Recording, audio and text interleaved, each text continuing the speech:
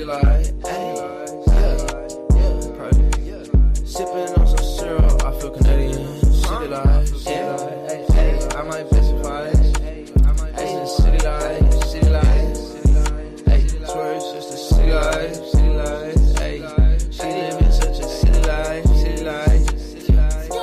just want a silly vibe, she said she just wanna have some fun tonight, she wanna have some fun out in the city tonight, told that hoe you wanna sip some syrup like a Canadian, city life, how you make your money, I said baby, I been fight, city life, hey, shout out my boy City Life, hey, I get done, back up in the hoe, swear, life day to day, such a project, said, yeah, living in the damn project, they wanna talk, but they obsolete to me, talk the talk, but they don't walk the walk to me, I'm cooking, I be whipping over the walk, see, walk, if you talk it, then walk it, how you talk it, then talk it, city life, hey, I might sip some syrup like a Canadian, hey, city life, said baby, how you make your money, I said baby, I best fight, I best in the city life, hey, city life,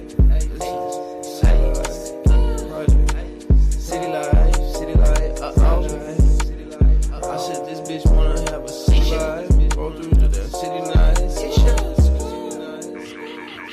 I said ever sip some syrup, you gon' feel Canadian, said yeah, God bless America, I'm American, I said pull up to the city tonight, I am the GOAT capper, do not go against my picks, or you will get demolished, I'm the GOAT at this shit, you know this, you know I'm talking to, Ish, I'm talking to you, I'm the GOAT at this shit, don't go against me, ever again, we boys though.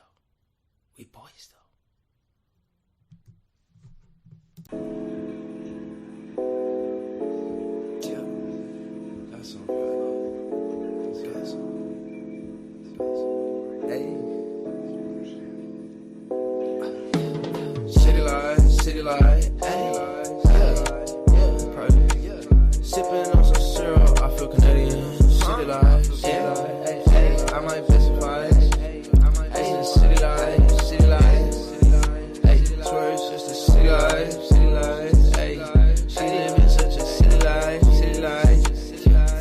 she just want a silly vibe, she said just wanna have some fun tonight, she wanna have some fun out in the city tonight, told that hoe you wanna sip some syrup like a Canadian, city life, how you make your money, I said baby, I been fight, city life, hey, shout out my boy City Life, hey, I get done, back up in the hoe, swear, life day to day, such a project, said yeah, living in the damn project, they wanna talk, but they obsolete to me, talk the talk, but they don't walk the walk to me, I'm cooking, I be whipping over the walk, see, walk, if you talk it, then walk it, how you talk it, then talk it, city life, hey, I might sip some syrup like a Canadian, hey, city life, said baby, how you make your money, I said baby, I best fight, I best in the city life, hey, city life,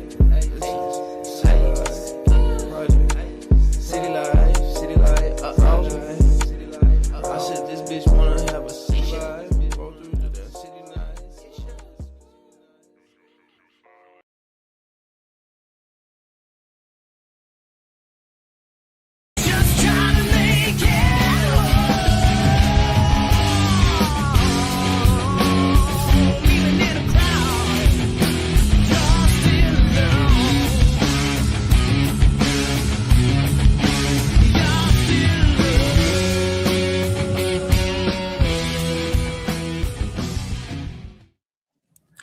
What is up, everybody? Welcome back to the City Life Project YouTube channel for yet another live fight companion, back with some Octagon coverage. That is right, Octagon with a C.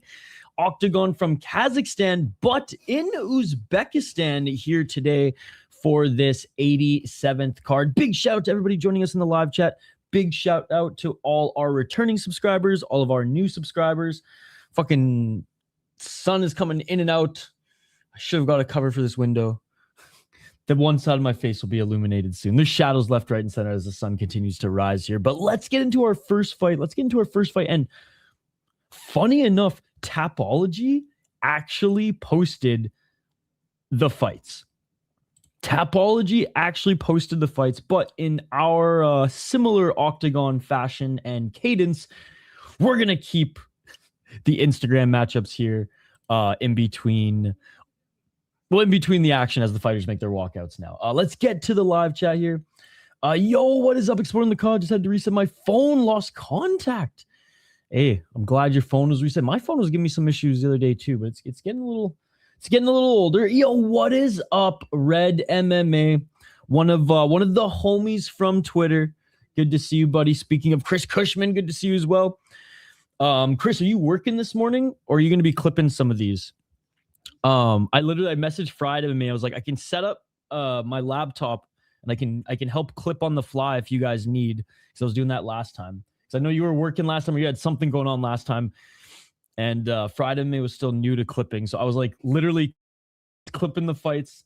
We got it done, but I got an extra mouse handy and my laptop ready if needed. I'll probably be a little bit late on it, but yeah. Did they announce signing Mark DeCasey's? Which Octagon? This one's the Central Asian one. Bro, you're the man. Sweet. Okay, well, we will react then to all the highlights as they come out, ladies and gentlemen. Good to see you, Denial. Good to see you. Fuck, there was something I was going to ask you. I don't remember now. I'll let you know when it comes back to me. Yo, Denial, quickly, the fight's about to begin here, and we'll get to it in a sec. But Denial will be proud of me because he's been crushing this shit too. But did the most intense sauna and cold plunge sesh I've ever done yesterday. I did 30 minutes in the sauna, 1 minute in the fucking cold plunge, and I did 30 seconds cold plunge, and this was 37 degrees. It was fucking cold. And then we did 20 minutes, and then as long as we could fucking go. And then I just did 30, 1 minute, and then a minute and a half / as long as I could go for the last set. And I feel fucking awesome this morning. All right, guys. First fight is about to begin here. And we have Bagaliev versus Abdurasolov. I was giving Tapology too much praise because they didn't post this one on here. They posted most of the fights. Oh, no, wait, no. They do have this one. I spoke too soon. They don't have this one. They've almost all of them. No Bagaliev, though. Anyways, I'll get the Tapology up on screen here in a moment. All right, guys, round one. So Bagaliev is 3-1. Abdurasolov 1-0. And here we go. Love the Octagon graphics, man. They were half an hour late due to mic issues, but hey, it is what it is. Round one. Let's get it on. Me too. It's almost too cold, and I don't even think it has any health benefits other than just like I feel like a fucking boss. But dude, like when you're in the cities, you got to come try out this fucking cold plunge. Oh, nice, a low kick. Beautiful low kick by Bagaliev. Bagaliev with another low kick. Bagaliev in the blue corner. Abdurasolov. Oh, Bagaliev with a flying knee attempt, but Abdurasolov caught the leg and took him down. Take him down, Andy. Andy, take him down. That's funny. I think this is like one of the only fights that Tapology didn't post on there. Yeah, whatever. I didn't see that he was signed, though. 4 minutes. I haven't fired up the Discord this morning either, though. You're my MMA news guy. You're literally my MMA fighting. Mental resilience matters. Or mental, well, I mean, it's also metal as hell, but mental resilience matters, yeah. It's those Morotsko, look up Morotsko Forge Cold Plunge. Literally, he got gifted one. He just had to pay the shipping. My buddy. And it creates ice. It's self-cleaning. It's the Maserati of Cold Plunge. It's the one Rogan has in his studio. It's insane. Oh, another takedown by Abdurasolov. 3 minutes and 27 seconds. Abdurasolov still has the torso of Bagaliev in his grip, and he's landing some knees, trying to get his back. I don't saw a lot in the summer because I ended up dehydrated and almost passed. True. Sometimes you don't even need a sauna in the summer. You can just cold plunge because it's so hot out. Just chill in the sun for a bit and then just do a quick little plunge. But yeah, sauning in the summer is a little crazy, but like, fuck man, we saunaed in the desert. The desert's different though, because it drops like fucking 30 degrees. Yo, what's up, sis? I was skimming through some of your stream after my shit. I mean, it was already posted, I think, but it looked like you're having a grand old time. Good morning, Half Dead Frank. How was Z fight night? I was too gassed. Still just a grapple fest going on right here. More so a control fest by Abdurasolov, who's just been controlling basically Bagaliev this entire first round, or half this first round. Anyways, Bagaliev back up to his feet, but then Abdurasolov snatches the leg, takes him back to the ground. Is Octagon becoming the new ACA? I still think there's more fun finishes in Octagon just due to the sloppier and lower level just fighters on the roster. Water tough for large animals. Let's go. Yeah, this one's just fancy. We usually just use the lake, but because he was able to connect with the owner of this company when we were on tour, he just finessed his way into getting one shipped to him for, I say us to use, just because I'm there fucking every week using it. 139 in the guard of Bagaliev now is Abdurasolov, and the ref does warn Abdurasolov. He says, you got to do something here, bro. You got to do something here. Not even doing much damage. I mean, when he was pushing him up against the cage, he threw some pretty solid knees, but that was about it.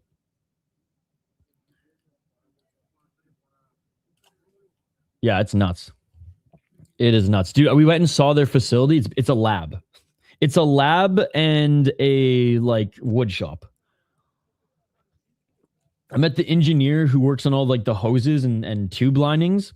And he says like his job is to make sure it never breaks. So he'll spend like, he has like different types of fucking tubing and like wires of that they like print and fabricate in-house, and he like runs it through acid for like a year and studies like how much the acid penetrates it, and then like calculates it for just like weathered stuff. Oh, nice reversal by Bagaliev, but he wasn't able to get in the top position. Abdurasolov, some good scrambles here at the end. Abdurasolov now back in control. 30 seconds left. Goozy finally got the local barrel sauna sponsor. Only reason he didn't before is his ex-girlfriend's mom was married to the owner, but they got a divorce and got the sponsorship a month later. Nice. Yeah, I told Josh to like reach out to Goozy. I might just have to facilitate it, kind of like you facilitated communication between Goozy and myself. Because he wants to either go to like Prior Lake to connect with like the boys, bring the sauna there and the plunge, and just do some like, even if it's not interviews, just connect with them and be like, yo, if you need. End of the first round, by the way. Not some good scrambles at the end there, but not the most exciting fight so far. And I think we're also gonna roll the fucking beast up to the academy soon and do like a little summer shindig. Sauna, food, stretching, and chilling. It's funny because he like will bring like a few flats of beer for after the health and wellness. I'm like, does it like, the knee landed, shit. I was like, doesn't that kind of like overshadow everything? And it's like, no. What's the Roshi quote? Eat well, play well, train well, sleep well. Bro, Could you imagine fucking Steve and dude? That would be the best. Like that would be a better podcast than me and Steve, Letty and fucking Steve. Letty actually, I didn't hang out too much, but I saw his nephew, who's a pretty reserved guy. He's the NHL player, and he was chilling with them yesterday too. Back in town for a little bit. All right, round 2. Stanley Cup champion Nick Letty, Josh Letty's nephew, who's almost the same age as him. Oh, big right hand. Huge right hand by Abdurasolov. Bagaliev with a kick to the body, and Abdurasolov goes right back down for the takedown. Yo, Horrocks. How ZFN went? Oh, okay, I can't wait to look. So I went to bed at like 10 p.m., but I was so zonked from, honestly, the sauna and cold plunge sessions yesterday. I woke up at like 12:45, and my body was just like, nah. So I was like, I couldn't even reach my phone. I almost like didn't even have time to delete the stream. But I feel fucking awesome today though. So, and we have the fucking, we got the ringer today. We got PFL and or Glory. We'll keep tabs on both. We'll probably do a Glory stream. And then what's left of the Glory stream after this. All right, ref separates him. Great job on the ref here. Doesn't like Abdurasolov, who's, holy fuck, sweating like he's in a sauna right now and gasping for air, where Bagaliev looks honestly a little bit more fresher. Bagaliev with the front kick, easily the better striker of the two. Oh, spinning back fist by Bagaliev. But yeah, so anyways, I think there's something tonight as well before Deep, and obviously UFC on Sunday. Oh, nice left hand by Abdurasolov. Guzzi is at UFK with the fighting Pirates, brushing up on his Spanish and Portuguese. 308. Yo, when it Guzzi's got like I could only just imagine him just like rolling with some of these friggin' doggies as well. And him just with a big shit-eating grin on his face as he's just like fucking out, like just out muscling a few of them and then being like, brother, who is this guy? Where is Grand Rapids? Duluth, Minnesota? Yes, brother. Lake Superior. Magic powers. I gave him shit. He's the problem, not them, because I can barely communicate with him. We both speak English. That's hilarious. And there's the takedown by Abdurasolov. 2 minutes and 19 seconds. Bagaliev, though, kind of on his shoulders, trying to trap the neck of Abdurasolov, trying to go for like an inverted triangle here. He's trying to set it up. He's trying to set up the inverted triangle while he's on his neck. No joke. Inside the cage, formerly Mystic. Good to see you. Good to see you. Yeah, you got a bunch of plans this weekend. You got big plans this weekend. 153, trying to drag him back down to the ground. Bagaliev could not get the triangle. Safe travels inside the cage. And guys, go check out Inside the Cage. New YouTube channel, Mystic. Making some content now, doing interviews, creators, fighters, the whole 9 yards. First episode's up. Still trying to go for that triangle, but now inside controls Abdurasolov. 1 minute, 27 seconds. Balls deep, baby. All right, half dead Frank. I still got to bring this up. 117.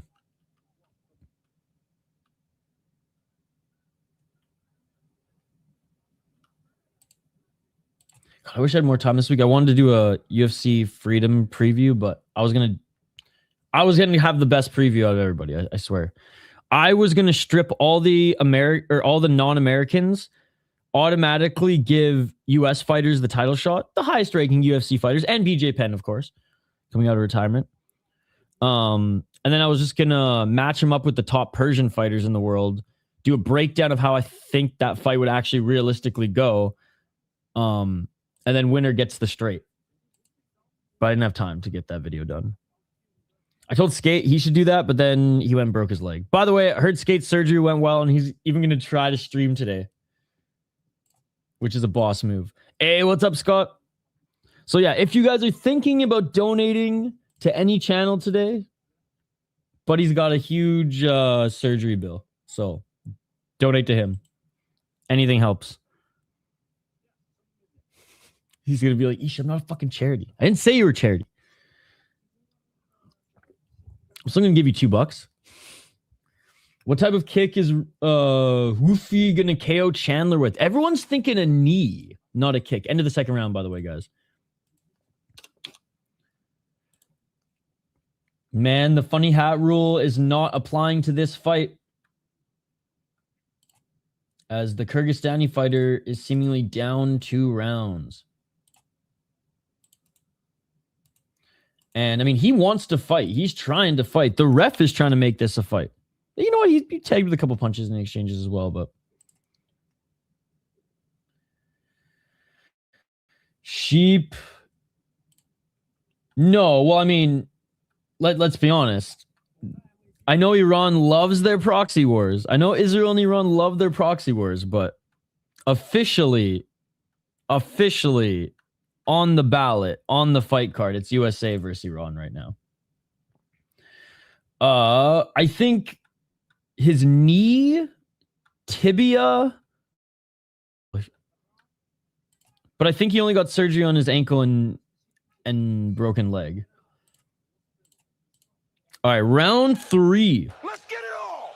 Chandler's gonna hang it up after you think. I feel like it's fitting for Mr. America Mr. American bootstraps. I don't know. Like, it makes sense, but when does Michael Chandler do or say anything that makes sense? He's gonna watch him like somehow get a win and be like right to the top. No, he's definitely not getting the win. Takedown again by Abdurasolov. Bagliev rolling, crawling, trying to get back up to his feet. Yeah, dude. Like down payment on a house surgery, which in Canada doesn't exist unless you want to jump the line.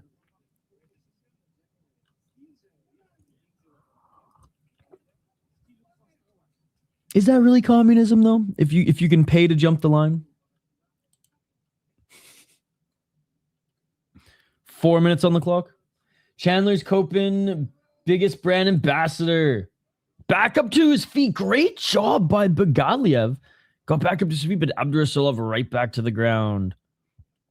Actually, not yet. He grabs the leg. Almost back down to the ground. Okay, now back down to the ground.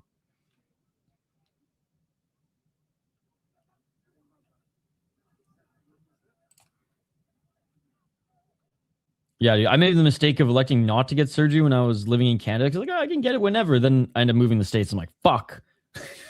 Fuck. Looked up the same surgery.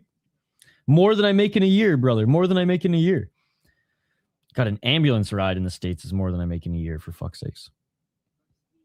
I was complaining in Canada that ambulance rides, like, sometimes you had to pay the extra few kilometers, and it was like $100. And then people were like spitting in my face here when I said that. I've crushed my tib and fib when I was 16. I got run over by a car, no surgery. And now I have a huge ball on my shin that splits from kicks like Luke Rockhold. Oof.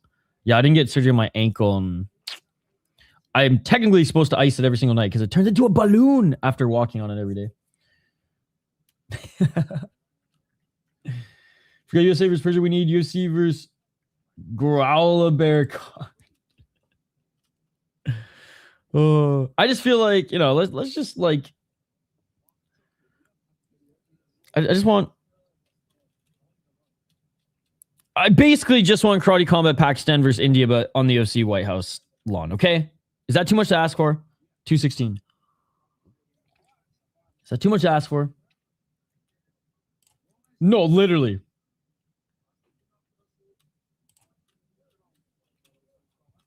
$204. Still in the guard of Bagaliev. This is one of those fights where, like, even calling the highlights of the fight is still boring.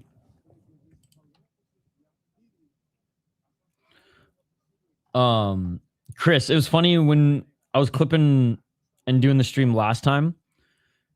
And I think it wasn't 86, it was 85 because I missed the last card, but that was back in April. I remember I praised fights like these because it gave me a few minutes to catch up on clip and stuff. All right, Half Dead Frank. Finally have this tab open. I know it wasn't a numbered card, so like, you know, FOMO when it comes to like missing out on like growing the community and hanging out with the Korean fans in the chat, because like ZFN was one of the best, I would say one of the best like live chat vibes we've had in a while. I know it was a smaller show, not that that's an excuse for my actions, but oh my god, Buddy's pants fell off. Oh my god. So I mean, it was a pretty low level card. Frank, I mean, not that ZFN has the highest level fighters, but yeah, you were at work that day. Oh, back up to their feet. Right hand by Abdullayev. 35 seconds on the clock. Can Bagaliev knock him out? Saw a post about something in Black Combat being canceled. Oh, yes. Dude, there was supposed to be a Black Combat card this week. Oh, knee by Bagaliev. Bagaliev, flying knee again. Hold on. I'll get into that in a second. There's 20 seconds left. And if Bagaliev can knock this guy out, that would be amazing, because Abdullayev just literally sniffed his crotch the whole fight. All right, Abdullayev with a nice right hand. 10 seconds. Come on, funny hat. Come on, Kyrgyzstan. Oh, he's so tired too. He's so tired too. And that is it, ladies and gentlemen. Oh, you know what? I will say, Krishtarbek Bagaliev, in the small snippets of striking I saw from him, I was impressed. And his scrambles were actually pretty damn good too. Hopefully we can see him fight more of a striker next time. As now he's going to go 3-2, but I think he's better than his record shows, to be honest. EFC, Octagon. Yeah, the guy he fought, man, literally just a crotch sniffer.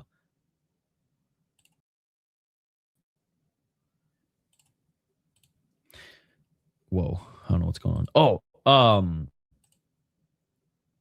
the Octagon, like the music in Octagon, by the way, it's like almost deep level hype. Almost. Not quite, but almost deep level hyped. Are ready for freedom? Freedom 35, baby. Okay, so what happened was they were supposed to have Breaking Down versus Black Combat. So Mikuru Asakura's league versus Mr. Black's league. But something happened, and details are coming out soon. I think Black Combat is literally putting a video together as we speak. But something happened on Breaking Down's end. Surprise, surprise. It's Fight Circus, but with convicts and Mikuru Asakura, who's just, let's be honest, more in diva category these days than badass Street Fighter category. And as soon as the Black Combat trainers and fighters started landing in Japan yesterday to prepare for the event that was supposed to be tomorrow, it was canceled. So Black Combat is not happy. I imagine some scathing videos are going to be coming out from Black Combat side of things. And I don't know if they even try to collaborate again, but if they do, you got to imagine that now, like, whatever rivalry they had is now even more fuming. Abdurasolov won, ladies and gentlemen. Abdurasolov won this fight. He advances now to 2-0. So, yeah, so there should be some more information coming out on that. I'm sure on the We Are Rising podcast, boys, Andrew and co., which I guess you only have Instagram, so I left the We Are Rising podcast Discord. It's funny how, like, the guy / my homie, we're gonna have to hash it out on stream. J-Wolf, he fucking rage baited me so hard, dude. I crashed out and I was like, fuck this group. I can't do this. I can't come in here every day and just see this shit spewed against the wall and not say anything. Not try to clean it up. So I used to get all my Japanese comment sports info from there, but can't do it anymore. Can't do it. I would have smashed computer in the 90s on one of the message boards if now that I look at it. Bro, I had over 100 watch hours on the stream yesterday. How good is that, dude? That is awesome. Keep riding the wave. Keep riding the wave all week. Hashtag freedom this, hashtag freedom that.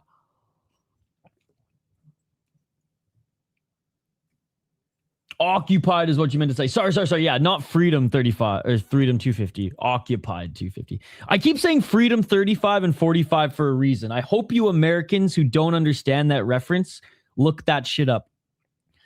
Because that's the real freedom. Freedom 35 didn't work out, but freedom 45 worked out. Damn, there goes any cross promotion. Got a while, I imagine. Damn, that sounds crazy. All right, so Karimov versus Abdullayev coming up next. I believe that one is Karimov on Tapology. Watch Tapology just put just not even the right fights. No, there's some of the right fights on here. I think it's just mostly the main card, though. They elected not to put many of the prelims, but hey, it's better than just 3. Alash Pride has been co-promoting with other promotions. Last card was with Brave. And I saw that they're going to continue to do stuff with Neza. I also read that they have, I don't think they replaced the old management, but they have some new management that's been working with their TV broadcaster. I was reading this on Twitter in broken translation, but there's some new management that's been directly working with, excuse me, either the person who gets the deals for the TV broadcast or the TV broadcasters in particular to expand their reach and do more cross promoting with other leagues to maybe bring those leagues, into the broadcasting umbrella, under the broadcasting umbrella now as well. I think it's one of those crotch sniffing affairs, but the freedom ones. Not the gi ones, but the freedom ones.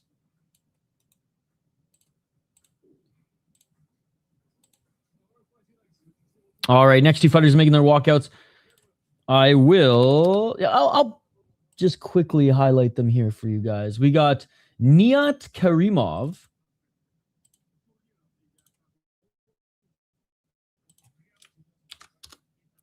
who is 1-1 as a pro. Coming off a win in his last fight. He retired the guy. His kickboxing fight, lost via submission, won via retirement. All right. His opponent,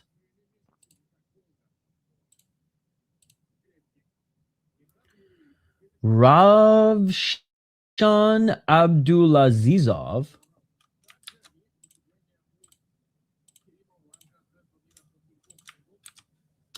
There's no way he'd be allowed on the White House lawn.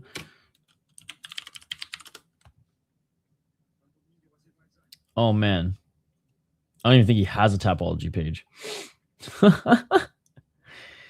don't even think this guy has a Tapology page, dude. This guy's 1-1, and I don't even think he has a Tapology page. That's funny. Oh. No. There's a lot of Ravshans, but not the droids you're looking for. Yeah, this guy doesn't even have a Tapology page, so. Yeah. Well, I mean, Tapology now, I won't give you shit. You don't even have, the guy doesn't even have a page. We about to get unflagged on tap now. Let's go. What the fuck comes up? Oh, yeah, I saw that. Hey, what's up, Striking? It's good to see you. Half Dead Frank, I'm going to go over a lot more of your highlights once. I know there's going to be a little bit of a break here. Yo, where do you keep finding this Dom V? What the fuck is Dom V, bro? And why do I keep missing these shows? Literally, Half Dead Frank, you made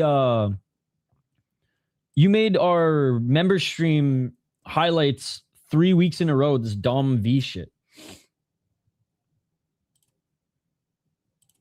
Chat, I need to find a drug that's not meth. It's like a little bit healthier than meth to just I need like at least like 40 to 50 hour stretch of no sleep where I can just catch up on all this MMA shit that I've been missing out the last 2 weeks. Dom, what's it called? Dom VS 013 was the show, but Dom VS. Weekly? Oh my God. Step aside, one championship. Crack? I guess. Adderall just doesn't do it for me.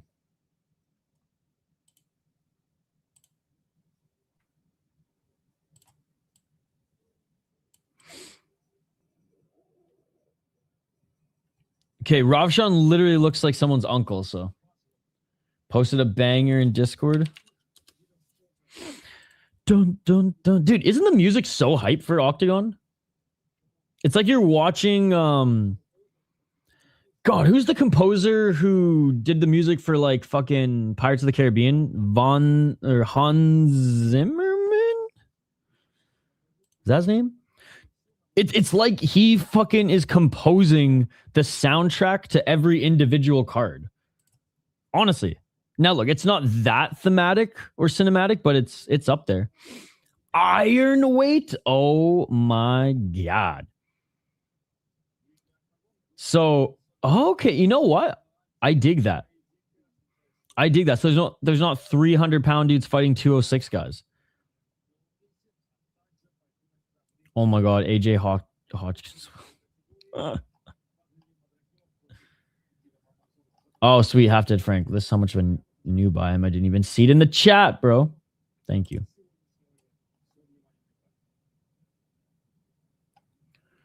Oh my God. Wait, who made this?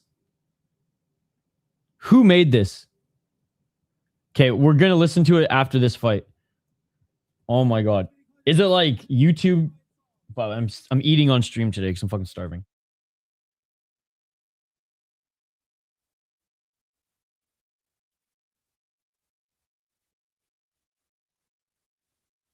Is it YouTube-ish friendly?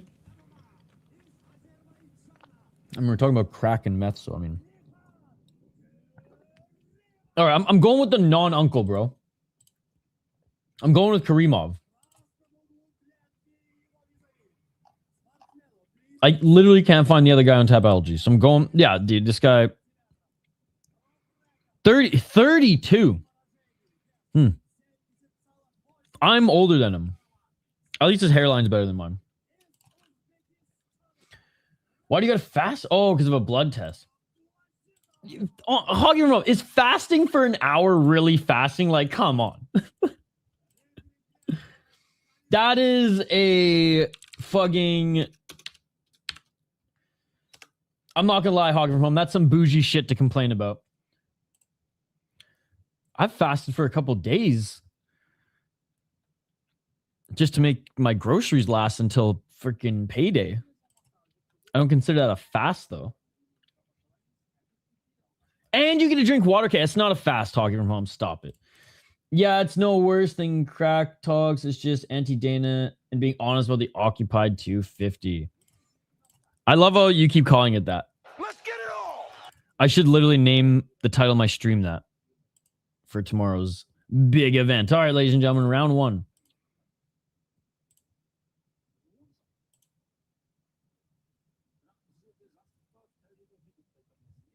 It's not too bad, though, Hogfarm. It could be a lot worse. All right, guys, low kick. Oh, counter right. By Abdullazizov. Abdullazizov in the red corner. Karimov in the blue. Karimov with a body kick. Oh, and Ravshan Abdullazizov counter 1-2 in a low kick of his own.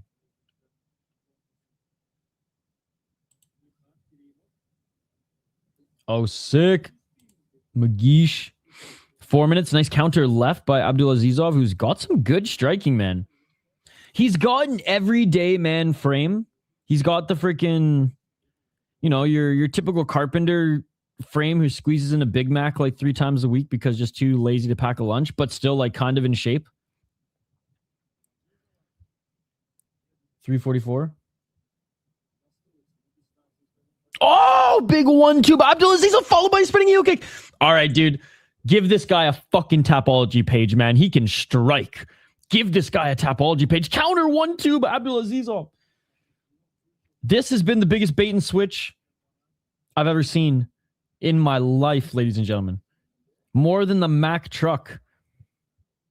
Shout out to heavyweight female mixed martial arts. Whoa. I'm a carpenter and you and like my dad are the exception. I'm a carpenter and I don't eat none of that shit. Yeah, you are the friggin', I don't even want to say Chef Ramsay. Like, you are too classy to even be put in the Chef Ramsay category. I eat good shit, healthy food, and then I say I'm gonna have a better looking body than that guy. Honestly, Scott is probably in better shape than Abdullayev. Hey, I'll say for a former tradesman myself, I probably had the best lunches and was the most in shape out of my crews as well. Oh, big left hand by Abdullayev. It's over. He's dead. It's over. After that fucking snooze fest, we actually got a wicked finish. Who the fuck is this guy? Who the fuck is this guy? Holy shit. Oh my God. He killed him. Oh my God, killed. Oh my God, he's dead. Oh my God, who the fuck is this guy? Carpenter Uncle Abdullayev doesn't even have a fucking Tapology page. Holy shit, dude. Dude, his striking was so crisp and clean. Holy shit. What the fuck? What's up? Good to see you. Dude, it's free on YouTube. Just stopping in. Good to see you too, brother. What a KO holy. I was gonna say, don't tell him I said that about him. To be fair, I assumed he was a McDonald's eater. Do they even have McDonald's in Uzbekistan?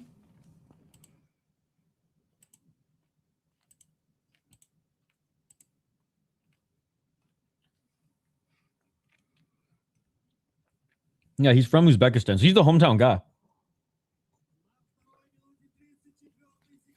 Karimov is from Azerbaijan. It is all over. Chris Cushman, by the way, is clipping highlights or something. Like, there will be highlights.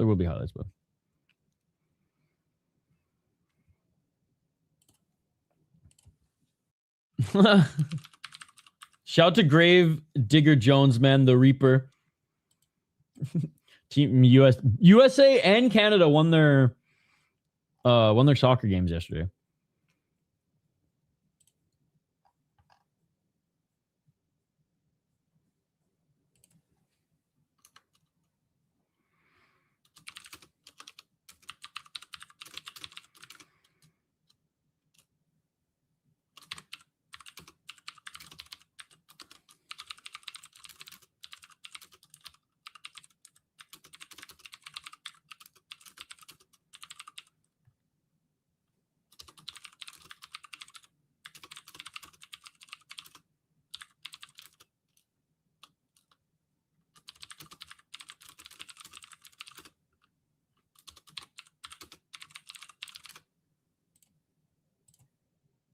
Shit, I didn't know it was on YouTube. Which region is promotion? Central Asia. So Kazakhstan, Kyrgyzstan, Kyrgyzstan, Uzbekistan, all the stands. Azerbaijani fighters are in here a lot. Russians. It's primarily operated out of Kazakhstan, but they travel all around. Like, they're in Uzbekistan today. And I would say out of like Alash Pride, Neza, fucking all of those Central Asian leagues, this one's definitely the best. I mean, I think most of the Pakistani fighters go to Brave or UAE Warriors. It's kind of like, it's funny how these leagues kind of just have their turf. They got their turf. All right, next fight, ladies and gentlemen. Who do we got next? Big card, though, guys. Big card. Like, this is probably going to dig into Glory. This is probably going to dig into PFL.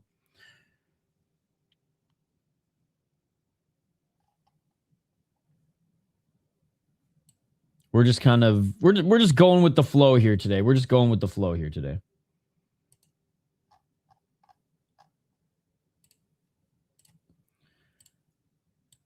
And just one after another, we're just going to continue to set up streams and continue to follow fights.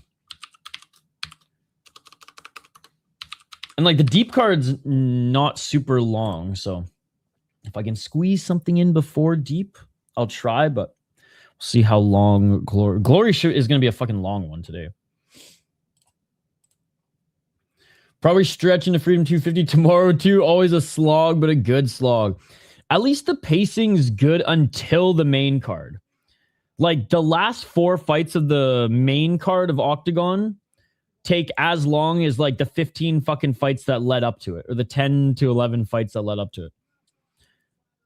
And how many do we got today? 1, 2, 3, 4. Hold on.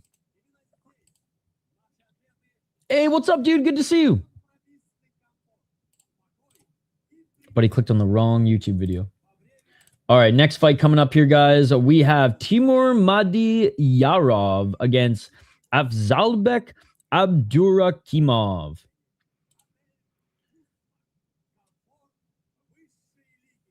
Abdullayev, do we have this one?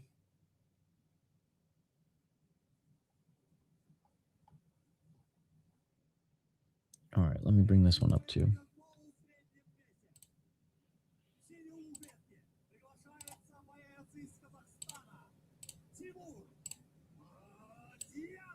All right, who do you guys got in this one? Let me know as we break it down here, as Madrakhimov is making his walkout now.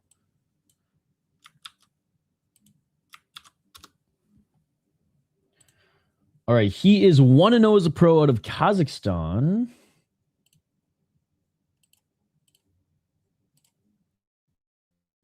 He beat a 1-1 guy, Octagon 80 via rear naked choke. Other than that, not any info. Let's see if the tail of the tape will provide us with anything more. He's going up against a guy who's 2-2 out of Uzbekistan. I imagine there's an Uzbeki on pretty much every matchup here tonight. He's coming up off a loss to a 4-5 guy ATF. It's another Central Asian organization. Landed a beautiful head kick and then follow-up strikes to get a knockout win back in September. So yeah, win one, lose one. Win one, lose one so far in his career.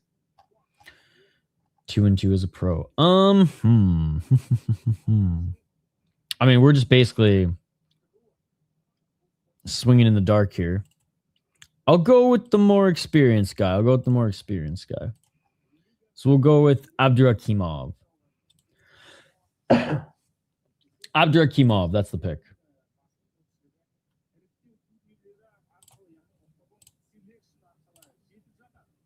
What's up, brother?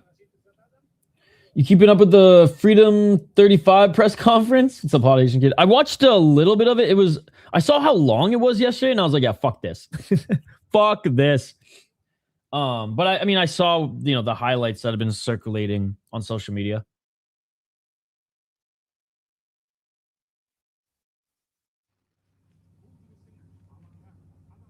Out of the few Josh Hawkett press conferences we've had so far, I heard it was the worst one.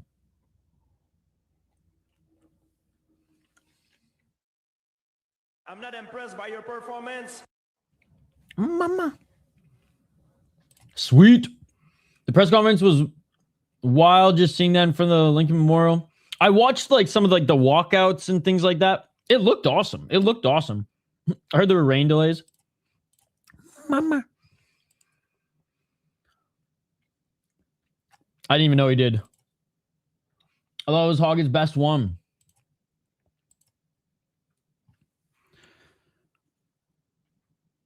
All right.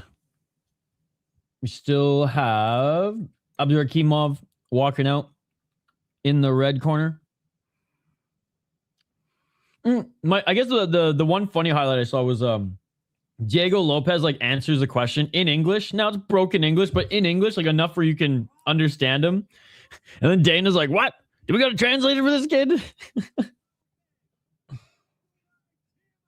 Hogget carried via cringe. We have a new Henry Cejudo, ladies and gentlemen. We got a new Henry Cejudo. Hey, he backs it up in the cage.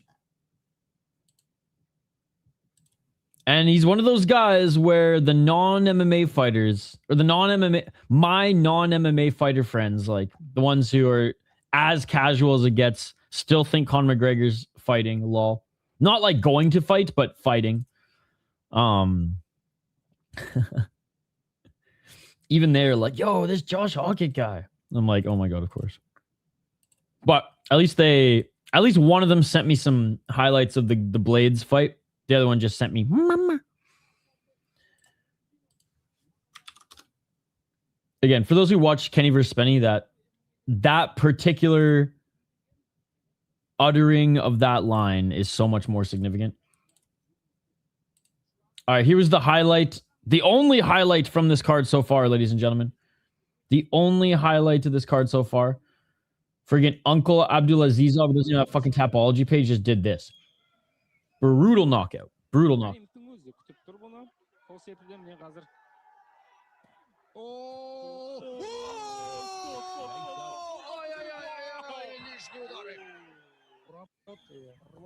Lights fucking out.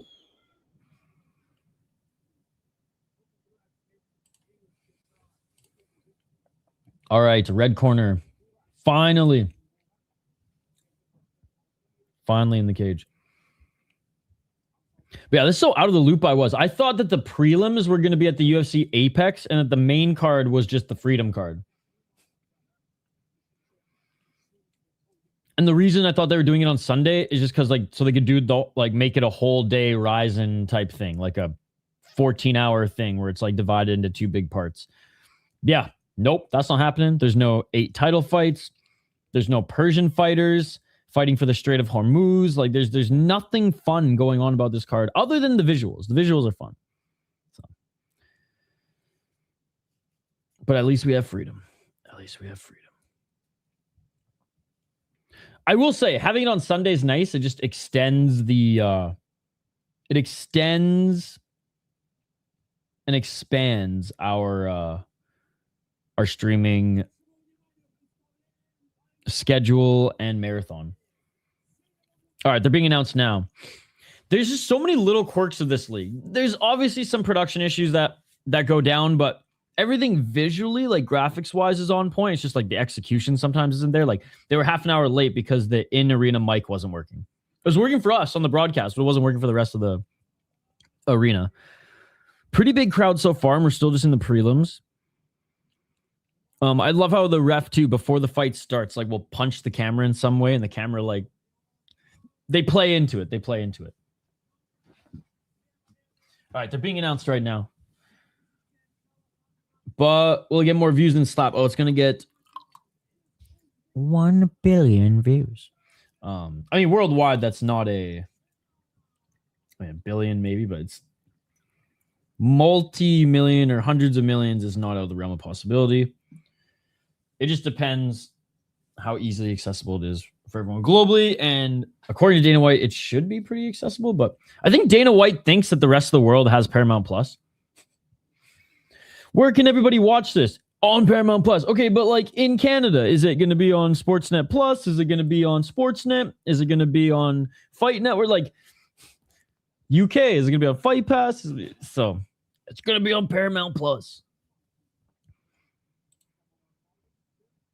I think finally the UFC released a graphic where it showed globally everywhere you can watch it.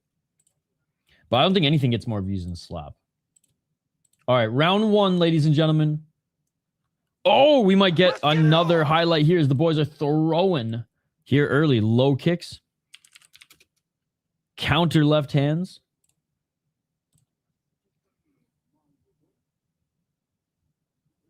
Low kick again by Timur. Madyarov on the back foot. Each of them land low kicks again. Abdurakimov, right hand. Abdurakimov eats a right, but Abdurakimov's looking for the highlight finisher. Hey, you can't call your own fouls, bitch. That was the most blatant. I'm sorry to call you a bitch, but like that's a bitch move. You can't call your own fouls that blatantly. Now, ref, wake the fuck up. That's on you as well. But like that was straight up. He told the guy to stop. Bro, if I was in a fight and my opponent said stop, like standing there, like you bum rush him. Now look, he did get kicked in the balls, but that was on the ref for missing it. You cannot personally waive the fight off. Anyways, they're back at it, so it wasn't even that egregious. Hey, what's up, dude? Oh, there it is. Knockdown, right hand, knockdown, back up to his feet. He didn't even follow him to the ground. Abdurakimov didn't even follow him to the ground. He wanted to get him back up to his feet because he wants to just put his lights out, and he lands another big shot.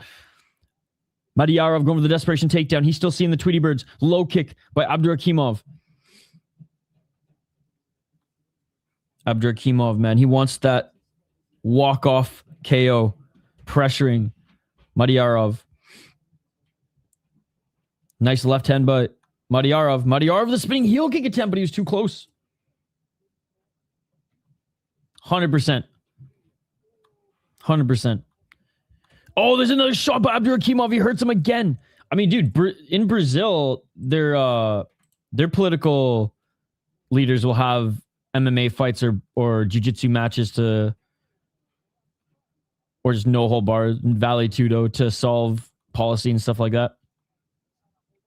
Oh, that was almost superior rule set. Top position, Abdurakimov letting up Madyarov, and he lands another left hand, top position. Abdurakimov continuing to land shots, but Madyarov spinning back up to his feet. Madyarov 236. Oh, 1-2 by Abdurakimov. Abdurakimov with the left. Right hand by Abdurakimov. He lands another shot. Madyarov got cracked again. Desperately looking for the single leg. Nose broken. Blood gushing. Kind of gets the takedown. But Abdurakimov right back up to his feet. 211. Madyarov is tough as nails. And maybe Abdurakimov is thinking, man, I should have followed him to the ground after knocking him down the first time.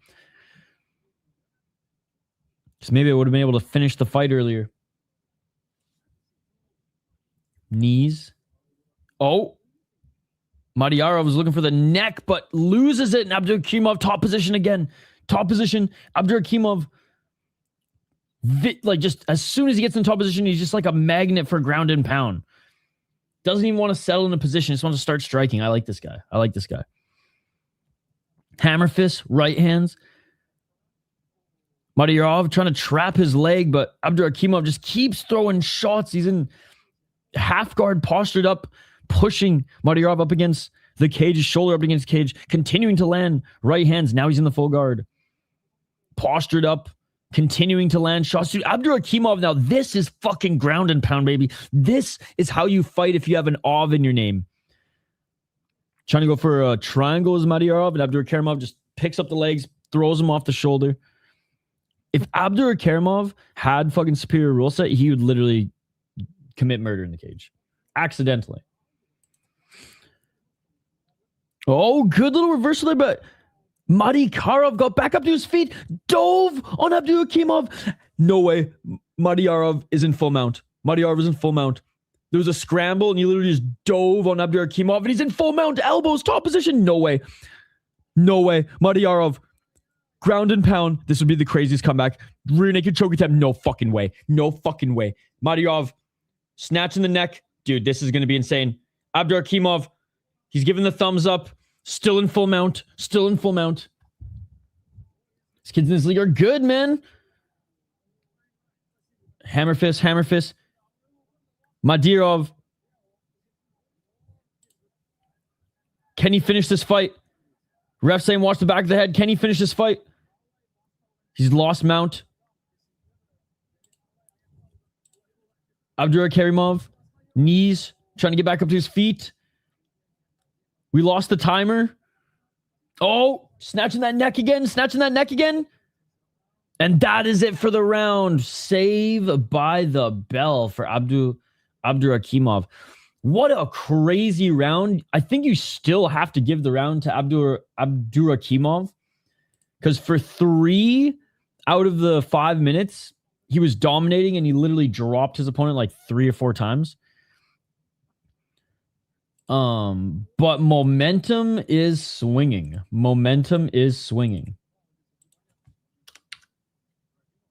What a crazy first round.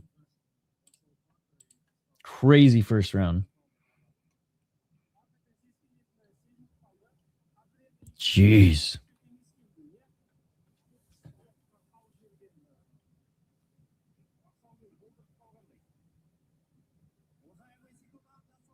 It's crazy that reversal too. He just pounced on him. All right, here we go. Second round. Man, I thought someone was getting finished in that first round.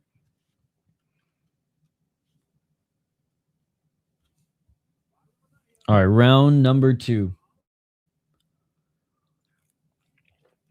Let's get it on. And already going for the takedown. I'm going to be perfectly blunt with you guys here today. Today's the day off from all the health and wellness bullshit. We're going to be taking some push-ups. We're going to be taking some push-up breaks. We're going to get our sets in today. 440. Madyarov, body lock, already controlling Abdurakimov early here. He has the right hook in. Don't get me wrong, the Octagon fight kits are fucking sweet, but I just hate fight kits. Both hooks are in. Madyarov, both hooks are in. Landing ground and pound on the side of Abdurakimov's head and back mount. Hammer fist. 4 minutes and 11 seconds. We're not even a minute in. And Madyarov has a dominant position, a potential finishing position here. Jeez, man. What a comeback.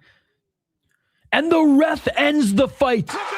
Oh my God, it's over. Abdurakimov just refused to shake him off his back or advanced position. And this fight is over. What a comeback.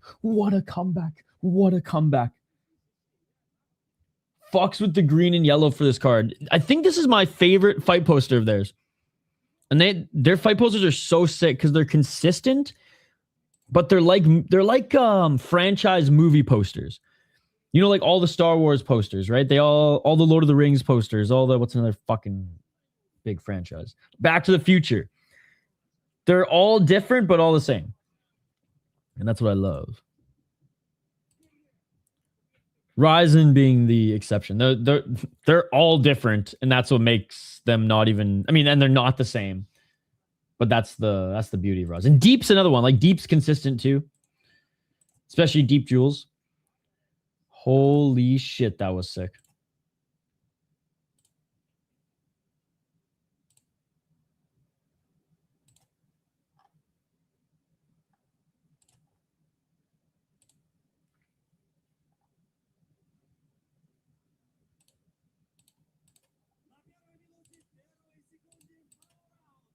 All right. Being announced here.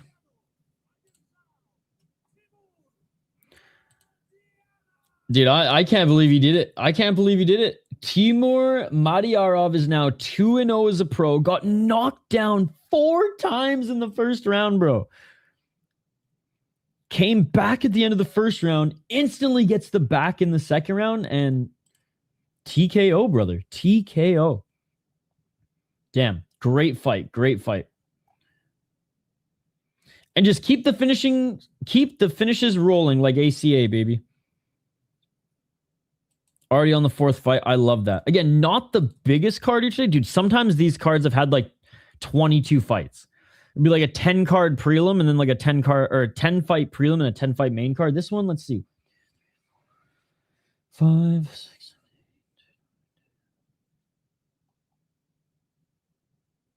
This one has 17. So still pretty big, but not as big. And this one's called The Final Reckoning. God, it's a number and a name.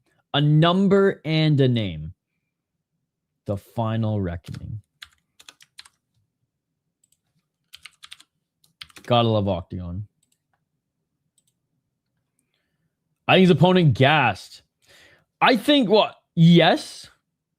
100%. And I feel like we saw that at the end of the first round, but like nothing there in the second. Like didn't even get recharged a little bit in the minute time that he had. And he was throwing heat early. But you know what, Chris Cushman? I said this in the first round. I said at the start of the second round, and I'll say it after the fight.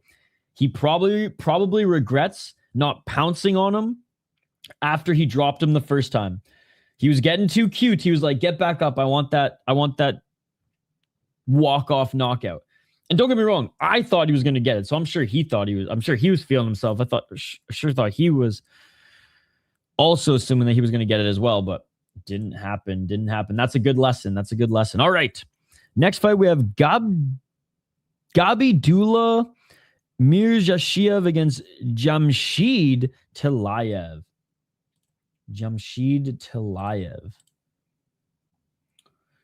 Do we have a Tilayev on Topology? Ooh. Nope.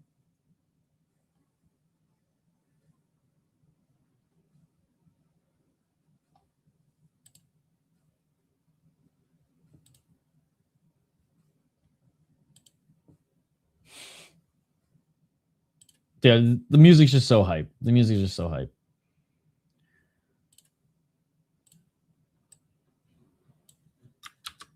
All right, let's we'll react to that highlight in a moment here. We got to give Chris Cushman some time to cook. All right, let's get to this next one, ladies and gentlemen. They're about to make their walkouts. Jamshid Tilayev out of Uzbekistan. He's 3-0 as a pro. All right, I see some IMAF hardware here. 3-0 as a pro, beat a 2-0 guy via rear naked choke in his second fight, ground and pound. So 3 first round finishes. 2 due to strikes, 1 via choke, and yeah, competed at IMAF, won in IMAF and as an amateur, and he went 8-2 as an amateur. The only guys he lost to were a 6-1 guy who's now 6-1 as a pro, funny enough. And oh, come on. I want to see how good this guy's. Okay, and then the guy really didn't do much after, but oh, he lost to Bull Batar. No shame in that.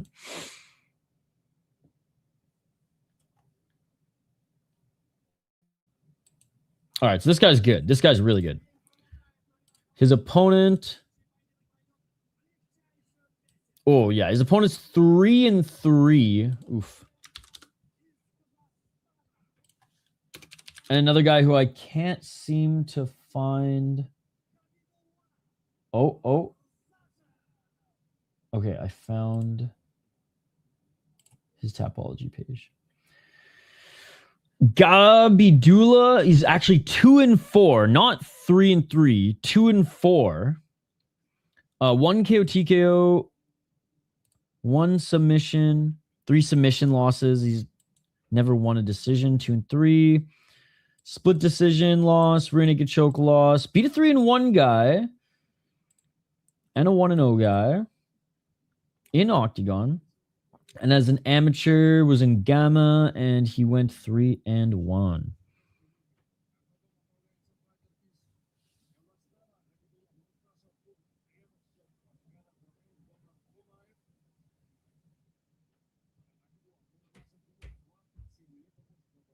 One sec.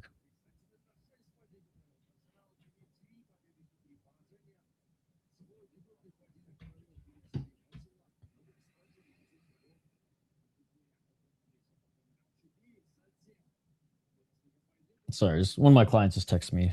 Just asking some questions on what he needs to do on something on his end.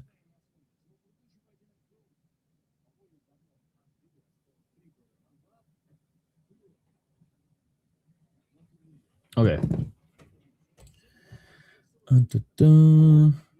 We got AI ads for what? Opus Clip? Now you guys are going to see Opus Clip ads. I don't know. What's the big AI thing? Dude, I'm not going to lie. I don't even have a AI subscription. Even my like non-media either clients or people within like people I've connected with, other entrepreneurs, we'll say, who don't even do the same type of work as me at all. Even they're using like the fucking OpenAI and Chat GPT for this, that, and the other. Fuck, even No Chill's got it, bro. I gotta hit up No Chill, by the way. He designed a shirt for me a long time ago. But we never got it up. But now I want to get it up. And yeah, it's gonna be fun. I guess I'm freelance, even though I have my own little gig. I'll say this. I'm a freelance media consultant for certain things in the podcast industry. Either like aggressive growth tactics for podcast networks, building network platforms and YouTube channels like 101, and like social media, but mostly just like how to build YouTube 101. And that's just the consulting stuff. So I'll help take like people who are starting out and don't know anything to at least get them to a baseline where it's like, okay, at this point, the only way you're not going to grow is if your content just sucks. And then I do a lot of editing, like a lot of podcast editing. I probably edit 10 shows a week, 5 to 10 shows a week, depending on the client's activity. And then probably half of those are video podcasts as well for YouTube. So I am just constantly in front of a computer. I'm constantly in front of a computer, and that's why like I haven't been super in the UFC news cycle stuff anymore, because like when work and streaming are done, unless there's MMA to catch up on, I am outside, I am biking, hiking, hanging out with friends, like just not inside. So winter, I'm a lot more plugged into news, but like fucking spring and summer, nah, dude.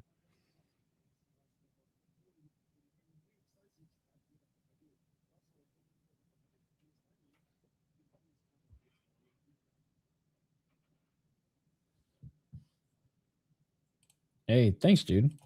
Hey, being able to work for yourself and set your own hours to a certain degree is pretty awesome than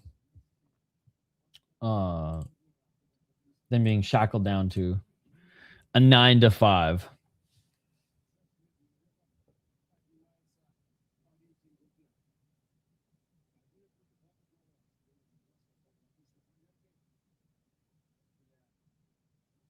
All right, we went over these guys. Who do you guys think is going to win? I think it's pretty evident here that Mukhiddin is the one that they're propping up. And as you can see on screen, we got 1, 2, 3, 4, 5 more fights after this before we get to the main card. 2 fighters at the top of this prelim missed weight, by the way.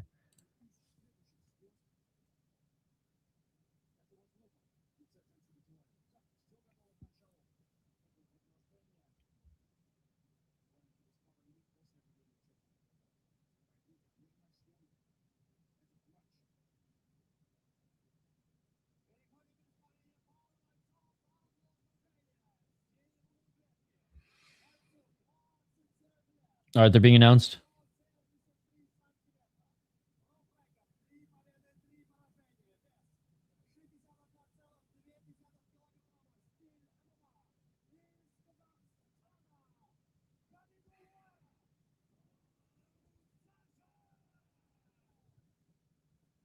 All right.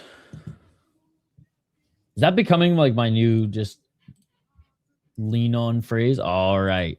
Is that something that's going to have to go on a shirt too?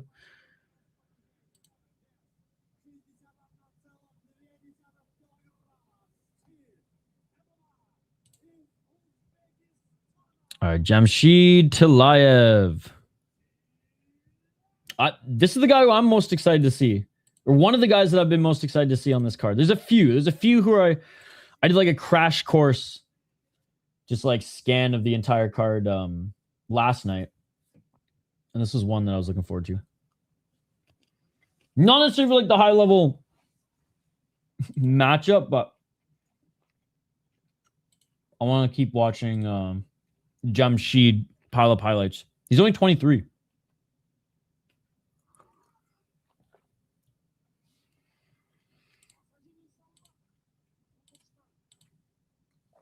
Sorry for eating on stream, guys, but it's a long one today. It's a fucking long one today. Let's get it all. All right, here we go. It's a sunny one today, too. Holy. Swing miss to the left hand. I will say, Gabidula Mirzashev, tall, lanky. Nice counter left by Mirzashev. Left hand by Talayev. Mirzashev missing with the left. By the way, guys, don't forget to smash that like button. Oh, nice 1-2 by Talayev. Talayev, again, 1-2 just out of range there. Misses with the left hand, but trying to get these boxing combos going in the pocket. Every short is an and one short in Octagon. Talayev with a nice double leg. Hasn't completed the takedown just yet, though. Mirzashev, good takedown defense. When does Power Slap Freedom 35 happening? Sunday. Sunday it's happening. 3:44.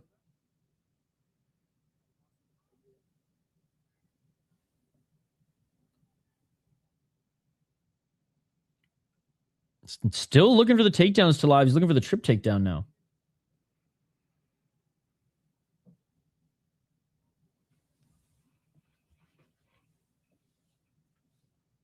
Ref. Keeping an eye on the action here.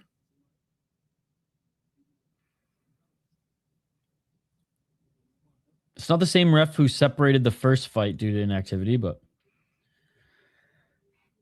he's going to have to advance position. Oh, and a nice job by Mirzashev for getting out of it. 255.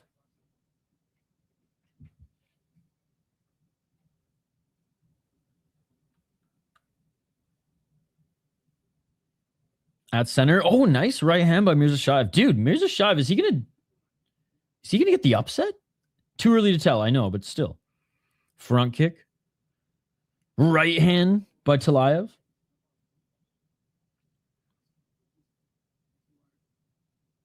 Spinning heel kick attempt by Mirzashev. Oh, nice left hand by Talayev.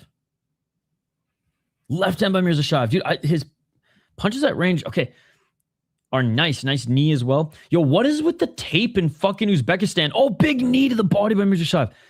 What is with the tape in Uzbekistan? I swear, it's like fucking Dollar Tree, Dollarama quality fucking tape. It comes off their gloves every card, man.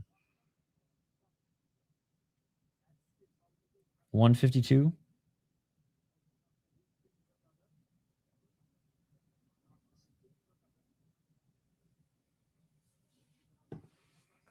Left hooking for Talayev up against the cage. And a timeout here. Why is there a timeout? Oh, because of the fucking glove tape. Dude, I mean, and it's based. We've all seen it. We've all cheaped out on the tape before, okay? Cage grab. Mirzashev cheating fuck. Cheating fuck, dude. He almost pulled the fucking fencing right off. That was such a cage grab. Fucking glove coming off. Fucking grabbing the cage. It's like closer to a streamer than it is duct tape.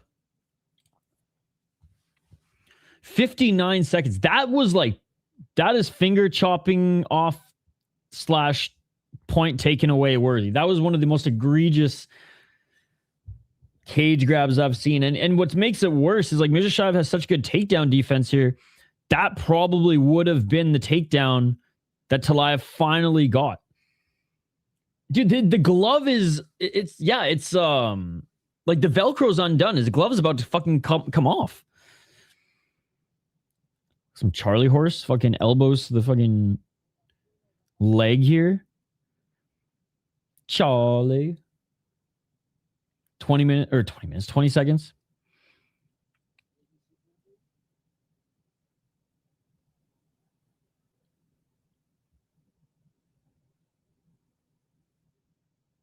In the clinch. Knee by Tallaev. Left hand. Oh! Decent shots by Mirzashayev. I like how the refs don't see a problem, keep going. They're like, yeah, but we have 17 fights on this card. We got to keep this train rolling. All right, end of the first round. And honestly, I'm giving the first round to Mirzashayev. I'm giving the first round to Mirzashayev. Cheating, fuck, yes. Better strikes, yes. Wasn't taken down. Again, cheating, fuck, but yes. They have to fix it between rounds. So this is the thing about the league. When it's on, it's on. And they have good replay, they have good quality cameras, they're always in dope arenas, they have great graphics, but then they're the timer won't work, and then they'll be delayed 30 minutes because the in-house mic doesn't work, and then little things like that. The fucking glove and the tape. And you know what is funny is there's no stools in this league. They plop them down on their ass in the corner. No stools allowed. They did not give a fuck if the decision was rigged. I don't give a fuck if the decision's rigged! I don't know if you guys know, this is actually Hank does advising for this league. Let's get it all!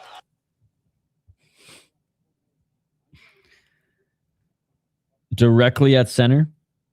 Feints by both of them.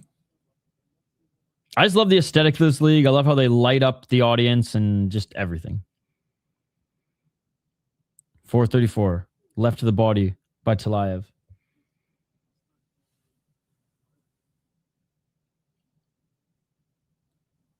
Oh, nice step back left by Tallaev. Left hand by Mirzashayev. Mirzashayev spinning heel kicks, swing and a miss.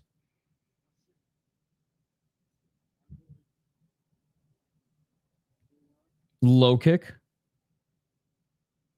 by Tallaev. Tallaev eats a low kick now by Mirzashayev. Back and forth, pretty even so far in the striking in this second round. 1 minute in, just missing with that left hook was Tallaev. Mirzashayev with the teep. Body kick by Mirzashayev. Left hand by Mirzashayev.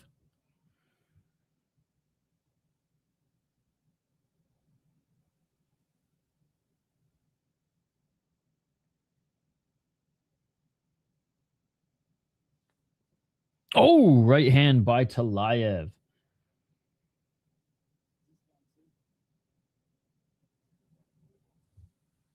$322.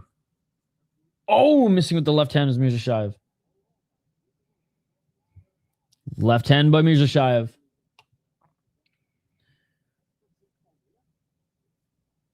$308. Mirzashayev pressuring Tallaev. Again, good back and forth on the feet, but Mirzashayev starting to inch forward. Oh, just when I say that, Tallaev lands a beautiful right hand square on the money. Doesn't knock him down, but definitely hurt him. And now over swinging is Mirzashayev a little bit here. Tallaev looking for the takedown, but cannot get it. Mirzashayev's takedown defense and cheating ability to grab the cage is on point. 233. How many live viewers does Octagon have right now? Let's see. Only 5,000. Interesting. Dude, I've seen Octagon literally have half a million live viewers. Elbows by Mirzashayev, worn by them to the back of the head, and Tallayev gets the takedown. Finally, Tallayev gets the takedown. It's about freaking time. 204.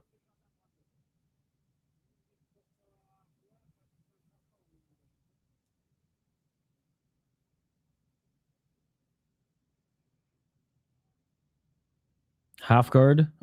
Still in the guard. Okay. No, yeah, still in the guard. Couldn't pass half. Couldn't pass the half.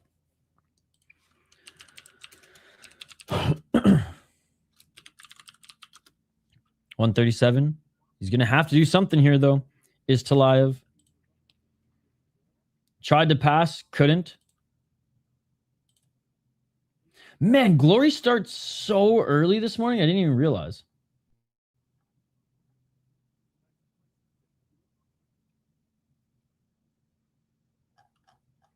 $115.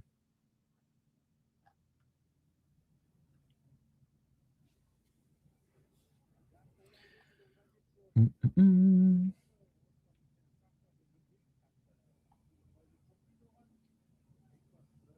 58 seconds. Not quite in side control. Mirzashayev giving up his side. Oh, Tallayev almost with the back take. Mirzashayev continuing to try to roll to the side so he can get in half guard.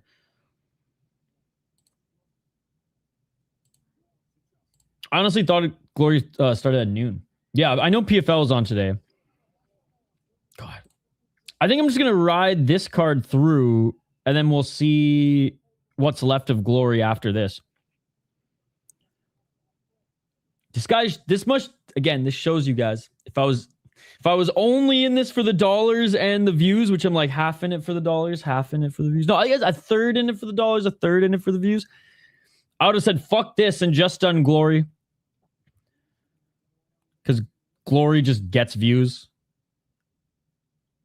and makes usually a little bit more than some of these Eastern. Just because it's all about the ads. If YouTube shows ads that English speakers can understand, so English ads, which they do on the European streams and North American streams, those ads pay creators more.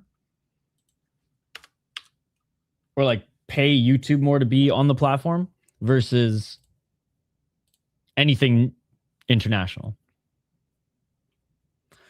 PFL free on YouTube? Let's go, dude. I was going to say, is it on fucking Fubo? Is it on the app? Like, you never know. You never know. I think how it's going to end up going today is we'll set up a stream for the end of Glory. And then we'll probably just go right into PFL or, what is it, Combat FC later? I only watch Glory when Kebab fights. I mean, once upon a time, I had almost 1 million views across a few of my Glory streams, but had to delete those. Fun.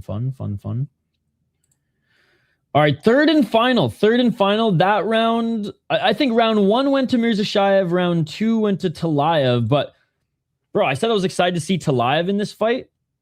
Disappointing me a little bit. Mirzashayev, I've been more impressed with Mirzashayev.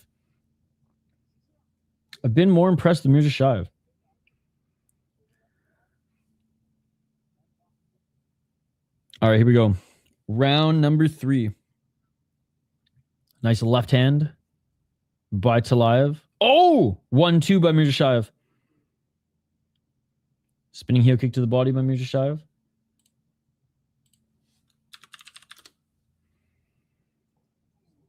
Oh, nice right hand by Tallayev. 30 seconds in.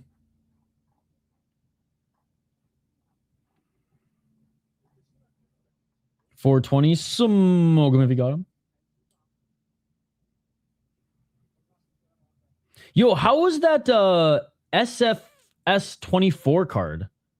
I saw there was some Grachon representation.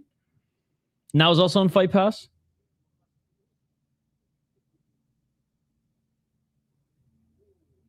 Okay, the main card for Glory is on at noon. Okay.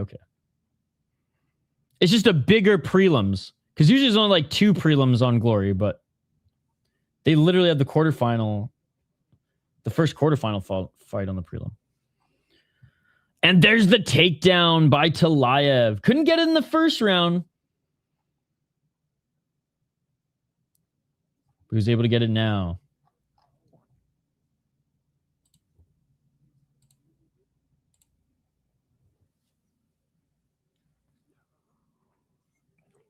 $322. Honestly, this card could go until 4 p.m. though. Let's be perfectly honest. This card could honestly still be going on when Glory's done. Now I'm exaggerating a little bit, but I've seen these cards go like 9 hours. Now, again, this one's a shorter one. There's 2 title fights, but there's no like celebrities on the card, so at least I don't think there are any celebrities on the card. It doesn't look like there's any celebrities on the card. I mean, maybe this Islam Gazembe because he's making his debut, but other than that, I don't know. The kid from Gotcha got TKO'd. He put up a good fight, but the guy he fought was from City Kickboxing. Good prospect. Why do the good Japanese fighters in fucking that league in Road to UFC, these fucking Australians, man, or the Australians and New Zealand fighters who come from like Eternal or Hex, they keep destroying my Japanese and Korean favorite fighters. The New Zealand and Aussies, man, coming into these Asian freaking matchups, not even in Asian leagues necessarily, and they just kick their ass. 154, by the way, in Nuftillaev. First win that's not going to be a finish as a pro. Stinking this one up a little bit, but hey, you got to do what you got to do. 136.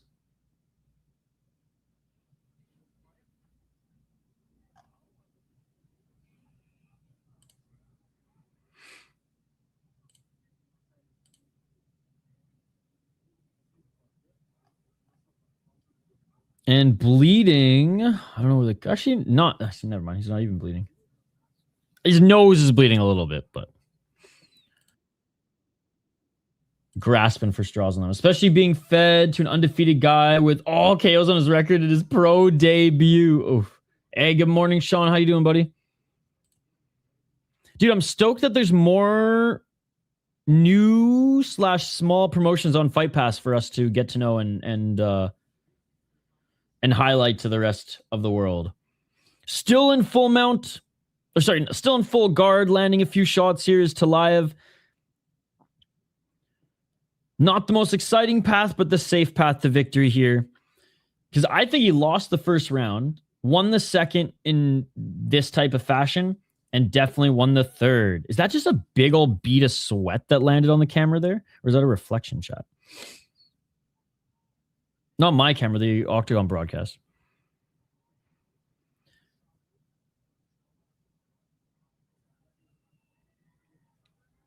Oh, all right. Posturing up now and ending strong with some huge shots here is Nuftillaev. Oh, he eats an up kick, though.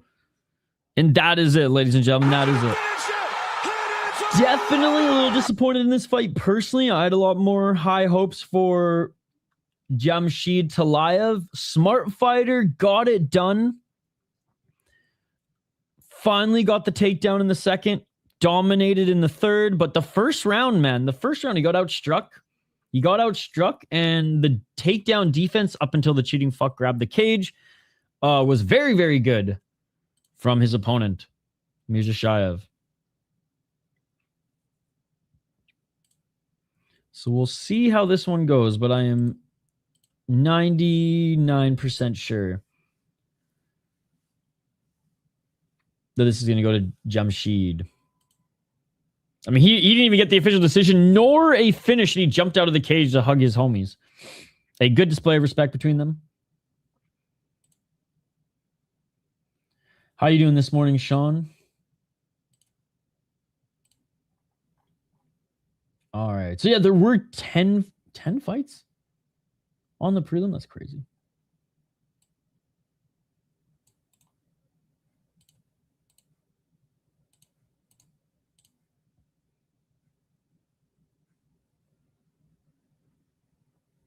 Ten prelim fights. Yeah, damn.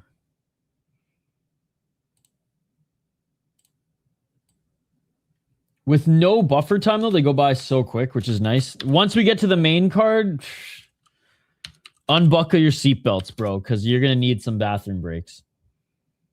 And I'm not saying that because there's female fighters. I'm saying that because literally there'll be a concert. There'll be like overexhausted line brawls, or I guess cage brawls. They're going to interview everybody and the coach's mom in particular. Like it's... Yeah. You're all right. Glad to hear. It's a cush-up day, eh, Sean? Oh, the sun is shining. Fights are on. Sweatpants, hoodie, hood over said head. Toque to stay warm because my fucking, even though it's summer, my basement where like my office is just, it's freezing. I open the windows to warm it up. It's just so cold down here. Do we get a concert at PFL and Octagon today? What do you guys think? Maybe let's make that the poll question. I feel like we're getting a concert. Dude, Glory might have one too. Glory doesn't necessarily have good pacing either. Let me just say. You guys smash that like button if you haven't already. All right. Which league today features a concert? Octagon, Glory, PFL, or all three?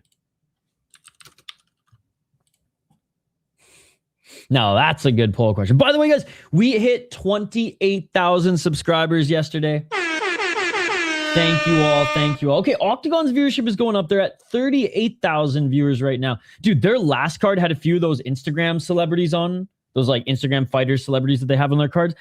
The video had 5 million views on Octagon's live stream, which is insane. All right, Tallayev won, ladies and gentlemen.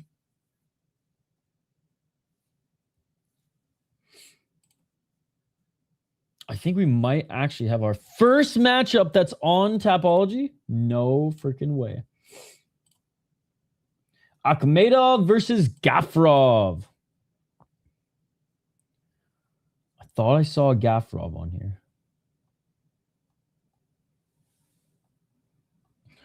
Was I wrong? Was I wrong? Yeah, I think it was.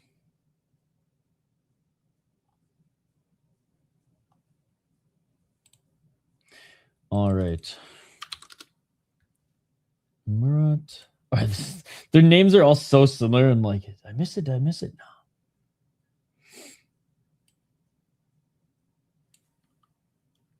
Akhmedov versus Gafurov.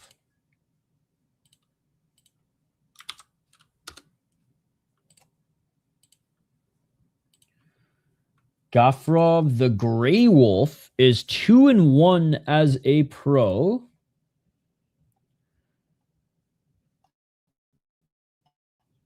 Renzo Gracie Academy, Azerbaijan. Dude, Renzo Gracie is everywhere, bro. Beat a 0-3 guy, lost to a guy making his debut, won a decision was flagged in ground and pound round 1. All right, has not fought. This is debut in Octagon, has not fought in any notable league at all. His opponent,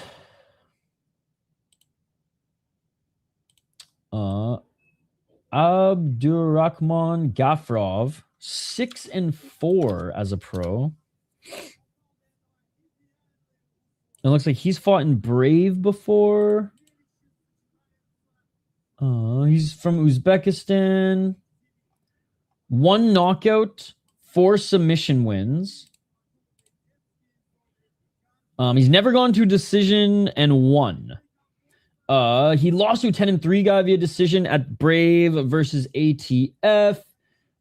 He cleans up ATF and open fighting champion and EFC because look at the guys he fights in EFC. 3-2, 1-0, debut. He goes to Neza, fights a legit opponent, loses. Goes to Brave, fights a legit opponent, loses. Octagon fights a opponent, loses. So this is an interesting matchup because neither of them resume-wise really impress me, but I'm going to have to go with Gaffarov. Whoops, he's got the experience against way better guys. So Gaffarov is the pick. Let me know yours in the live chat. And don't forget to vote. All right, fighters are making their walkout now. Oh, damn, I didn't make a graphic for this one yet. I didn't. With all the Octagon that we cover, you'd think I'd make a graphic for.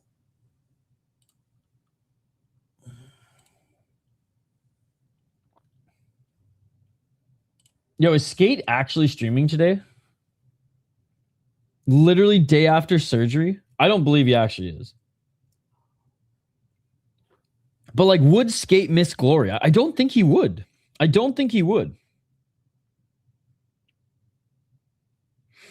All right, I am going to warm up this coffee quick. This is cold as hell. I'm going to take a quick break. On the other side, we will be back to cover this fight. Do not go anywhere. More Octagon coming up here next.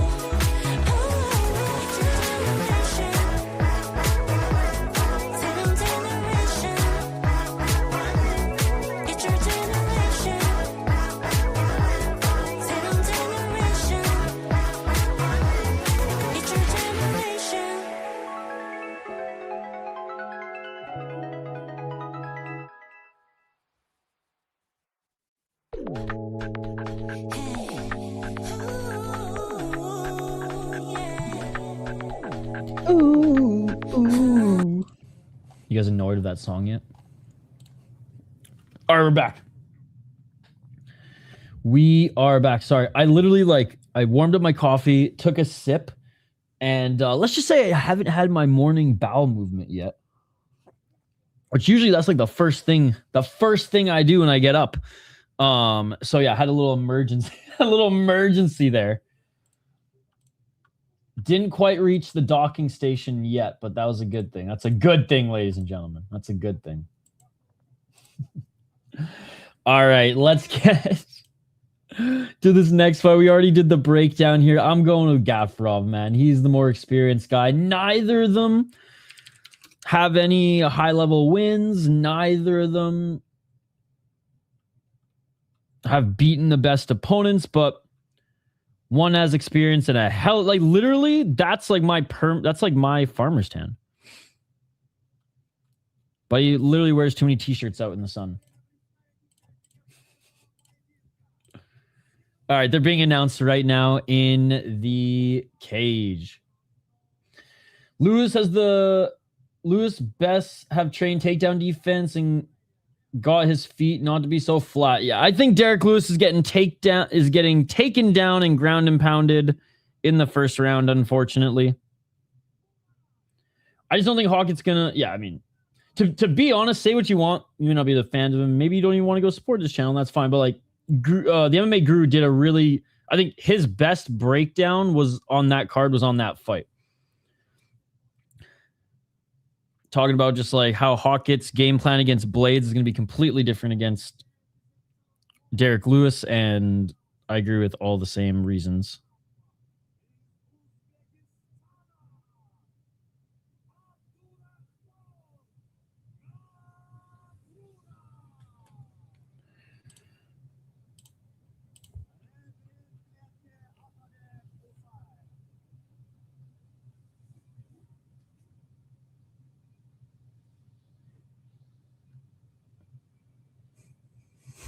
I think my neighbors is using like freaking, I don't know what he's doing out there. Anyways, I thought it was Eddie Alvarez's wife screaming in the audience at first, but nope.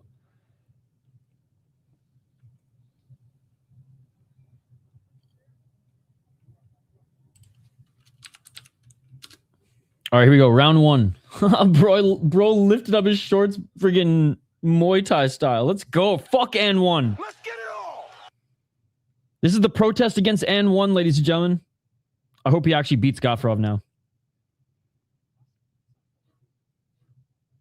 Gafurov's shorts way too long.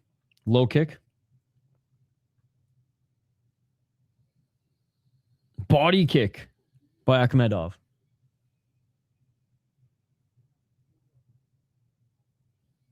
Front kick by Akhmedov. No,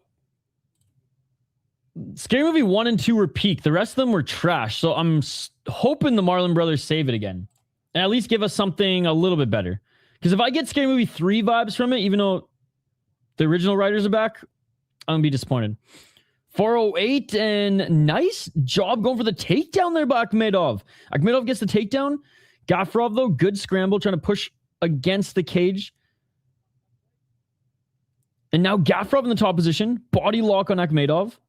Akhmedov now trying to roll to his right so he can plant his foot and get up, but a great job settling into guard here by Gafurov. Let's see if he can do any damage. He's just holding on for dear life right now, and Akhmedov, good job turning to his right, and he now will get his left foot planted. He's trying to get back up to his feet, but Gafurov takes him down again. Gafurov looking for the back take. Gafurov with the left hooking. Gafurov left hooking. Akhmedov trying to shake him off. Oh, Gafurov going for the rear naked choke. Gafurov going for the rear naked choke. Both hooks in. Both hooks in. Neck is cranked. Neck is cranked. Neck is cranked. He's trying to lock it up. He's trying to lock it up. It's cranked. Neck crank. Neck crank. Back mount. Neck crank. It is. It's going to be over. It's going to be over. And it is all over. Gafurov with the rear naked choke. Neck crank. And he holds it a little too long, to be perfectly honest. And it is all over just like that. And one prevails. And one prevails. We will react to the highlight live here once we find it on Twitter. Damn. There we go. There we go.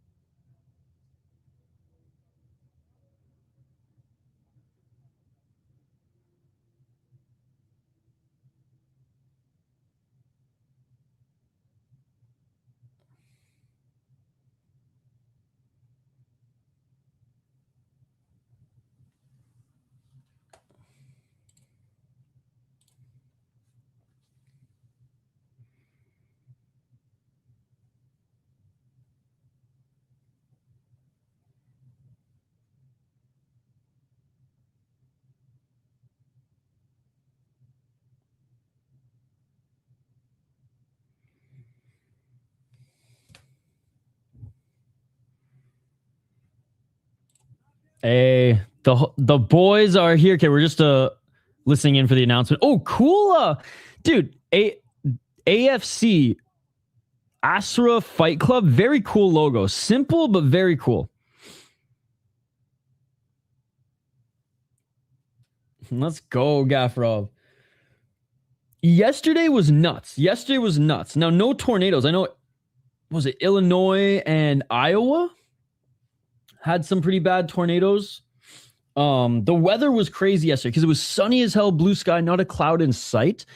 And then just like sky went full Matrix. Like there was no sun, lightning, thunder. Then the clouds would roll through and it'd be nice again for like half an hour. And then friggin' sun would leave it. Yeah, it was wild. So I honestly thought we were going to lose power and I wasn't even able to watch the rest of the soccer games. I'm not even a big soccer fan, but like when it comes to World Cup, it's like Olympics. It's like, shoot, man, even some of the big tennis tournaments. Like I love big stage sports, world stage sports, I should say. Because like I don't watch the World Series. I'll watch the Super Bowl because usually I'll go to a party or something like that. But I ain't watching the fucking World Series, bro. Even though I heard the last one was good and a Canadian team was involved. If that Canadian team is Toronto, I have negative desire to watch it.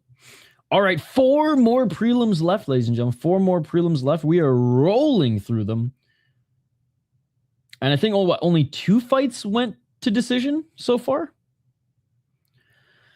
Damn. Well, apparently, even in freaking Uzbekistan, they got sports betting on the O app. That is hilarious. I will say the main card, the talent level does pick up tremendously. Like we go from like 2-0, 3-1 guys fighting each other to like 7-1 versus a 9-3 or a 5-1 prospect against a 4-0 prospect. Like things like that. 8-4 versus 4-1 prospects. So I'm excited for those. We do have a guy making his debut at the top of the prelims though.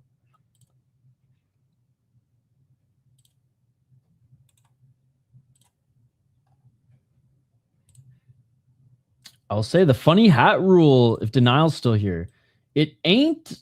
Maybe the funny hat rule only applies in North America. Can Gaethje KO Ilya with a rolling thunder, just run across the cage and in the opening seconds? Dude, I want to see like a flying freaking sidekick. I want to see like what Verdum did, but actually work.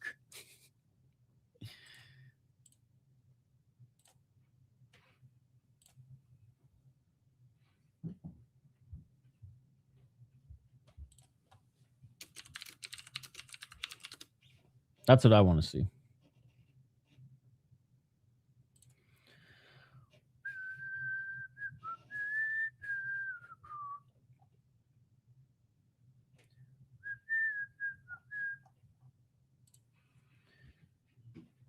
I am not.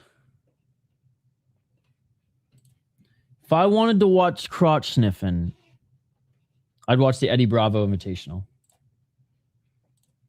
I think the EBI is like the only like grappling I really have fun watching. Oh my God, these betting apps are, the commercials are hilarious for Octagon. Bro, they got to be careful here on YouTube. I don't think they're like, I don't know if they're allowed to do that. I don't think they can post the URL to a betting company. Isn't that what got Steve Will Do It banned from YouTube? I feel like that's his gimmick now. Dude, what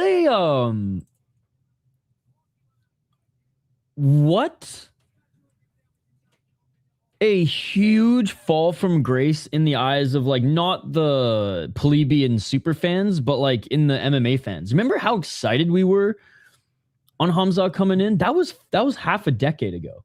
That was 5 years ago. that's a whole MMA career, bro. And it might be like, I know he's gonna keep fighting. He's the UFC are gonna continue to give him fights, and he's still gonna get high level big name fights, but he is not the same. Dude, the Chimaev that we've seen, even in his dominant win against Duplessis, the Chimaev that we've seen recently is a shadow of the ones we saw, the one we saw fight Burns. Fergie is going to get pinned by Armin. Hopefully Tony Ferguson just throws a flying knee and knocks him out. Hell yeah, hell yeah. If you have you next, by the way, PFL is always free. Just saying. But yes, Glory PFL today, PFL free on YouTube. Again, we're gonna watch this card until the end, ladies and gentlemen. So then after this one, we'll either jump on Glory or the PFL train, depending on how.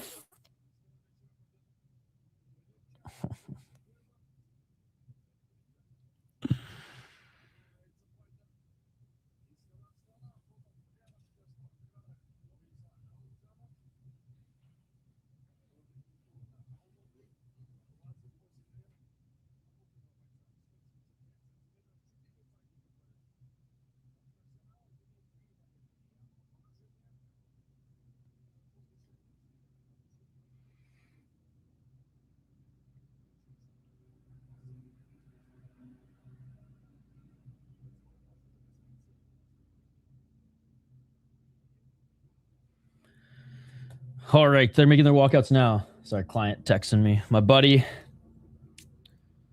We've kind of gone off our off his posting schedule because he basically, it's a good thing. It's a good problem to have. He filmed and banked so many podcasts ahead of time that we now have just an overabundance of a library saved, and we need to start just getting shit out. So that's what we've been doing. We're hammering out the podcasts. And we finished one yesterday, but I didn't get the profile, or I didn't get the thumbnail done because I was waiting on some notes from him, and he just got me those notes now. So here we are. All right. This next one, we do have it on Tapology here. Look at that. Look at that.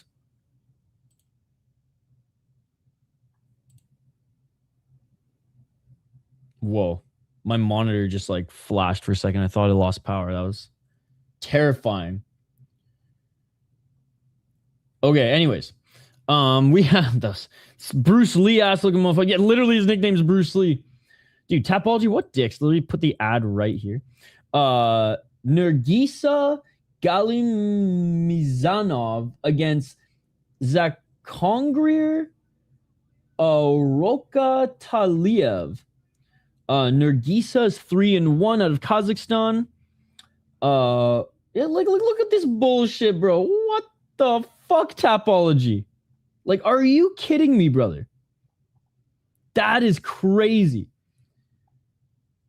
I'm not even gonna keep this on screen. This is bullshit. 2-1 out of Uzbekistan. He's the favorite to win this one in the eyes of the fans.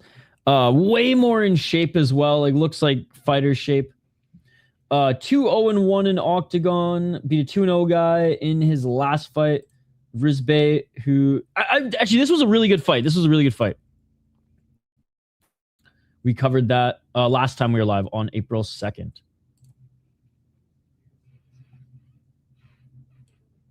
Dude, that is so crazy that this is where they've stuck their ad now. Man, fuck Tapology, bro. This is bullshit. Bullshit. That's crazy.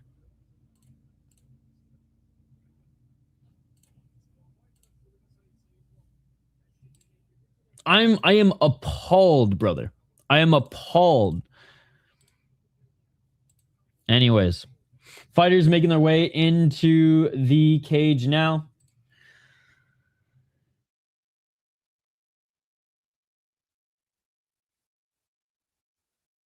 Oh, excuse me. I keep saying this. Allergies hit me late this year.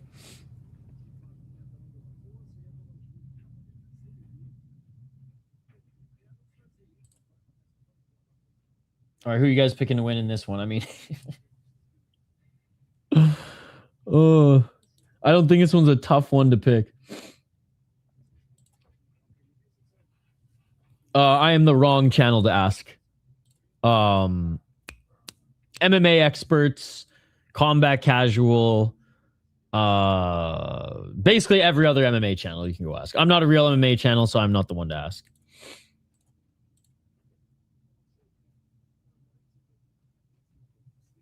All right, entering the cage now.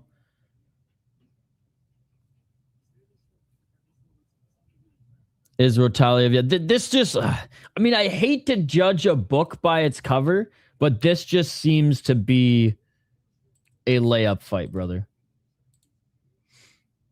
This looks like a layup fight.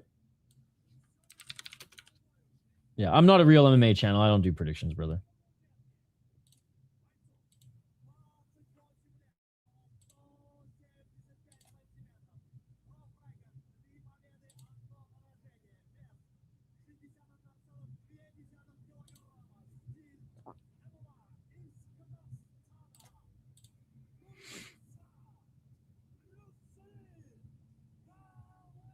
All right, Bruce Lee, man.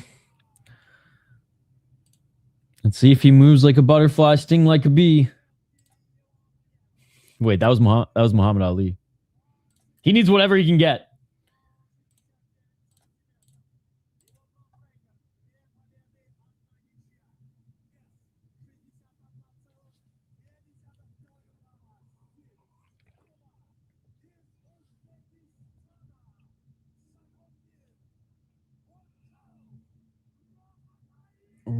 Octagon. Yeah, this is seemingly a layup for the local guy.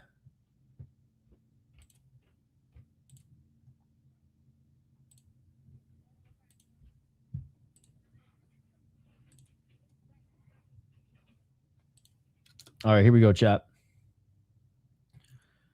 He's 21 years of age against the 28-year-old from Kazakhstan.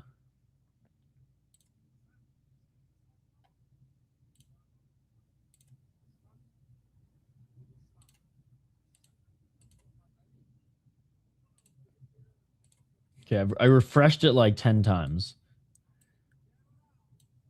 We'll see if it sticks like this. Okay, here we go, guys. Here we go. Let's get it all!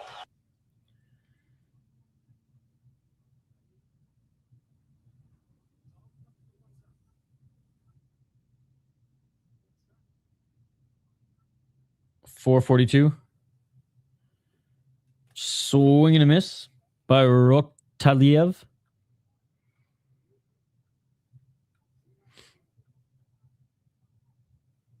Oh, Mamazhonov with a nice spinning heel kick to the body. Don't judge a book by its cover. This guy's Bruce Lee, baby. Missing with the high kick is Rotaliev. Rotaliev with the low kick.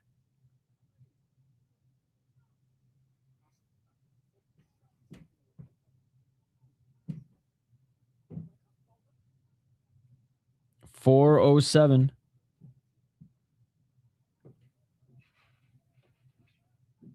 Not able to get his range down yet is Rotaliev. He does land a low kick there, though.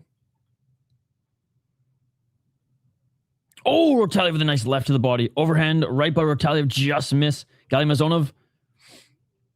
Rotaliev body lock. Can he get the takedown? No, Mamazhonov was getting the better of him in the positioning in the clinch, but Rotaliev now pushing Mamazhonov up against the cage. Knee by Rotaliev. Another knee by Rotaliev.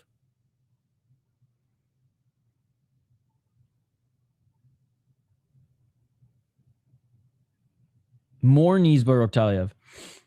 More knees by Rotaliev. Oh, and he goes for the takedown, but that is after Rotaliev knees him in the balls. The ref is the one who came in, and Rotaliev is saying, no, I didn't. But the ref saying, yeah, you did. And Bruce Lee over here saying, yeah, you did, brother. Yeah, you did. Let's take a look at the replay.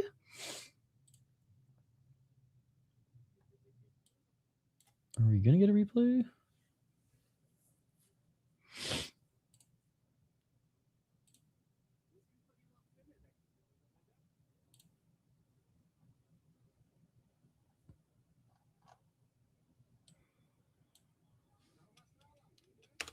Nope, no replay. Oh, finally, here it is. Is it in the balls? It is in the balls. Yup, that is in the balls. That is in the balls. But we are back to it. 3 minutes. Oh, nice 1-2 by Gali Zanov.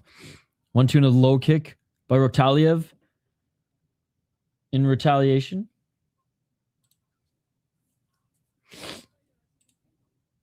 Oh, right hand by Galimazonov, Rotaliev, body lock. And now Rotaliev said he got hit in the balls. And this time the ref didn't intervene. This time Rotaliev called his own foul. God, what is this? Balls FC?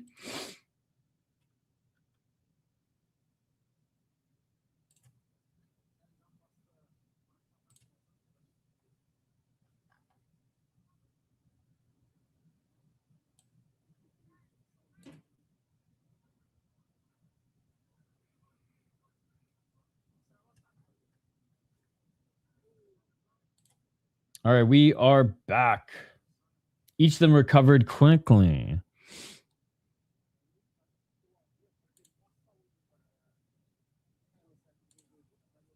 Two minutes on the clock in this first round.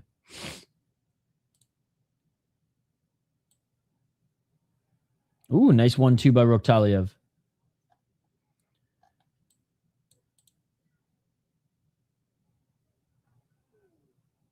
Low kick by Galimazonov. Dude, Galimazonov better than I expected. Left jab.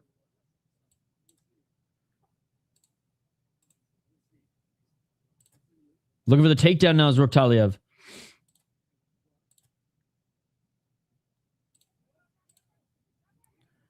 Oh, nice right hand by Rotaliev. In the clinch. Knee by Rotaliev. Each of them throwing knees. Boys, careful with the freaking knees. We saw how this played out earlier. Oh, Rotaliev grabbing the cage like the cheating fuck that apparently he is. And the ref slaps those fingers off the cage.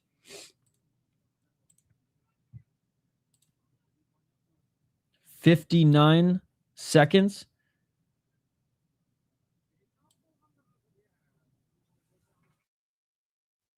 Oh, man. Ever since that last sneezing fit, these allergies literally punched me in the face. 44 seconds. Body lock here by Galimazonov. And Galimazonov with the takedown. No freaking way, dude.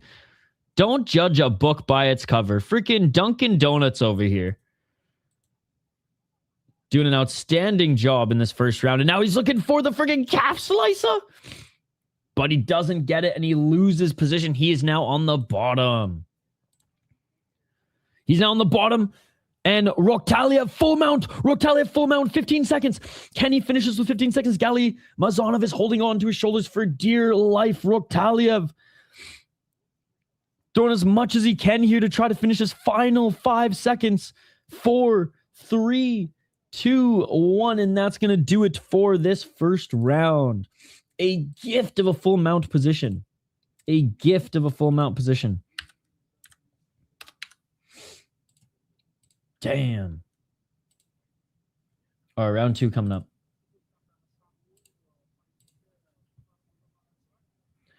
The young gun, I think, expected this to be an easier fight than it is turning out to be, much like myself.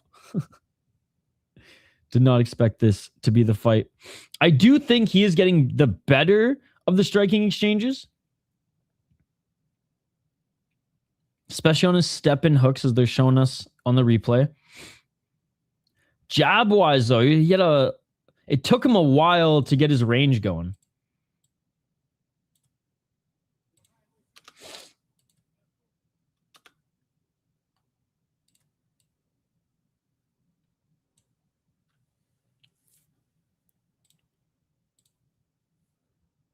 All right, round 2.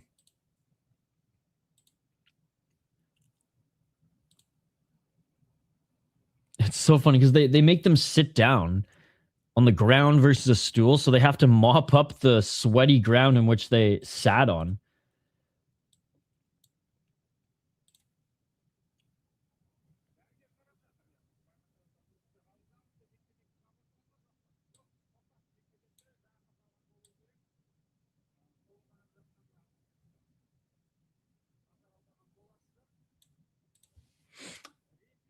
All right, here we go.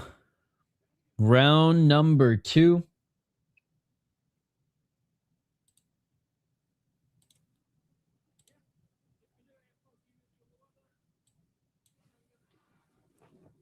Oh, wait, what's the...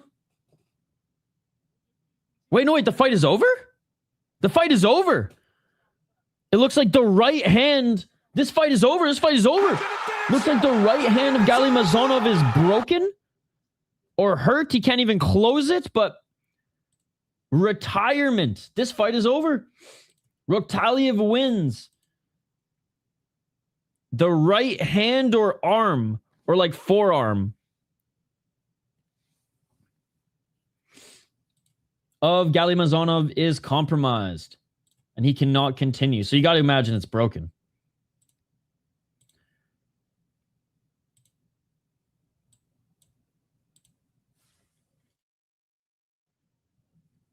I wonder what happened.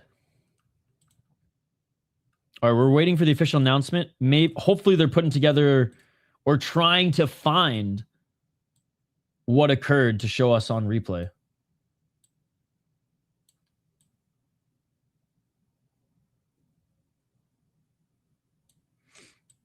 But we shall see.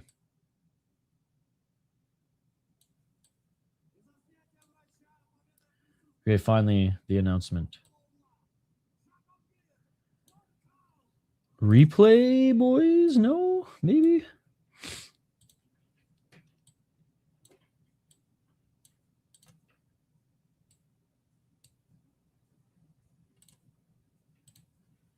All right, no replay. No replay. Oh, let's see. Let's see if they found it for us. They're just showing some highlights of the fight now. It was the right hand.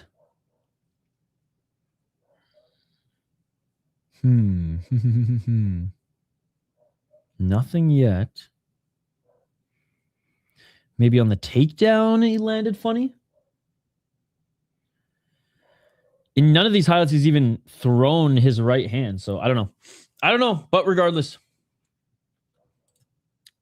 it happened. And now we have 3 more fights left on the prelims. Murodov. Okay.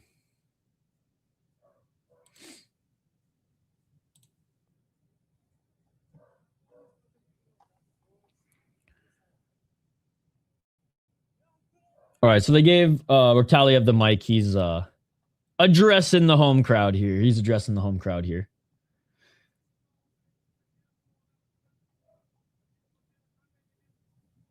No way. Tapology, dude, that's so funny. Tapology just added the fights that we didn't have earlier and the results. That is so funny. I mean, I'll take it. I'll take it. The rest of the bout order is still wrong, and they're missing a couple guys still. Oh, actually, no. They got them all here. They got them all here. That's so funny. Actually, they wrong fighters, but that's okay.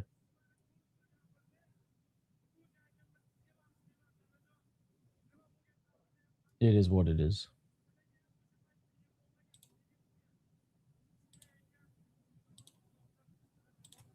All right, he's still addressing the crowd. We will tee up the next one here in just a moment. Let me get the ticker updated. I got to go blow my nose here in a second too, chat, because it's getting out of hand.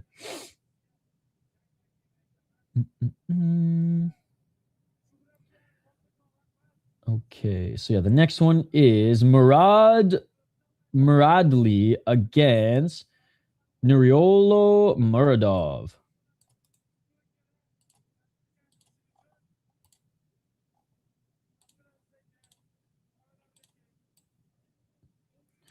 What fights are you guys looking forward to on the main card? Because obviously these prelims have been fun, but the big competitive fights in this league are on the main card. Actually, you know what? Yeah, this one's wrong. Okay, we'll highlight the fighters in just a moment. Give me 1 second. I just gotta blow my nose, chat.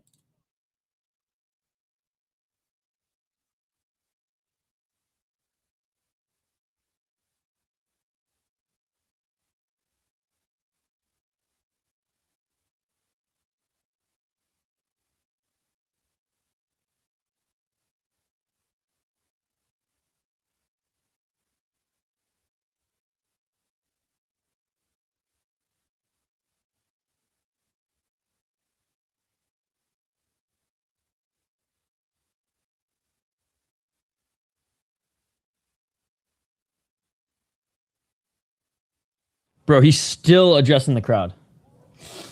He's still addressing the crowd.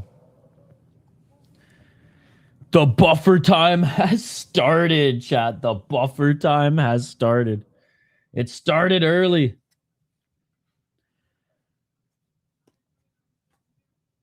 It started freaking early.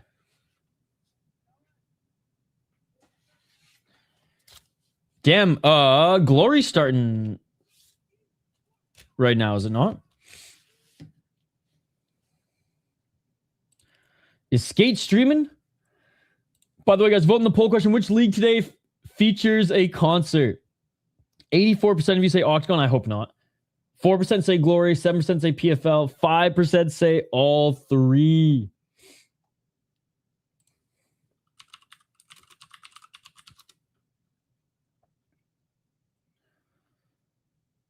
All right. Finally, we'll have the next fight here announced. Oh, man, this fucking sucks. It was like that sneeze broke the allergy seal. And it's like, oh, what's up, dude? You didn't have allergies at all, really? All spring, but now on stream, after you sneeze, you're going to fucking... Oh! Anyways. We might have to get Claritin Clear later. All right, featured prelim, guys. Featured prelim. Muradli against Murodov. Murodov was originally supposed to have a different opponent, I think. Sorry, chat. This is getting out of hand. It's getting out of hand.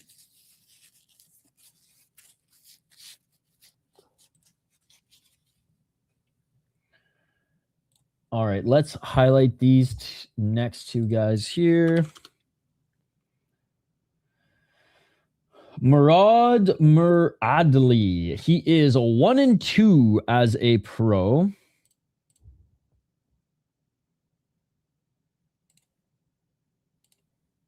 Oh, they're coming from everywhere now.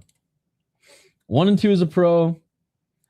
Lost a split decision to a guy making his debut in his last fight. Lost to a guy making his debut in Max fight.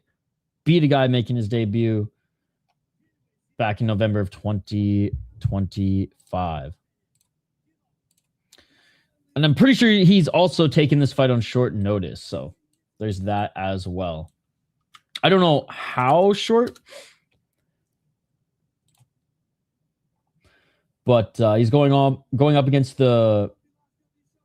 Not the Phenom, but the Phenomenon. The Phenoman? Phenoman? He is 1-1, beat a guy making his debut in the first round in Octagon and lost to a guy who was 0-1 also in Octagon. I'm going with Murodov to win.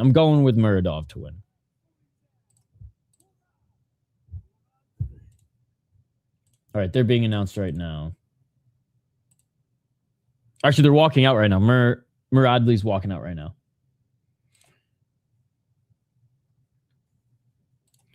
What other shows today are you guys excited to watch?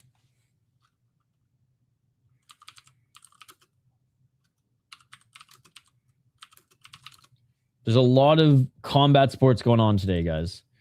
Not just MMA. There's a lot of kickboxing. I think, is there not like American Muay Thai going on tonight, or was that yesterday?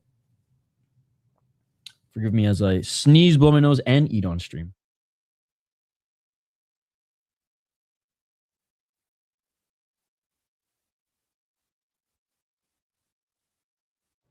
Walking out right now, like I said, is Muradli.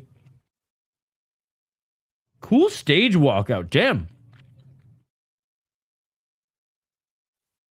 Dude, they spent more on the stage walkout and this drone and their graphics guy than they did on their freaking mic cords in-house. What do you think about the heavyweight co-main event pick, please? I think for this particular co-main heavyweight fight, I am leaning... Hold on, I'm just bringing it up because I forget his name. I am leaning with Azamat. I don't know anything about Ermetov, and I went and watched... He only has 4 pro fights, and I watched some of the fights. They weren't the cleanest performances. We'll just say that. They weren't the cleanest performances. I know Azamat is getting a little long in the tooth, but like realistically, yeah, 4 knockouts from the heavyweight challenger, but he's fought absolutely nobodies. If he connects, sure, maybe it hurts Azamat, but I mean, you can say the same thing about Azamat. He's still knocking people out left, right, and center as well. And if this does go to the ground, he's going to control him on the ground. I could see him just going for the takedown or getting in the clinch, taking him down, and then just raining ground and pound hell on him as well. So, and still. What's up, Josh? Good to see you.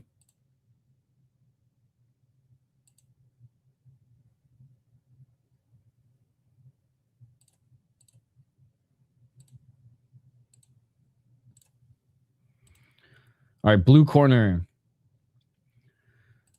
No problem, dude. How's your day going?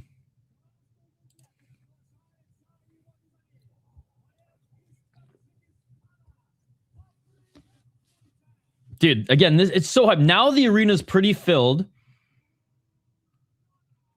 And it's just so cool how they light it up. So I forget when 86 was on, but yeah, Octagon went on a stretch in the winter where they'd have cards every week. They've slowed down a little bit in the spring and summer. They had 1 card in April, 1 card in May. And I don't even know when the next 2 are.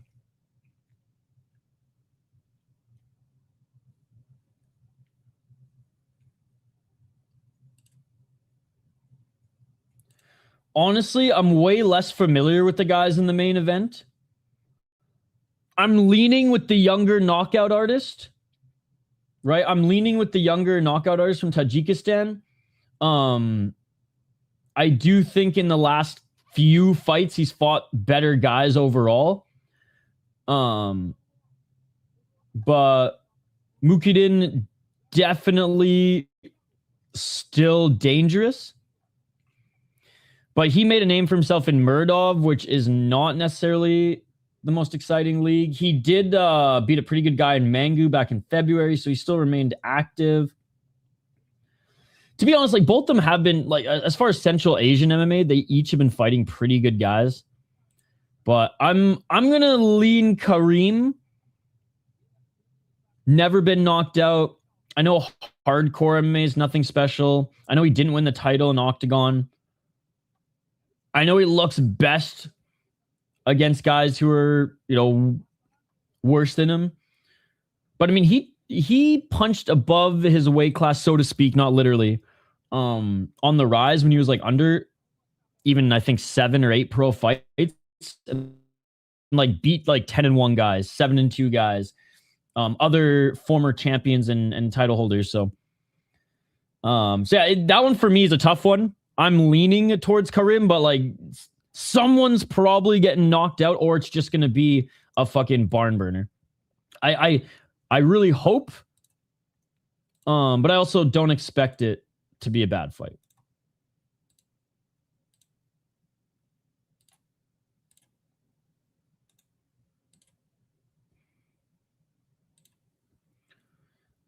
Just got up watching Glory.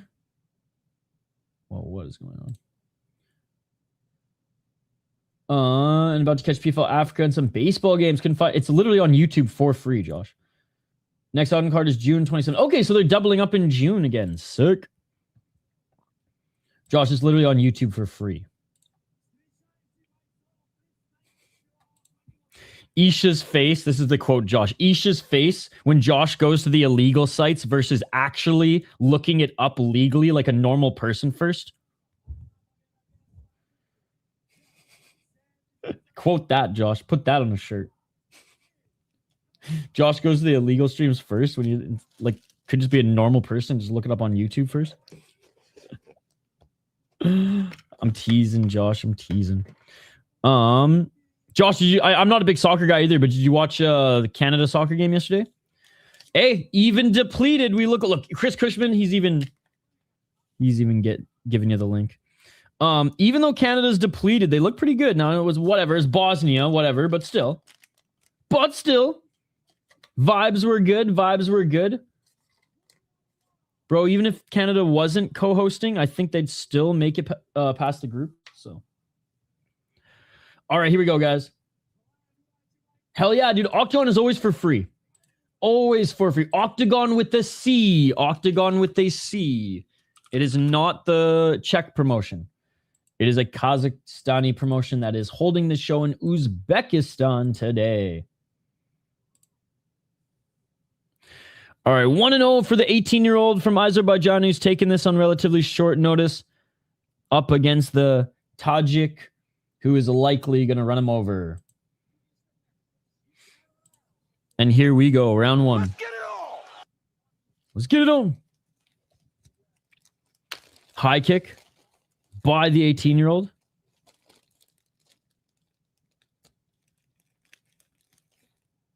Yeah, dude, they look good. They look good. Alphonso Davies is my favorite player on the team. I mean, we won our first game, so let's fucking go. The Americans also won their first game. 433 front kick. Most of our top guys, though, are injured, so that sucks. So they're dealing with something. Oh! Counter! Right by Muradli, but Murodov looking for the takedown, and Murodov gets the takedown. Single leg takedown. I don't gamble, but I definitely see a path to victory for Dawkins. I think he's better than a lot of people give him credit for, and I think Bo Nickel is overrated. Within like the hardcore MMA community, he's not, but he's definitely overrated when it comes to the masses.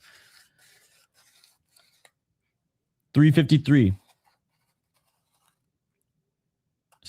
Half guard for Murodov. Murodov trying to get into mount. But no, I think Dawkins, especially coming in as the underdog, if you guys are betting or just making picks or just wanting to root against Bo Nickel, Dawkins is a good guy to root for.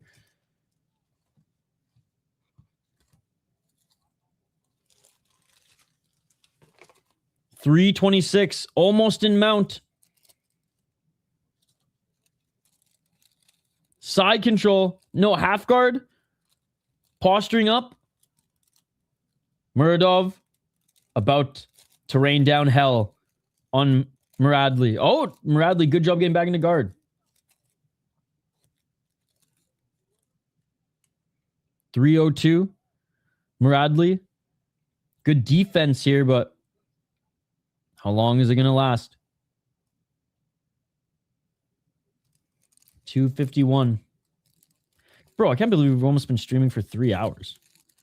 It's gone by like that. Super good, don't rate Nickel either.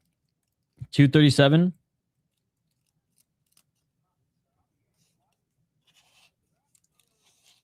I hope Gabe Stevenson's even worse when he comes into the UFC, dude.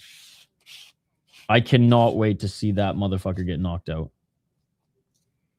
I don't say that about a lot of fighters. I try to be as... Well, not even try. I just am more... I'm just going to own it. I am more respectful than most of MMA YouTube. Even though I'm not a real MMA YouTuber. Nice left elbow by Murodov. Still in the guard of Muradli. And the ref is hanging over. Dawkins is just a weird frame, too. He's tall, he's lanky, he's strong, he's got good grappling, and his elbow... I wouldn't like a lot of your lower striking is really good. His elbows and Muay Thai in the clinch are really good. It's a cush-up day, ladies and gentlemen. And look, on the regionals, when Dawkins was cut, did he beat the best guys in Cage Fury FC? No, but the Canadian that he beat was a tough, roided up motherfucker, and he beat him in what, a minute? A minute or two? Oh, hammer fist by Murodov, trying to scramble out of it, those Muradli. Now trying to get the back of Muradli's Murodov. He's got a little bit of time left, 1 minute and 14 seconds. Back mount, hammer fist, hammer fist. Both hooks are in. Oh! Back mount, ground and pound. This might be it. 1 minute and 4 seconds. This fight's over. This fight's over. The ref's going to end this if he doesn't move. The ref's going to end this if he doesn't move. And he's not moving. He's not moving. He's not covering up. He's not moving. Ref! And it is all over. It is all over. Murodov. Honestly, it took a little bit longer. Dude, this guy's the Diego Lopez of fucking Octagon, I swear. Look at this. Look at this bowl cut ass motherfucker. Still, it'll be interesting to see if Bo progressed in the short time. Yes. Showed off those blonde locks in all his interviews, only to just buzz it and look like PK Subban in those pants walking out the White House. Yeah. Dude, Doc is still, like, imagine the weight cuts. Those weight cuts must fucking, I mean, they suck for everybody, but like, Doc, oh. That must fucking suck. Another finish here. Another finish.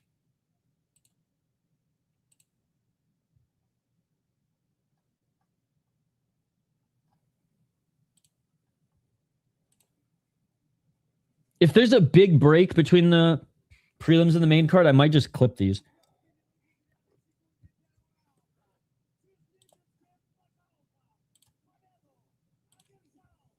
Great win, great win. All right, we have 2 more prelims left, but 2 of the guys are going to start without or with a point being taken away because they missed weight.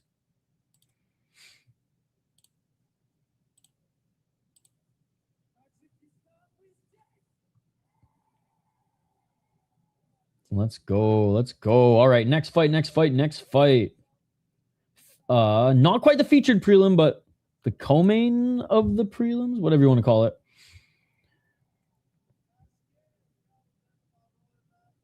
We have a guy making his debut. An Uzbeki making his debut in this next one.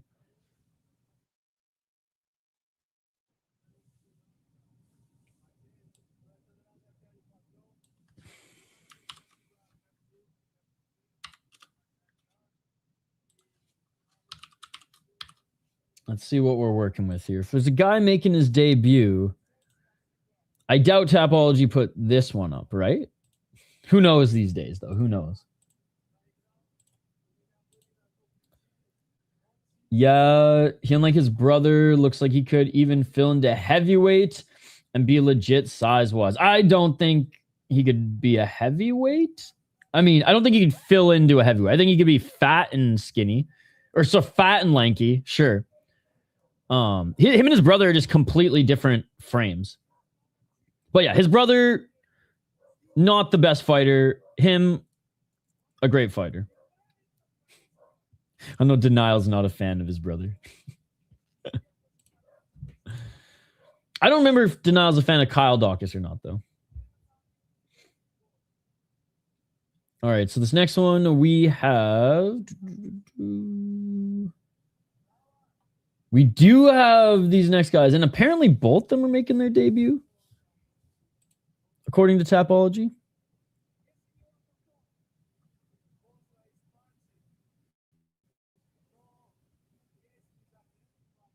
I thought this guy was speaking English for a second. That's so funny. All right, next fight, ladies and gentlemen. We have Nurdolet Serkulov against Bekzobek Radzaboyev. Both of them, maybe 205.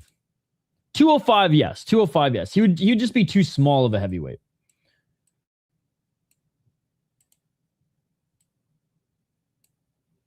All right, yeah, making his pro debut.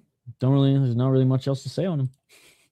Other than that, Serkulov also making his pro debut. Octagon did say he was 1-0, so I wonder it was flagged or just no. Tapologist has no record of that one. So there you go. There you go.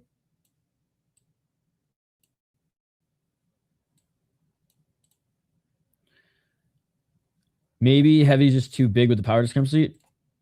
Well, I mean, he would be like 220 probably max. 230 but flabby. Going up against guys who cut to 265, like, bro. Like, even, like, Hockett's like 230, and he's almost too small. Like, could you imagine if Hockett fought at 205? Bro. Monster.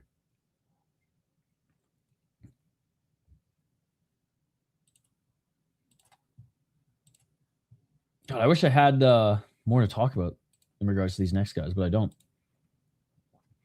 We only have one highlight posted on Twitter. Sorry, guys. I should have just clipped them. I will next time. I will make it my duty to clip Octagon next time, even if I'm streaming. But Chris did clip the first one. Shout out to Chris. And honestly, it was the best one so far. The rest of them were more like TKOs and whatnot. But this was the best one so far. From Unk, who none of us thought were going to win. Look at this beautiful striking. Look at this. I didn't say today, this is the today, boys. Beautiful stuff. Beautiful stuff. But no, I mean, this UFC card is going to be a fun one. It is going to be a fun. Oh, no way. They're going back to ASP. Chris Cushman. Chris, Octagon 88 is back at the fucking track. It's been really a whole year. Oh my God, that card's going to do like stupid numbers. They got the fucking Instagram stars back on it. Oh my God, are you guys looking at this? Dude, it's all good, Chris. Literally, you'd clip the only one that really matters.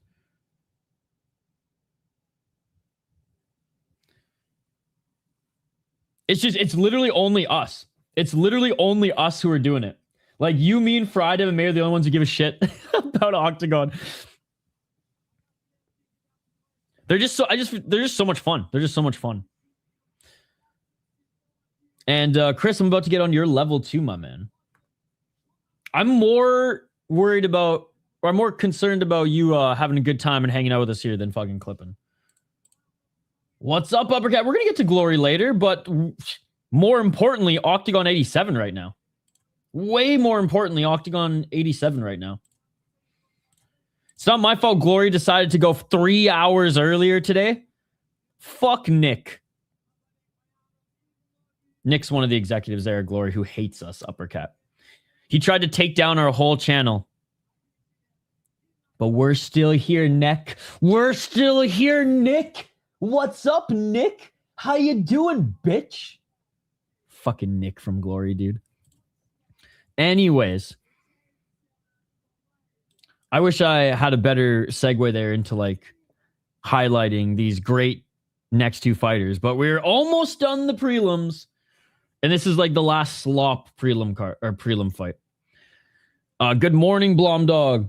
But yeah, Uppercat, it does suck. I was hoping Glory would be at like noon and then we could just like roll onto the main card smoothly, but nothing schedule-wise is going to be smooth here today. We will jump over to Glory when Octagon is done, and then when Glory's done, we'll jump over to PFL.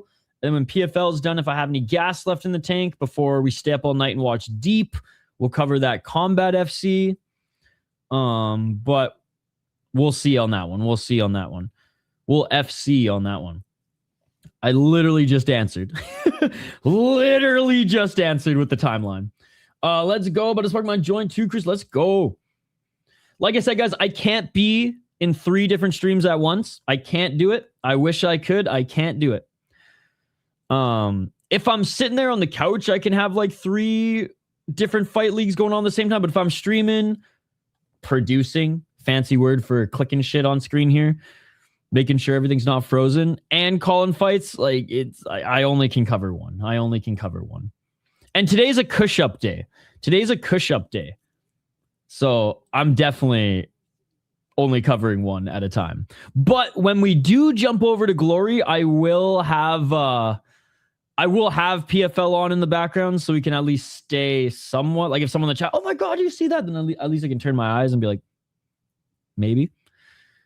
But yeah, we are at the mercy of combat sports schedules, guys. And I don't want to, I hate to throw a jab at my boy, even though he's recovering from surgery, but I don't want to end this stream early. I don't like ending streams early to jump on other streams. I don't even do it for UFC. So we're not going to do it for Glory. But this does show that I am fucked in the head and a little psycho, because if I cared primarily about revenue and views, and they can be exclusive, then I'd be just all about Glory right now. But staying true to what I like to do, and that's if you start one, you got to end one. And we started this one. We're 3 hours in. We probably have 8 more hours to go. And I'm just kidding. But honestly, Octagon, long cards. This one I don't project to be that long. The next one, though, Octagon 88, could be a 9-hour card. So get your fucking popcorn and pillow ready. Get your popcorn and pillow ready. All right, this fight is either going to be a first-round finish, sloppy-ass first-round finish, someone's getting knocked out, or submitted in like by guillotine, standing guillotine, something just, or like armbar, something elementary. Or this is the worst and longest slop fight of the card. Jesus, there's so much fighting going on. I'm running out of fucking screens to put it on. Dude, I know, it's crazy. Glory starting early. I mean, dude, even at 2 a.m., there were 2 cards going on at Fight Pass at 2 a.m. Eastern, or I should say 3 a.m. Eastern. Ziafen and that other new league that's on Fight Pass, I talked about it earlier, SPPC, or whatever the fuck it is, SSPPC, I don't know. That one, they were on at the same time on Fight Pass, so it has just been crazy. No shortage of mixed martial arts this Saturday or combat sports, despite UFC being on Sunday. There's a lot of boxing today. There's kickboxing. There's MMA. All day and night. Like, we're covering deep at midnight, brother. We're covering deep at midnight. And I am not sleeping through this one. I promise. I slept through ZFN, but it ain't going to happen on this one. All right, red corner. Dude, I just love this stage that they walk in or walk on. So wicked. All right, professional debut by both these guys. Maybe they're like famous Uzbek and Kazakh YouTubers. I just hope the day we see Hank and No Chill fight, that like none of us will see it coming. We're just gonna fire up a tough enough prelims and then boom. Freaking Hank the Tank versus No Chill.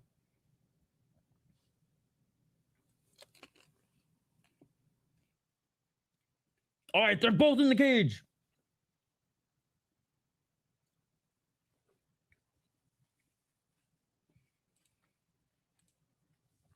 I've not kept up with the lore guys, so I don't even know. Like, they might be friends now. I did see No Chill's back with a rebrand of a channel, and he's been posting fighter interviews, which is super cool. Bro, a ginger Kazakh. Nurdaulet Serkulev.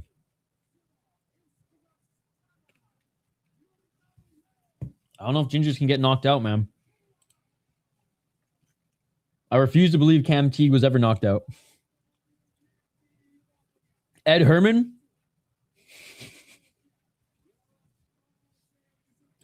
I need to grab my other laptop soon for the ball games. All right, Red Abayev. being announced right now because they each have Instagram. I'm scared to look them up. I'm not scared. I'm just like, I bet they have hundreds of thousands of viewers and they're making bank just to show up here. Okay, this ref's pretty good. All right, they touch gloves. Both aren't in seasoned MMA fighter shape, but they are definitely in Ultimate Fighter Season 1 MMA fighter shape. All right, here we go, guys. 21-year-old versus the 26-year-old. Round 1. Let's get it on. Let's get it all! All right. Red Zaboyev came in overweight. He gets an automatic point deduction. All right, here we go. Let's get it all! They keep showing the URL to this OAP, and I don't think you can do that on YouTube. Low kick by Red Zaboyev. This is a betting company, right? Oh, swing and a miss by Rajabayev. Rajabayev with a low kick. Serkulov eats another low kick to the lead left leg. Again, no recorded amateur experience from either of these guys on Tapology. Serkulov apparently has one fight. Oh, big right hand by Rajabayev, apparently. One fight and one win. Low kick by the Kazakh, Serkulov. Low kick by Rajabayev.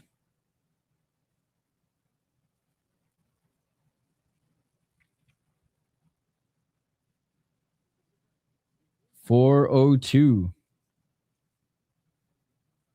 Ref saying, let's work. Another low kick by Rajabayev. Rajabayev with the left hand. Rajabayev definitely being the more active of the two. 347. Feints. Low kick by Rajabayev.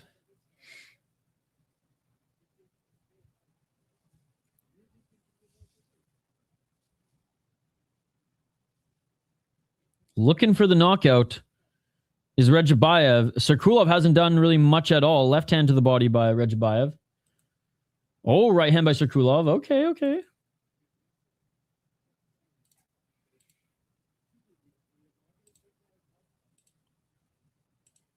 Oh, right hand by Serkulov.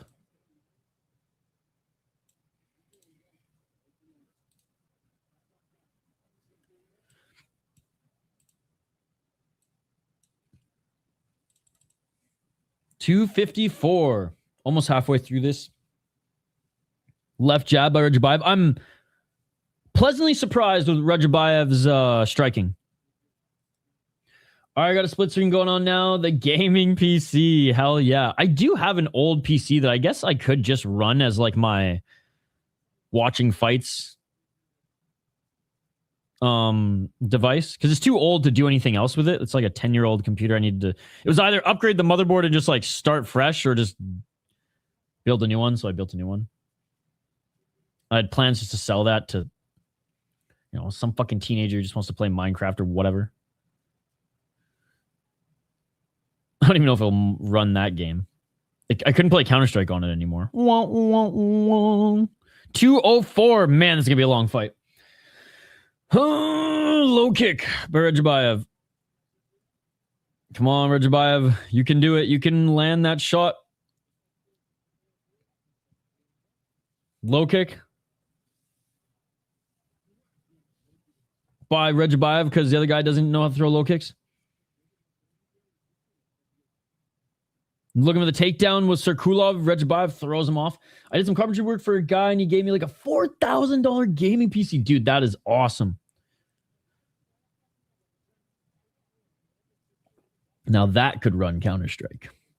Yeah, I got a deal. It was a gaming PC that a college girl used for like streaming, playing League of Legends or some shit. But she only had it for a year and a half. And that was all. And like, Not a lot of wear and tear. So I bought it and I have to upgrade a couple little things on them that are a little out of date now, but it's 4 years old, not even 3.5 years old. And it's a beast.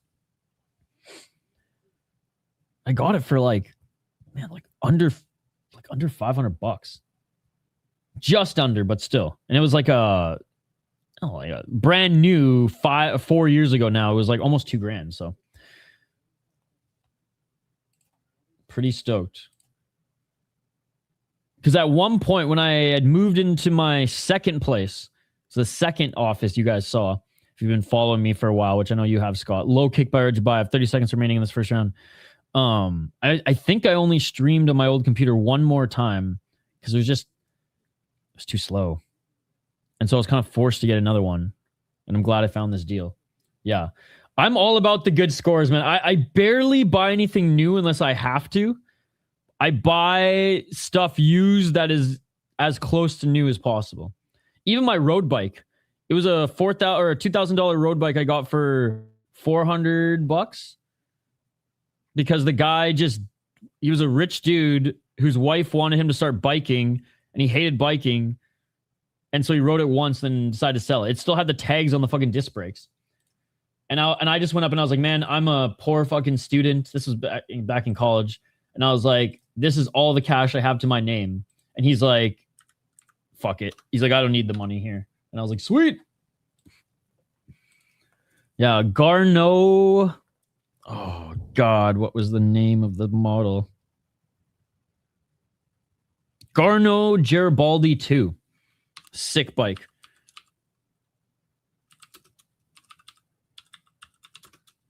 Gravel road hybrid, but I rarely ever gravel fucking ride it.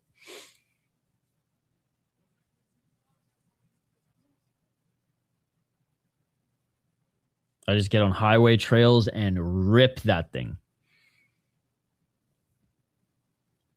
It's an older bike now, but I got it a year after it came out. All right, round 2. Let's get it all! See, people say women's MMA are bathroom breaks. Bro, influencer debut. Bathroom break. Round 2.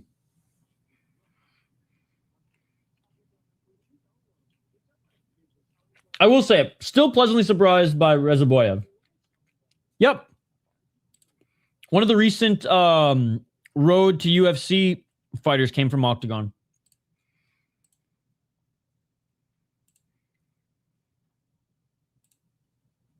$420. Samoga maybe got him.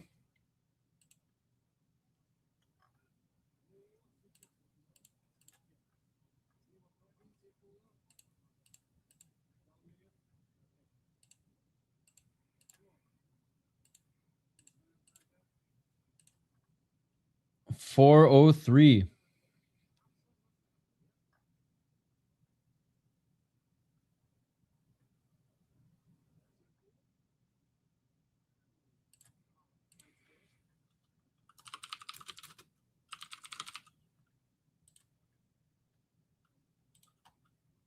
Left jab by Serkulov. Man, Serkulov's having a tough time.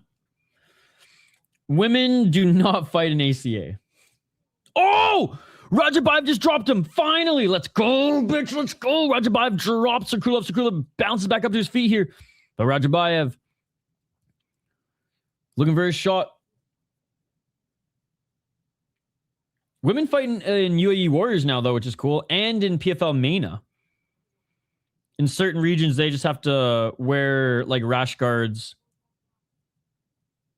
to cover their arms and legs, though. Fucking dumb. 302. Oh, nice. 1-2 by Serkulov and a step back right by Rajabayev. Rajabayev the left hook. Low kick by Rajabayev. All right, if there's any fight for me to get this, I have to make... I'm in the midst of making a thumbnail for one of my clients. If there's any fight to fucking make the thumbnail, it's this one. 241.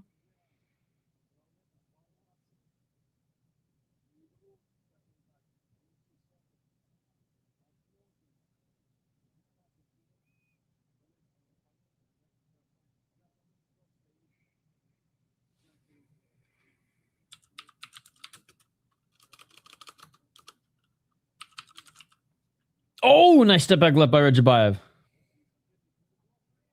Oh, Rajabayev hurt him again. Drops him again. Does Rajabayev on his back right now, Sir Kulov. Rajabayev trying to enter his guard. Oh, Rajabayev says, you know, fuck, get back up to your feet.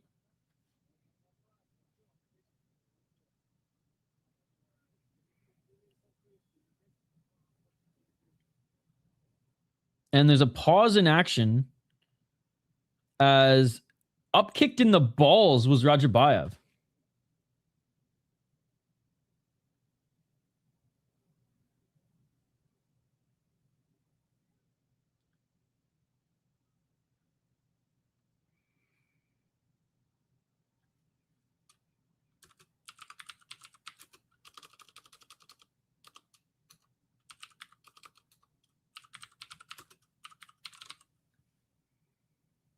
All right, we're back at it.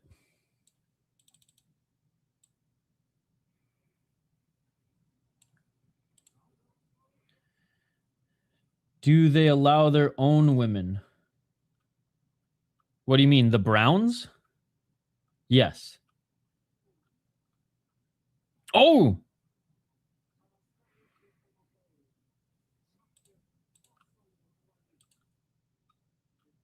Nice left hand by Shakulov.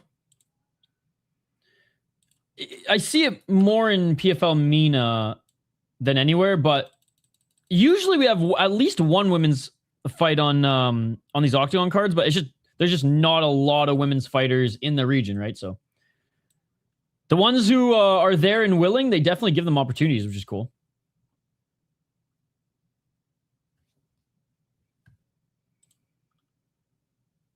Yep.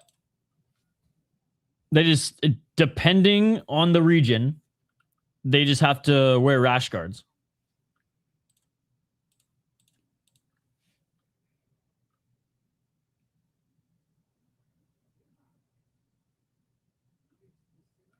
.48 seconds remaining in the second round. Great second round for Rajabayev.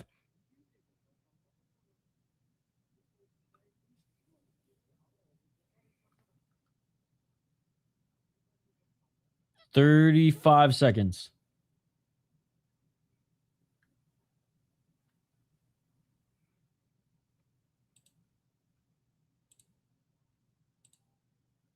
Now Rajabayev slowing down a little bit. Hands starting to drop, but dude, Serkulov, nothing. He'll throw, he'll miss, counter right by Rajabayev. Yeah, this is a terrible performance by Serkulov, even in a debut, man. Going up against another debutant who's absolutely destroying you here. 1-2 by Rajabayev, followed by a kick to the body, and that is round 2. And apparently, like, Rajabayev is making his actual debut. Apparently, the other guy has a fight. Could have fooled me. Could have fooled me. 2 rounds easily to Rajabayev. He came in overweight, so he came in with a point taken away, but so the fight should be tied right now. The fight should be tied right now. One more round win by Rajabayev, and easy.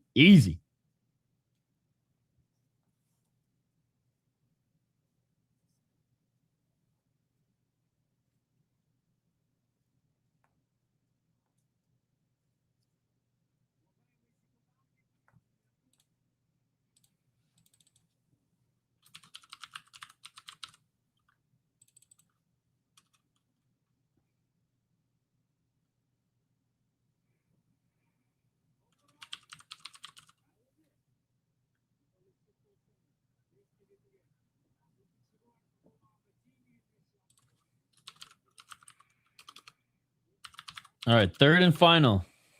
Then we got one more fight in the prelims, guys.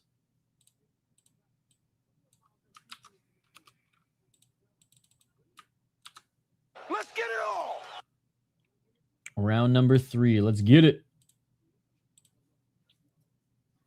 Left jab by Rajabayev.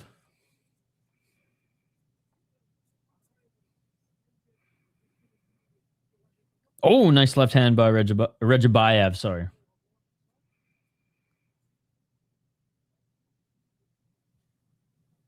.420. Smoke him if you got him. Definitely after this fight.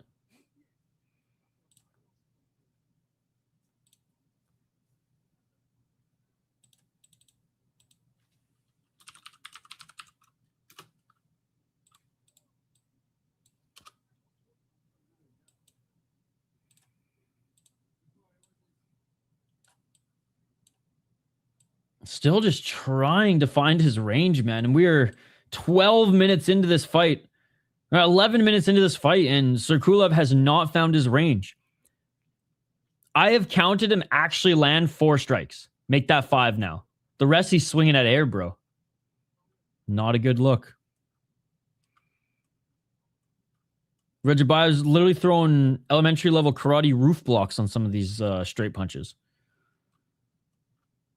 Low kick by Rajabayev. There's the 6 shot by Serkulev lands a left hook. Rajabayev getting a little tired here. But levels above Serkulev in striking. And the ref is warning them for timidity. Bro, Rajabayev is actually trying to fight here. This other guy is not.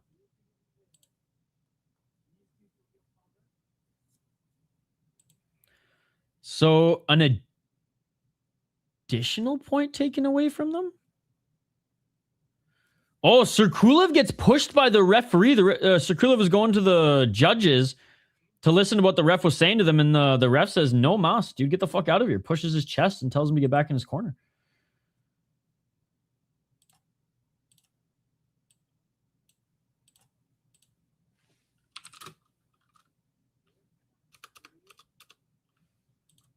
All right, here we go. Back at it. I think they maybe both got a point taken away for that. Still tied regardless. Nice knee and a right hand by Rajabayev as Serkulev's going for the takedown. But he can't get the takedown and Rajabayev cracks him. Serkulev goes to the ground and Rajabayev finishes this fight and it's all over. It is all over just like that. See what happens. See what happens. In his debut, overweight with a belly. 26 years of age, Serkulov. I hate to rag on the guy making his debut, but it wasn't even really his debut. Awful performance. Rajaboyev actually wanted to fight. Rezaboyev, even though he didn't want to make weight, he actually wanted to fight. Let's go. I was surprised there ain't no WMA bouts. Yeah, the fact that Donald Trump didn't want Carly Giudice on the card is disgusting. Like, she is the most, I think, other than Justin Gaethje, she might be the most exciting American fighter on the roster. Fucking joke, dude. Exactly. But the fact that they think that Carly Giudice is a dull fight, any fight that Carly Giudice is in is a fucking bloodbath. Bro, these are the worst ring card girl fight kits I have ever seen. Literally their boyfriend's XL shirt and leggings. Damn, talk about lazy Saturday, bro. Uzbekistan, I mean, it must be a Muslim nation. I don't think Kazakhstan is, like, officially, and that's why I can get away with that. Oh, dude, she might even just be my favorite fighter right now on the entire roster.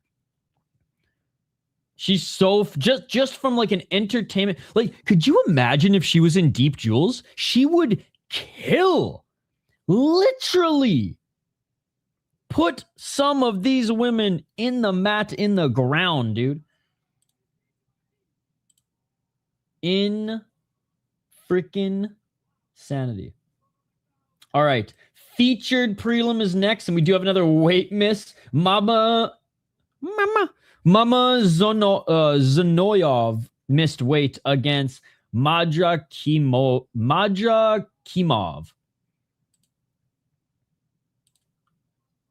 Oh, sorry.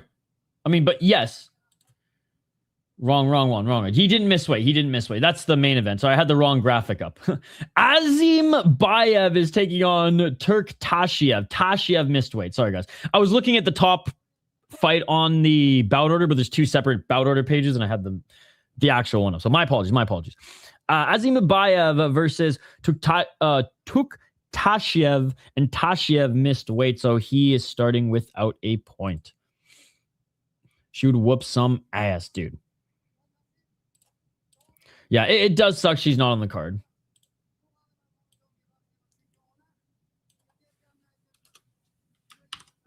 But I mean, I do think the matchmakers did a good job. I mean, other like Bo Nickel is on the card is annoying because I think Carly Judice over Bo Nickel all day, every day. It's not even close, but whatever. Whatever. All right, let's see. Does Tapology have this one? They're just interviewing him in the cage right now. I'm going to go do a quick push up. It's one of those days, bro. It's one of those days.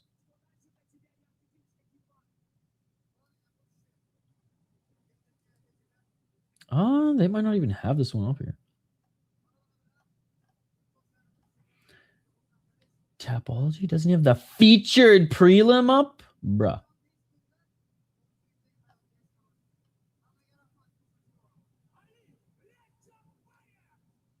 I guess not. Oh, no, here it is. Oh, okay, so this guy is just not fighting anymore. It's a different guy. That's why. It's Tuktashev.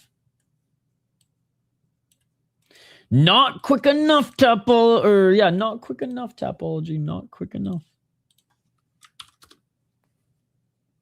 All right, we will highlight the next two fighters in a moment. I got their pages up.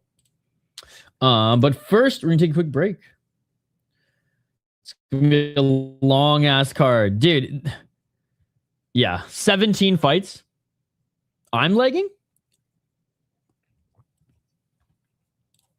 Dude, every time I move Tapology, I leg. It's because Tapology has literally infiltrated our lives like fucking Smith has infiltrated the Matrix. Like, it's fucked. Literally, 2 weeks ago, Tapology decided to add 10 times more pop-up ads to their website, and it's completely fucked everything. Everything. It's insane. It's insane. But yeah, this card, like I joked, this card could still be going on when Glory is still going on. Disappointed that Jelton wasn't in the Freedom card. Jelton Almeida is not even in the UFC anymore. Now, Luderbach, yes. Disappointed that Luderbach is not on the card? Absolutely. Let's just hope and pray that there's no concert between the prelims and the main card and we just roll on through. Okay, quick break. Back on the other side. Do not go anywhere. The featured fight is next, and we will go over that matchup here in a moment. Don't go anywhere. We'll be right back. By the way, I got copyright struck yesterday for the freaking Wakru music, so no more Thai music on stream, okay? No more Thai music on stream.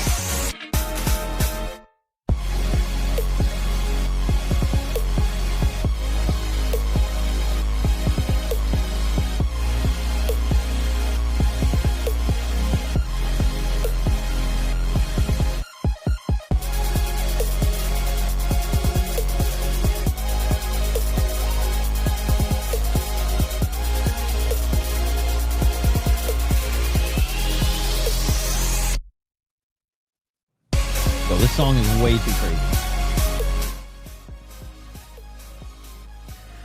All right, we are back, ladies and gentlemen. Good to see you guys. Good to see you guys. We are back live here on the City Life Project YouTube channel for more live coverage of Octagon 87. And we have the featured prelim coming up next, ladies and gentlemen. Featured prelim next. And then we'll be live throughout the entire main card. Casuals hate Almeida. I can't stand him. Davey, a.k.a. Bosch Layek. Let's go. What's up, Panda? Good to see you. Good to see you. All right. So there were some changes here, but we do have Kainar Azimbayev, who's 4-0 as a pro out of Kyrgyzstan. He has been in Octagon for 2 fights. He got a win in WEF and Alatu FC. Damn. Where he landed 2 finishes in his first fights, decision against Izakov, decision against Zokirov, and now going up against the best opponent, or was going up against Nasrullayev, but that was obviously changed. He is now facing a cat called, or named, Jahongir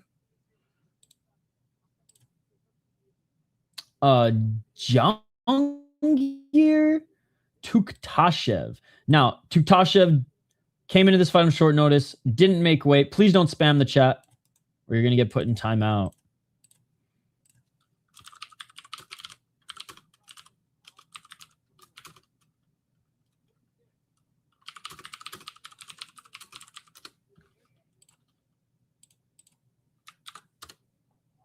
All right, the challenger. Very tall for the weight class. Wait, what? Oh, okay, never mind. That's still the Kyrgyzstani. I was like, no way that this is the guy. But anyways, Jahongir Tuktashev, 1-1 as a pro. Has a so his loss was flagged. Okay, his loss was flagged. And then Troya MMA series, he beat a guy making his debut. Yeah, this guy's going to get absolutely... What do the kids say? Slimed? Is that what the kids say?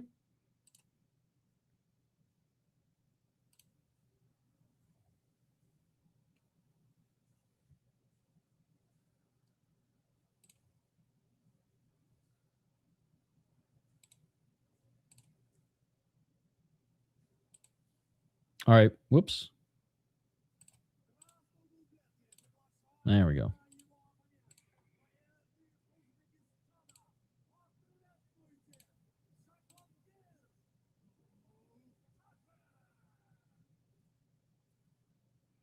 It's weird that they give Tuktashev the red corner, even though he missed weight and was the replacement fighter. Yo, what's up, Smalls? Yo, what's up, dude? Interesting. How's your morning going, Smalls? God, I want more coffee so bad, but I gotta keep hydrating today, man. Did an intense fucking sauna cold plunge sesh yesterday. I feel like I haven't rehydrated yet. What do I think of these names? My nephew naming his twins. Hey, congrats to your nephew. Tobias and Atlas. Ooh, those are cool names. Tobias is a cool name. Because Tobias, like, respectable businessman and or class clown. It fits both. And Atlas is just dope as fuck, but not hippie like River or some bullshit like that. I approve. Sleep deprived as always. Did you work late last night? Ugh. I didn't stay up for ZF and I woke up and my body just said no. It was like, dude, you're so tired, so dehydrated. Well, I shouldn't say so dehydrated, but dehydrated. And your body needs to fucking like it was so intense yesterday. It was like a workout. Like I'm not sore. Like I feel good, but like I feel like I put my body through the ringer yesterday. Did half an hour at like almost 200 in a fucking wood burning sauna that we were steaming. Half an hour in that. 30-second plunge in 37-degree water, so cold as fuck, like almost too cold. And then 20-minute session again in the sauna. And then a minute in the cold plunge. Then as long as I could have lasted, I started on the top platform, then went to the mid one, low one. Then I was literally on the floor laying down, like feel like gasping for air. And then did the same thing, cold plunge as long as you can go. And then ended there. Then did like some stretching to end, but like it was a lot, bro. It was like fucking almost like an hour and a half, 2 hours of fucking just like sauna cold plunge. I was planning on sleeping in, but alas, I'm awake. Yeah, so I woke up. So I went to bed at like 9:30 or 10. Woke up at 12:30 my time because ZFN was starting at 1. And like I was up. Like I was awake, but my body was just like, you're not moving. I was like, yeah, I'm not moving. Barely could reach to my phone to like delete the StreamYard and YouTube stream. But then when I woke up at like 6 a.m. to get this going, and I felt great. So I think it was worth it. And we got deep all night and glory and maybe PFL. I don't know what I'm covering after this. It just depends whatever fight card has more fights left on it is the one we're going to be covering next. I didn't intentionally skip glory by any means. It's just, it was Octagon time, baby. All right. Azim Bayev, tall, lanky. He made weight and he's 4-0, and yet they put him in the blue corner. Bro showing off his shimmy shakes right now, too.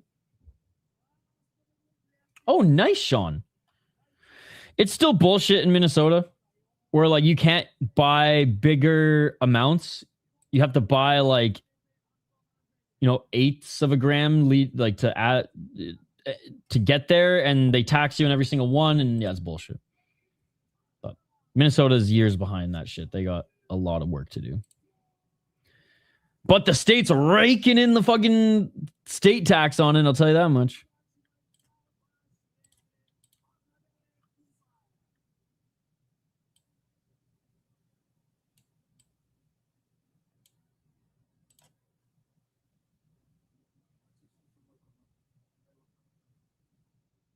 All right, here we go. Here we go.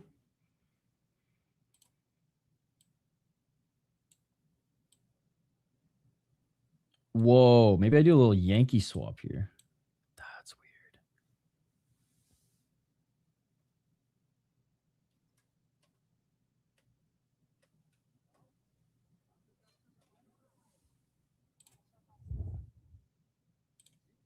All right, we're back at it, round one. And this one should be, I mean, it is going to be higher level than, I don't know if they're influencers, but I'm just going to call them influencers in the last one. Looking for the takedown early is Azibayev. I get bored with that large of amount of bud. Variety is the slice of life. I also have 3 weed shops within 10 minutes of my place. Fair. I'm very much Dwight Schrute. Like, I appreciate variety, and I like the tastes and of different strains and stuff like that for sure. But, I'm very much like, do you know what that is? That, my friend, is Northern Lights Cannabis Indica. No, it's marijuana. So, like, I can read all the stats and names and all this bullshit, and at the end of the day, it's just roll it up, bud. But in Canada, it was so cheap. It was $100. Not even. You could get $80 for an ounce of good shit. So $347.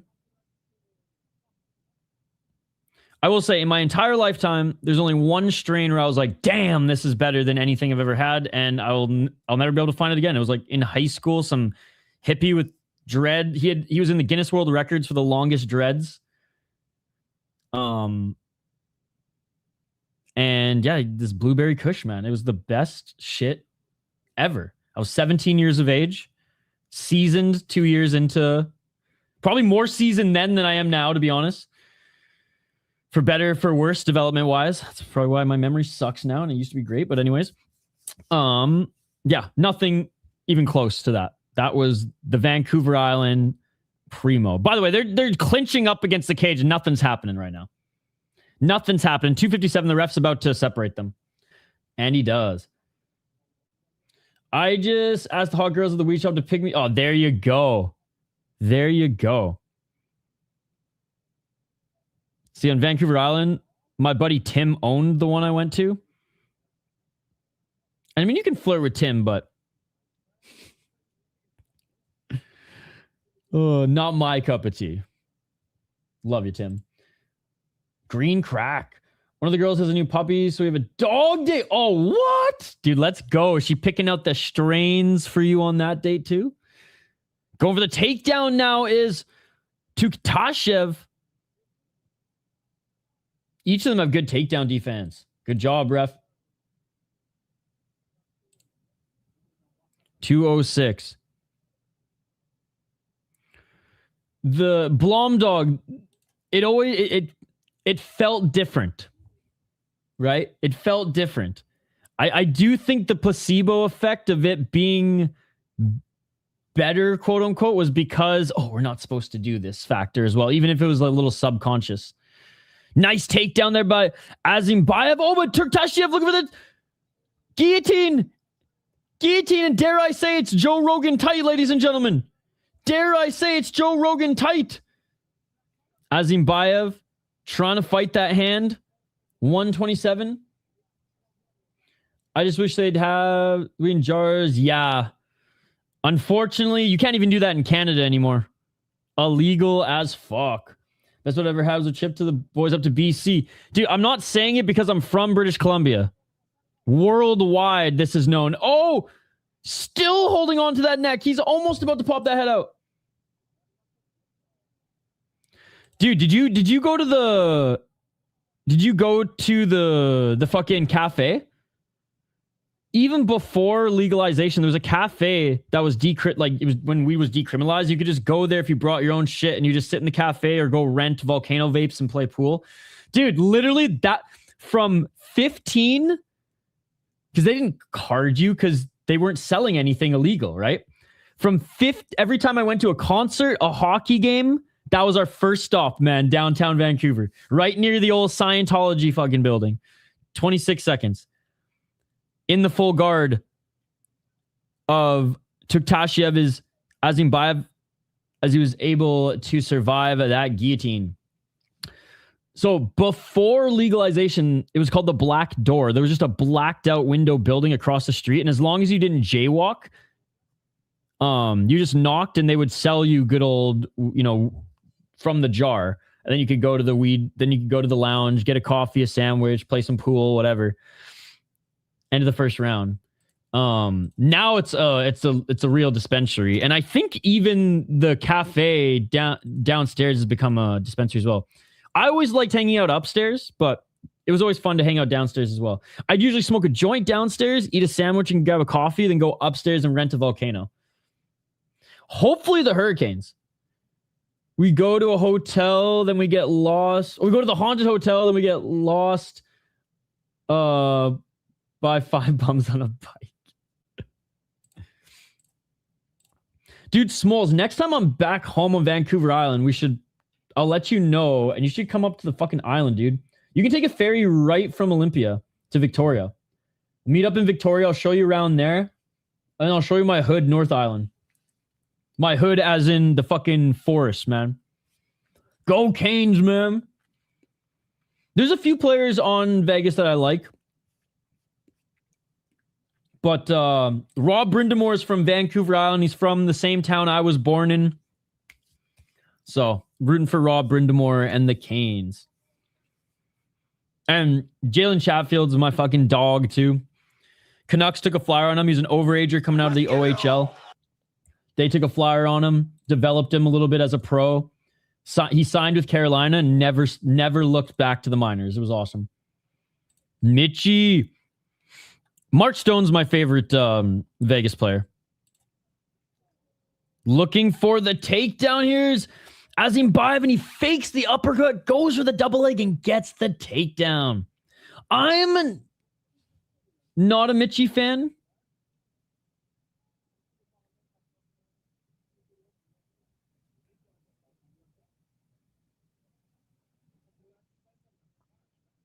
Just because of his World Junior lack of performance, we'll say. You used to have to lock Rod out of the gym, right? I think they still do. Yeah, what's up, dude? Nice. Still at the top position here is Tuktashev. Tuktashev, half guard, trying to posture up and do some damage. 3 minutes, 56 seconds.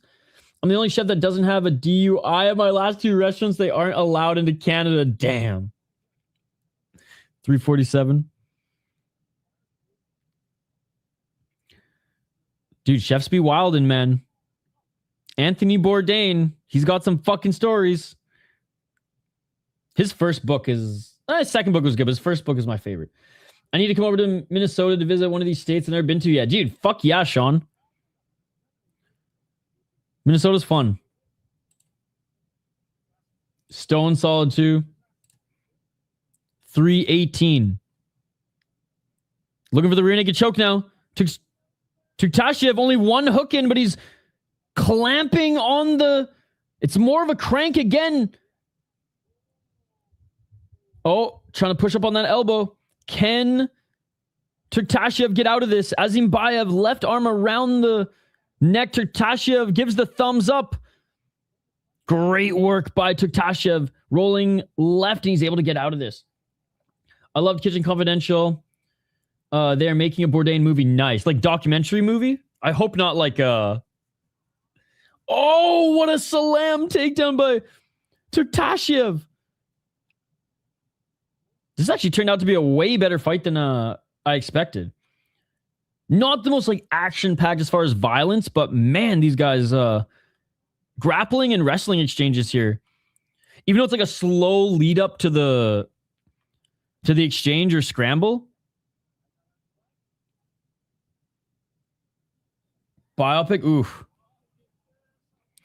I hope that the dude who's in that fucking chef show from Shameless plays him. Or else it's going to be bad. What's his name? Fucking Lip from Shameless. That's the only guy who can play Bourdain, man. I'm seriously. I'm not saying that because he was in some fucking cooking show. I haven't even watched the show, but I heard it was good. I feel like he could crush the role.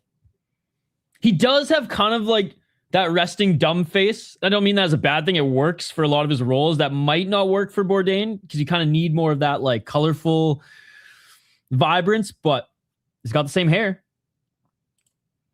127. Knee to the body. I don't know why, but this mat works for me. It's so sick. Yeah, but he's a little guy. Yeah, but this is 2026, bro. You just add a couple inches fucking digitally. But no, yeah, sure. He's short. We need a tall, lanky. Do they have any... Oh, what about... This kind of came out of left field. Who's the guy who played fucking... Oh, from the OC? Adrian Brody? Is that his name? Seth from the OC? I don't know why. He was in the Grind, the skateboard movie too. I don't know why, but would that not work? I think that would work. Oh, juicy as fuck, but somewhat entertaining in the first round. Not Adrian, something Brody, right? Something Brody. Adrian Brody is a completely different actor. But I know who Adrian Brody is now too. 15 seconds. But anyways, that guy, he might be a good option.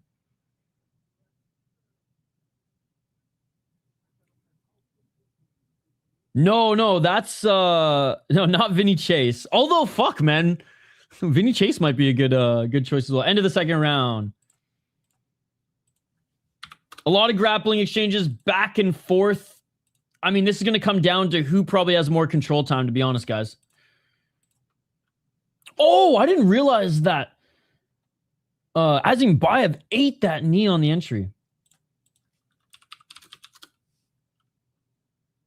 What's his name? Adam Brody. Seth from the OC. Adam Brody. He does look like him. You know, speaking of Vinny Chase, a friend of mine, it's his birthday today, and I just went on his Instagram to DM him happy birthday.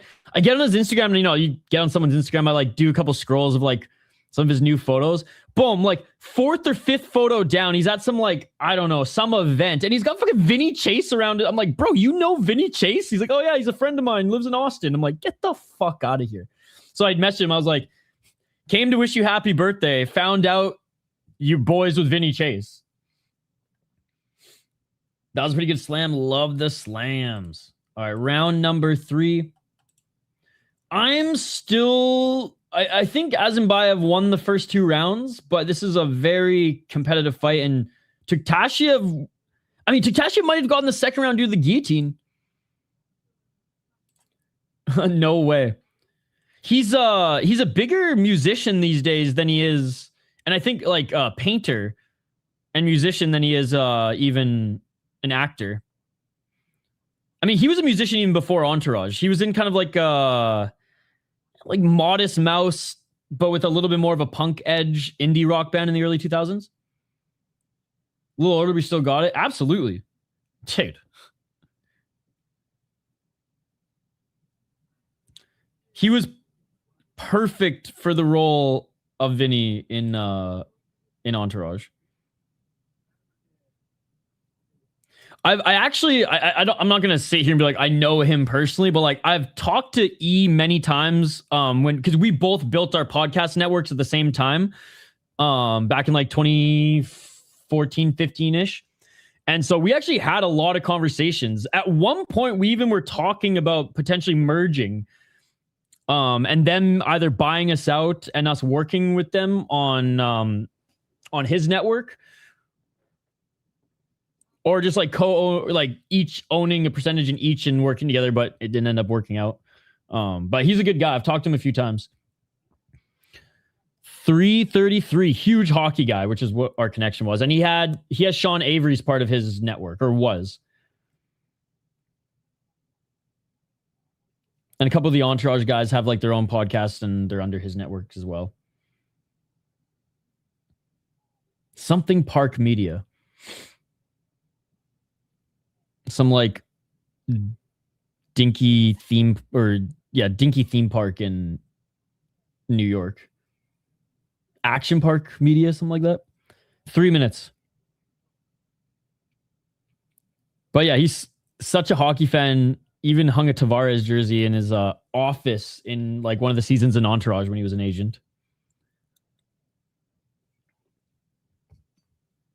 244 and just crotch sniffing right now by Azimbayev. Both are gassed. Yep. I mean, there were so many back and forth grappling and wrestling exchanges in the first 2 rounds. It's funny. This card has been banger, banger, banger, knockout, finish, snooze. Banger, banger, knockout or finish, snooze. There's been moments in this one, though. There's been moments in this one for sure. 2 minutes and 18 seconds. Rolling to his right now is Tuktashev. Oh, almost gets out of the grasp of Azimbayev. 205.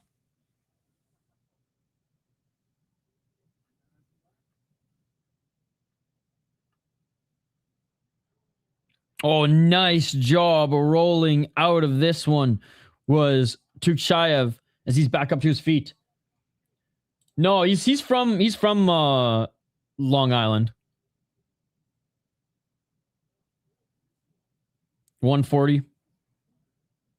Tavares Long Island jersey, bro. Entourage came out over fucking 15 years ago, man. Oh, that pains my fucking soul that I say Tavares and you think Maple Leafs. Hawkhead had gravy on him on the wins. That's funny. It would have been funny if he got up there and was eating poutine.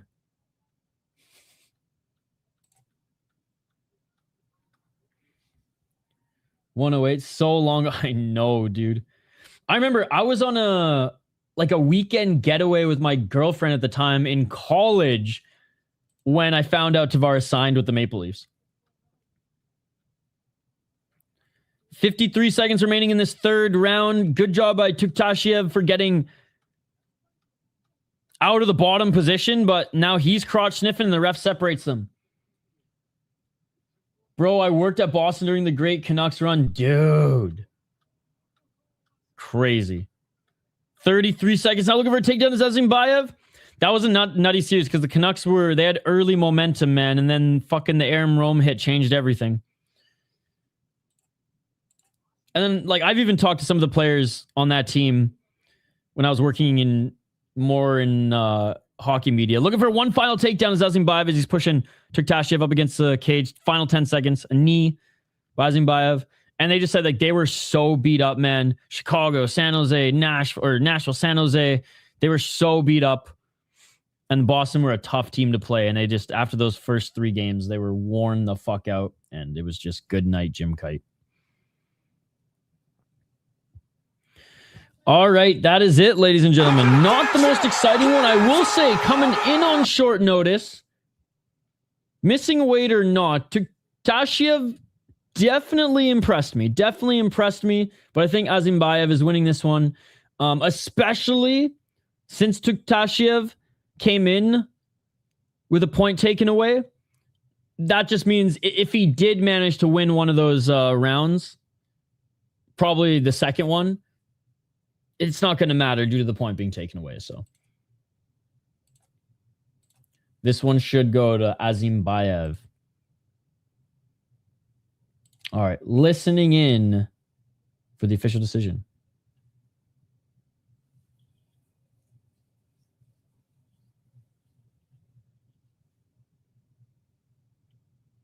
They're taking their sweet ass time.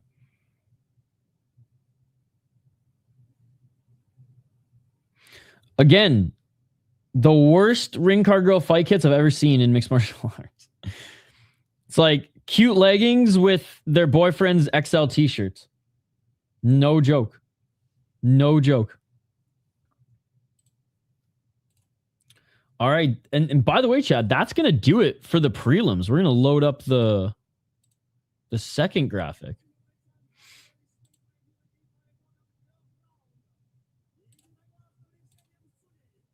If there's buffer time, I'm going to muck the rest of this bagel, but all right, Azimbayev wins.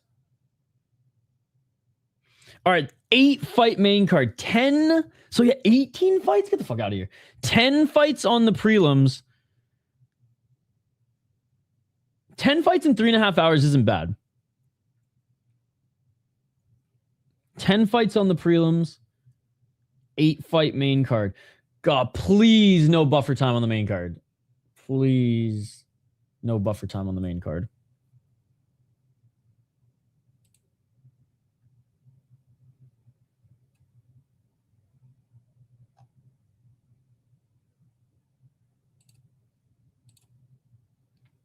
Too many fights? I don't mind it. They don't do cards every single week. They usually do like once a month. Sometimes they'll do like a run of like 2 or 3 a month and then take like a few months off. So I don't mind it. Put it this way. Instead of having an amateur series and them having to like lose more money putting on an additional show for not amateurs, but these guys, the 3-in-1 guys or whatever, it would probably lose them. They'd probably cost them more money. So they essentially do 2 cards in one. Like guys with lower records coming into the promotion or prospects that they're developing on the first half of the card, and then actual roster fighters on the second half. But yeah, it is. Well, think about it. A full UFC numbered card is what, 7.5 hours? These without them. So like the next one is going to be fucking crazy long because they're going to have a concert. The walk-ins are going to take a long time because they drive them in. With all that extra shit, yes, Octagon can be a little too long. But with the pacing that they have, like this 3.5 hours has flown by. They haven't, other than interviewing guys who've gotten knockouts, they haven't, like they're not even interviewing these guys. Is this UFC? What is up, Max Exceed? You know it, dude. This is UFC in Kazakhstan. Oh, maybe they are going to interview them. But anyways. I hope that they don't literally fucking wait half an hour for the main card to start. I don't think they really care about the time starting because the in-house mic wasn't working earlier, and they just delayed the show fucking how long did they delay it again? They delayed the show like almost half an hour.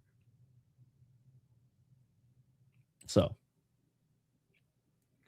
what's this Octagon thing? It's a MMA promotion. Kazakhstan's top MMA promotion. Some may argue against that, but like what? You think Alash Pride or Neza is bigger than this? No. Probably the biggest Central Asian promotion. If not the biggest, definitely one of the most popular. I mean, man, these guys get like... Oh, we're jumping right into it. Let's fucking go. We are jumping right into it.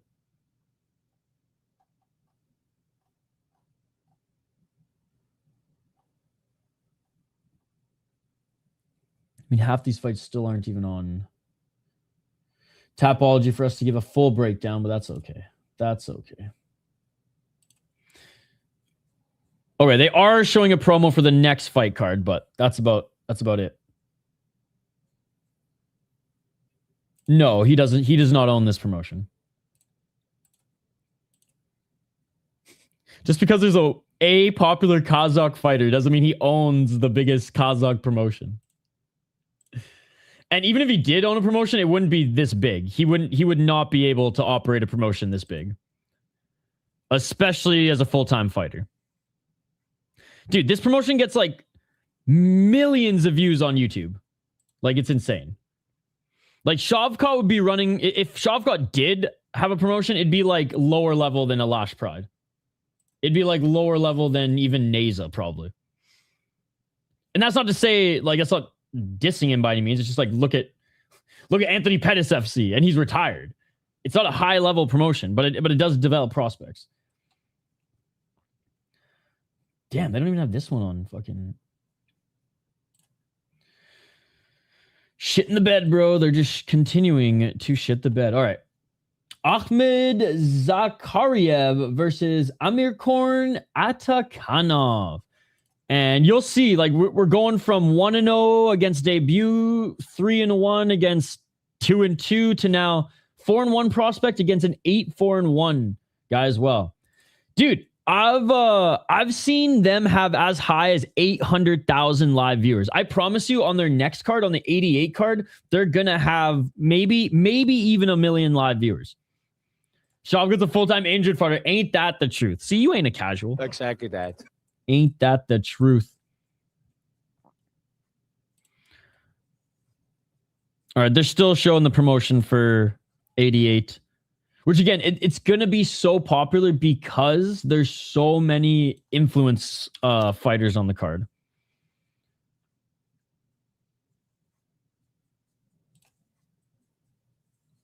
All right. Next fight, guys, we have...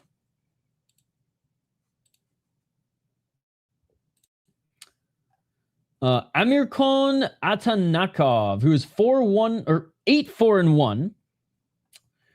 No knockouts, 2 submissions, 6 decisions. He's a snoozer. 3-4-1 in Octagon. 3-0 in ATF. ATF would be like a level of a league Shavkat probably could run. 3-0 in ATF, graduated to Octagon. 3-4-1 in Octagon.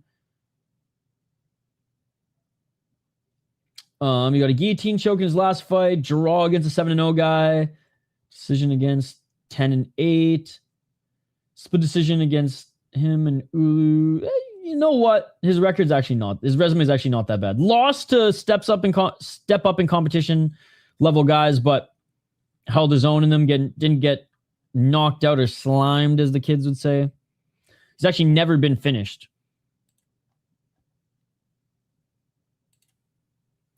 One of the streams you covered at 8.5 million views. I think it was the one that we're talking about. I think it was the one last year. It's a long-ass commercial, by the way. Yeah, I'm pretty sure that was the one. But yeah, even their last one got like over 5 million.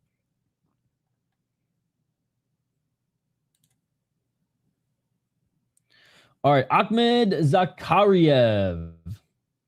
He is 2-1 as a pro.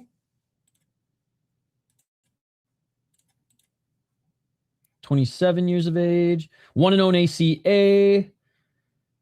Won back in January with a nice knockout as well. Lost to 4-0 guy. Ineligible record or ineligible fucking win.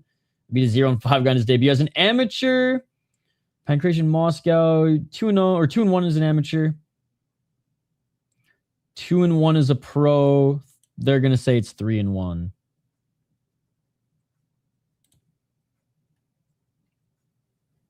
Okay, there is a little bit of buffer time here.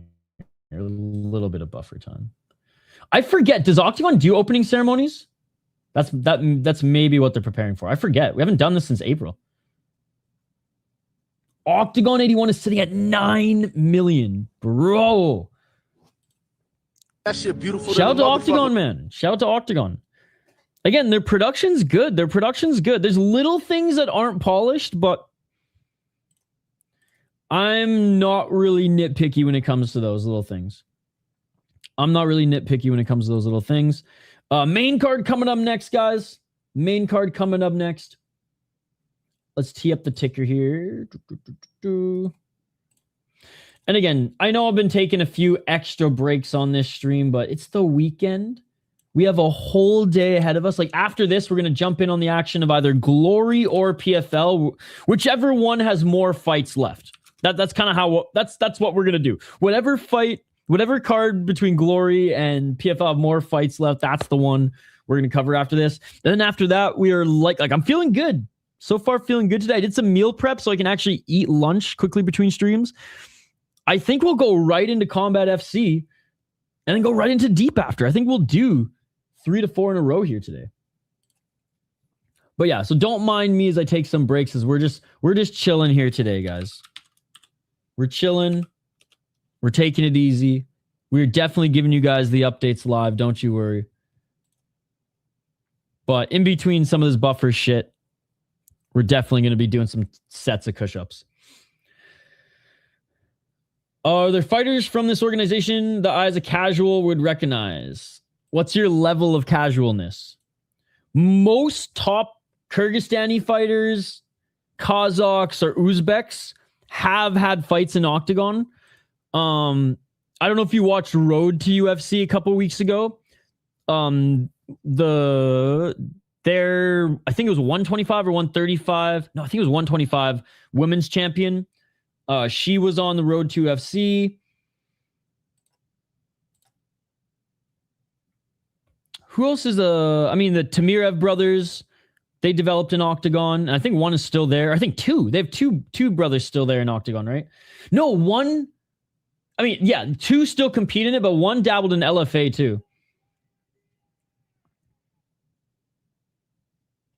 Oh, 84, not 81. Yeah, Tamirov. Yeah, I even threw a highlight package of her. Here, let me find it for you quick. But yeah, no, it's a good league, man. It's a good league. And it's free on YouTube, so fucking rights. Look, if I don't cover Glory today, then I'm saving $40 on pay-per-view. A Skates covering Glory here today. Let's fucking go.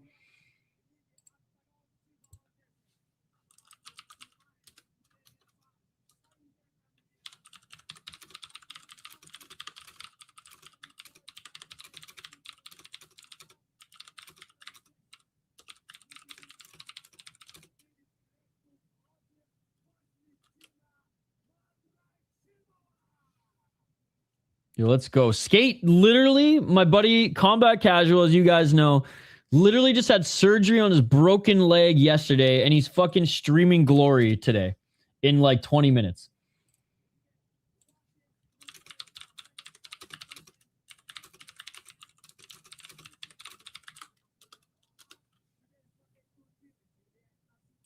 All right, who do you guys got in this one? Who do you guys got in this one, chat? Zakhariev or Atakanov? Let me know. Let me know.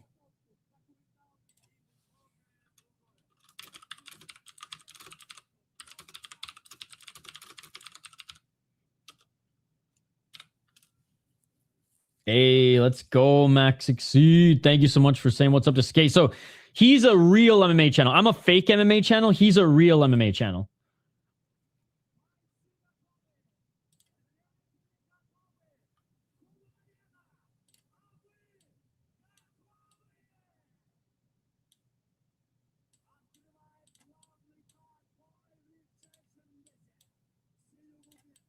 All right, they're just announced. Again, I don't remember if there's a opening ceremony or not, but they're announcing. No opening ceremony. We're going right into the next fight. Let's go. Let's go. All right. They're making their walkouts now, chat. They're making their walkouts now.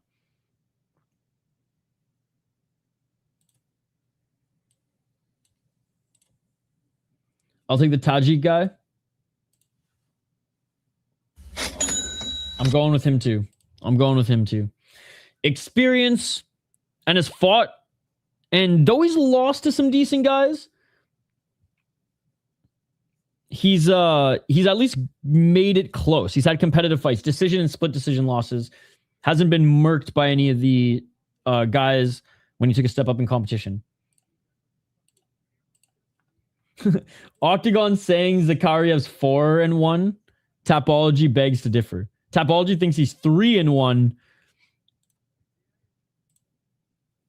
but with one fight ineligible to put as a win.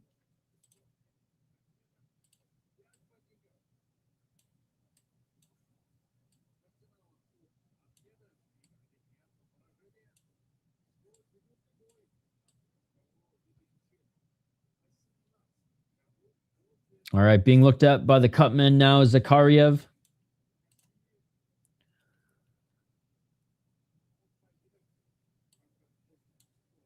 Looks like he didn't come from any particular like martial art discipline before this, just MMA.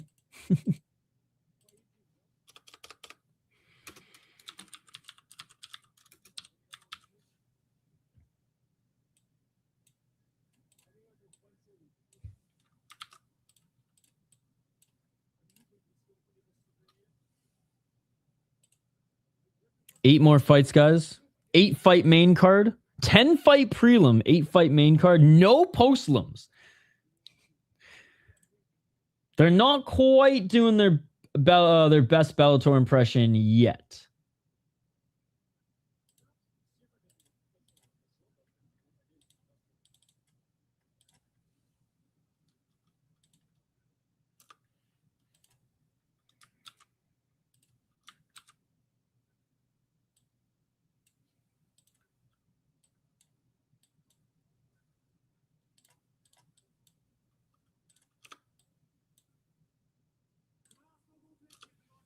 All right, red corner now.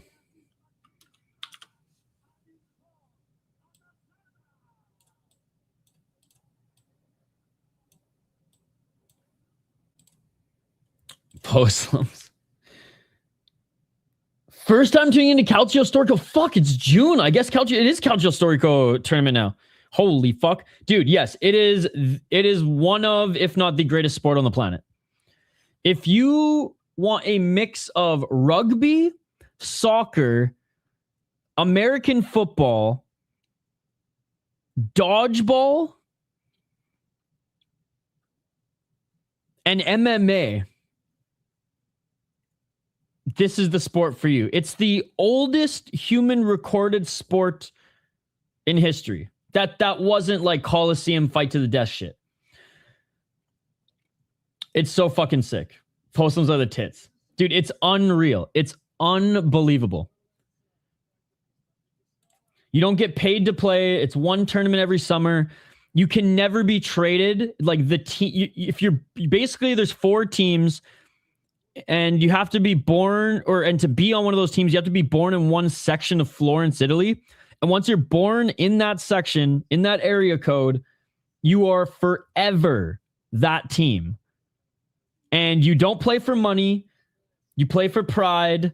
And these guys will they'll beat the shit out of each other. Like their body, like all these guys are roided up and cortisone shots throughout the tournament. I think it's like 3-game tournament too. And way back in the day, the winning team would get I think it was like a goat And then that would feed the section of Florence. So they'd be able to feed. So they'd play to essentially feed the village. Now they still bring out a goat. I think it's a goat. And now they just party with the goat. It might be a pig. It might be a horse. I forget. But now they just party with it instead of slaughter it. Yeah, first leg of the tournament. On Netflix, go check out the series Our Game. I believe that's what it's called. Our Game. It came out like almost 10 years ago now, but there's like a 30-minute intro to Calcio Storico. And Kaposa and Matisek always share it on Twitter as well. Dude, it is the coolest sport ever. It is the coolest sport ever. If I could play any sport right now in adulthood, recreationally, that would be it. I'm just gonna get with like the worst fucking American health insurance ever. Oh my god. In Canada, I'd play that game every day. Oh, you broke your nose for the 80th time playing Calcio Storico recreationally? Yep. All right, let's get that fixed. Bing, bang, boom. They ticked off Matisek with Yanks on comms. No way. That's so annoying. Yeah, you got to listen to the Italian OG commentary. None of these fucking Yanks.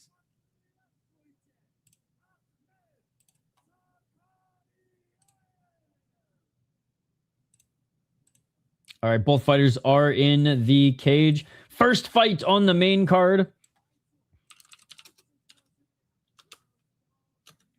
Tajikistan versus Russia.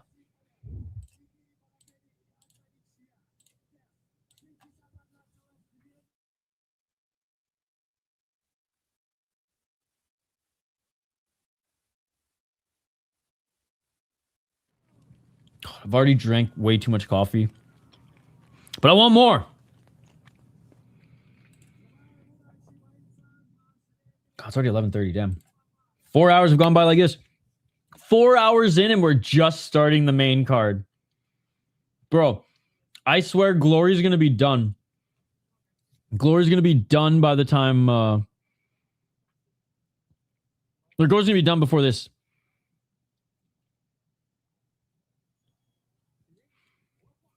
Love the ref's interaction with the camera. Love it, love it, love it. All right, here we go. Finally. Bro, PFL might be done too. Yeah, no, we're definitely going to jump over to PFL, but PFL starts in half an hour. Oh, no glove touch. Oh, okay, they do. Round one. No, we will end up watching PFL. I imagine. Low kick, swing and a miss. By both of them. And I'm looking forward to this Combat FC tonight as well. If I can sneak it in, which I think we will be able to. And then deep in UFC, man. 426.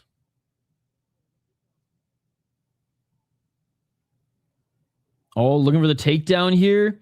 Cage grab, clear as day cage grab by Zakhariev. Atakanov would have gotten the takedown too, so that's bullshit. He's just giving position. All right, good night, folks, from this part of the world. Great time here. I am almost unconscious. Hey, we'll see you in a few hours, my man. We'll see you. We will likely still be streaming when you wake up. We'll see you later, buddy. To anyone else with this hole in their heart, 2019 YouTube message are Bizak, baby. Wait, what? To anyone else with this hole in their heart since 2019, YouTube messages are back. What? Bro, talk about a relic. I think I only sent one message on YouTube back when it was a thing. Yo, 71,000 people are watching the Octagon stream right now. That's amazing. In the top position in half guard, 313. Finally completing the takedown was Atakanov. Atakanov now passing. Oh, not quite passing him out just yet. Bro, of Zakhariev. He's likely cheating. Yo, what's up? What's up, man? Oh, big left hands by Atakonov. Atakonov left elbow. Basically striking as if he's in side control here in half guard.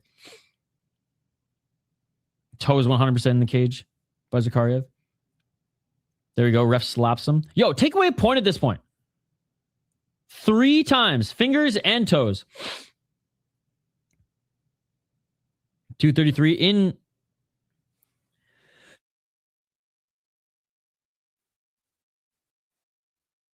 Excuse me. Still in half guard, but basically treating it like side control right now, landing some great ground and pound. Fight still going on. For selling my computer smooth like butter, no more lag. Let's go. Okay, I thought it was me because of Tapology. 209.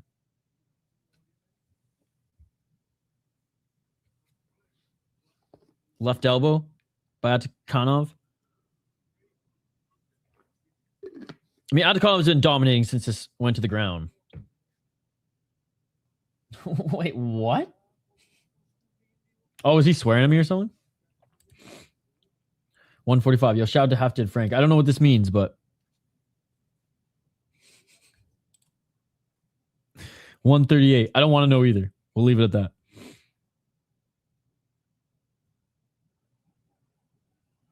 Posturing up is Atakonov. Hasn't cut him just yet, but has landed some nasty elbows. Couple right hands by Atakonov. More right hands by Atakonov.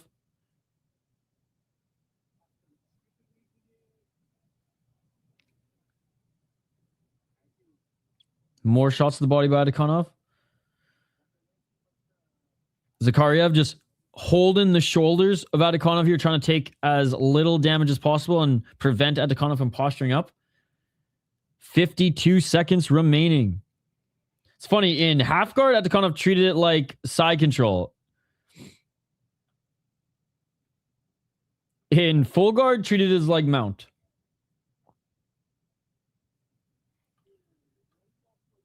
Frank just told me hopes he had a great day. Okay. Oh, guillotine attempt now by Atakonov. Rolled into a guillotine despite being in the top position. And a good job by Zakhariev for getting out of it. Zakhariev, he's got some good defensive grappling moves as well. Now Zakhariev is in side control. Maybe Atakonov was a little too cocky here. 10 seconds.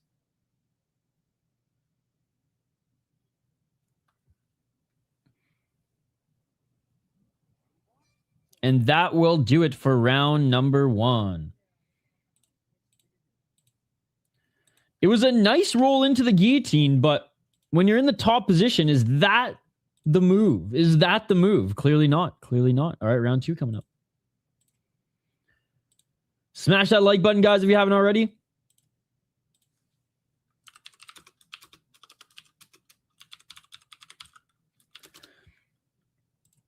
Vote in the poll question.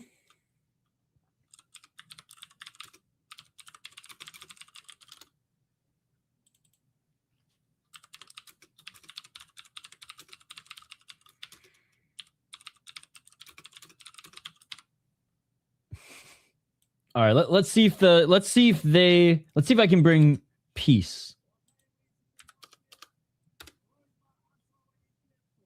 I can't bring peace to the Middle East like Hank. Only Hank can do that. I don't even think he knows he has that superpower, but he's being selfish right now, not ending this war. Yeah, they don't have stools. Because fighters don't need stools, bro. Real fighters don't need stools. Duh. What's annoying is they have to mop up the freaking SWAS print on the mat between rounds, which is kind of fucking gross. No, it's like men, dude. Men don't need stools. If anything, daycare kids need stools. I think the last time I sat on a stool was in like preschool or some shit. All right, round number 2. Let's get it all. I guess a bar stool, but bar stools these days, they're fucking lounge chairs, bro. Oh, nice body kick by Atakonov. 420, smoke him if you got him. Don't mind if I do. Low kick. Was Zakhariev? Bro, that reminds me. I'm down to my last fucking skin. So I do need to make a pit stop. Before or after the PFL stream. Or sorry, the Combat FC stream. 403. And looking for the double leg. Great double leg by Atakanov. Zakhariev now, he's threatening for the takedown, or for the guillotine, but doesn't get it. Atakanov back in this half guard fucking side control. He's throwing some big right hands, though. Atakanov throwing some big right hands. Zakhariev unable to get out of this. Not getting out of this. Zakhariev needs to move. The ref even warned him and said, bro, you need to move. I'm going to end this fight. And he does scramble a bit, but Atakanov still on his back. No hooks in. Still on his back. No hooks in. 324. Nice knee by Atakanov. 313.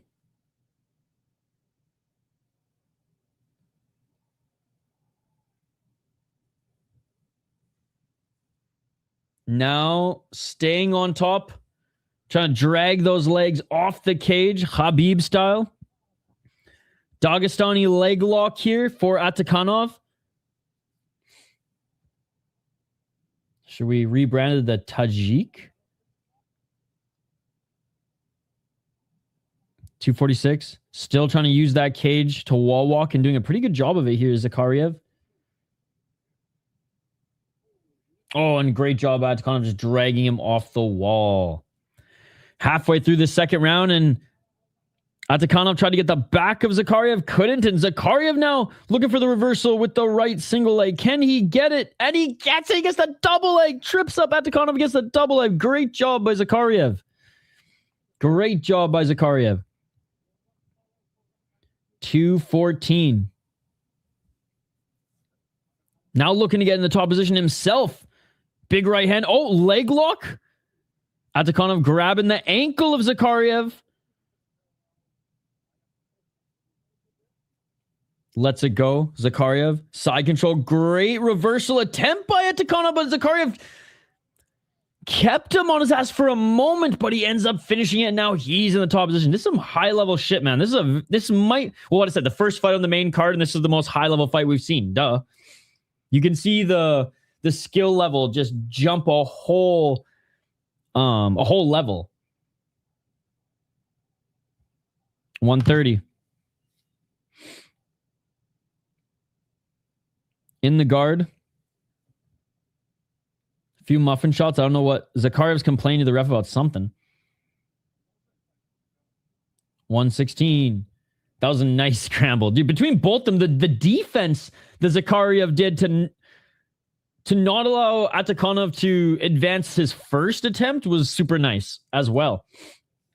102.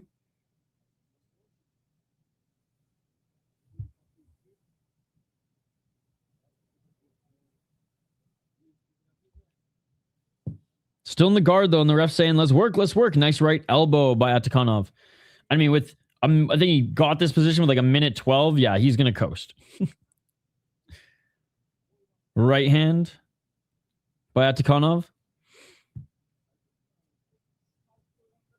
And I got Atakanov winning the first two rounds. First round closer, but still not Atakanov fight. 22 seconds.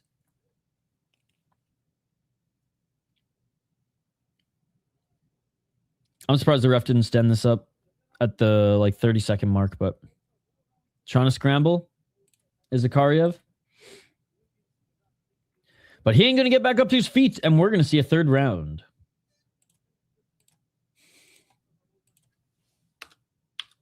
You got the freaking little fart horn. All right, yeah. I got Atakanov up 2 rounds. More control time. More damage.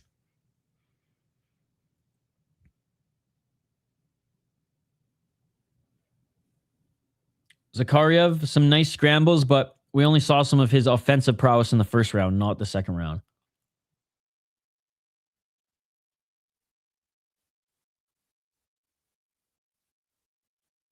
Really good ground and pound by Erkinov.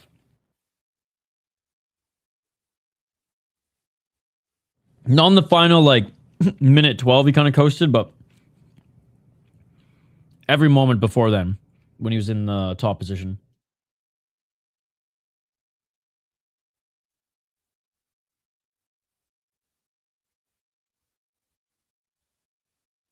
Let's get it on! Round 3.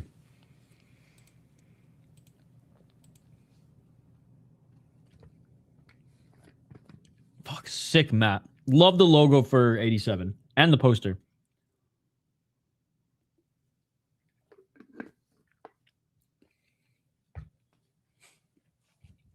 Tajik. Oh, I guess it's kind of Uzbekistani colors, eh? Yeah. Shane, this card is like an 8-hour card, and we just finished the prelims. This is the first fight on an 8-fight main card. Get in here. Like, Shane, I thought I was going to be able to do Glory. This is probably going to still be on when Glory ends, and Glory started an hour and a half after this. PFL is free on YouTube, and we're going to try to cover what's left of PFL after this. But if we, for whatever reason, can't cover Glory or PFL because this goes way too long, then we'll cover Combat FC tonight and Deep. But yeah, Shane, the main card just started. It's free on YouTube. Hop in. Hop in the queue, brother. 420, smoke him if you got him. Don't mind if I do today.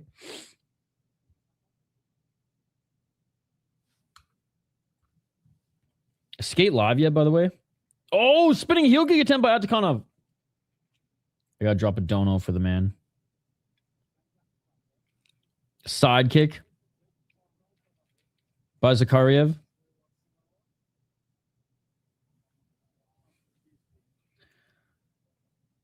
Bahram is not going to be fighting for a while. The main card of Glory is about to start, but he's in the main event.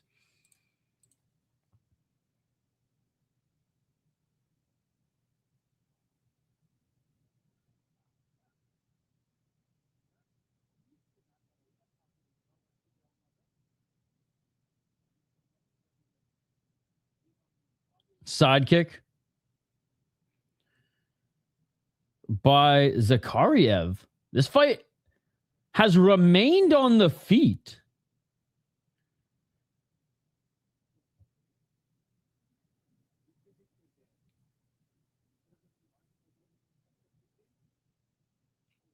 $309. Oh, he's not fighting for the title. Okay. Gotcha. I thought he was fighting Chroma for the title.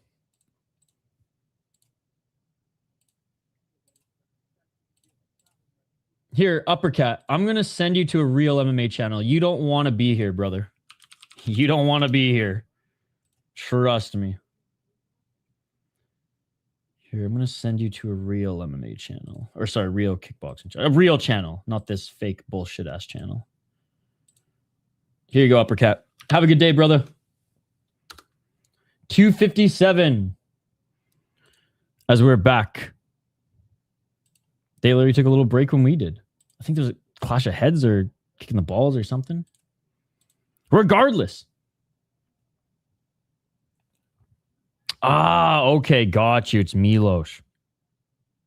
Have a good one, brother. We'll see you whenever we do kickboxing again. 231, swing and a miss by Atakanov.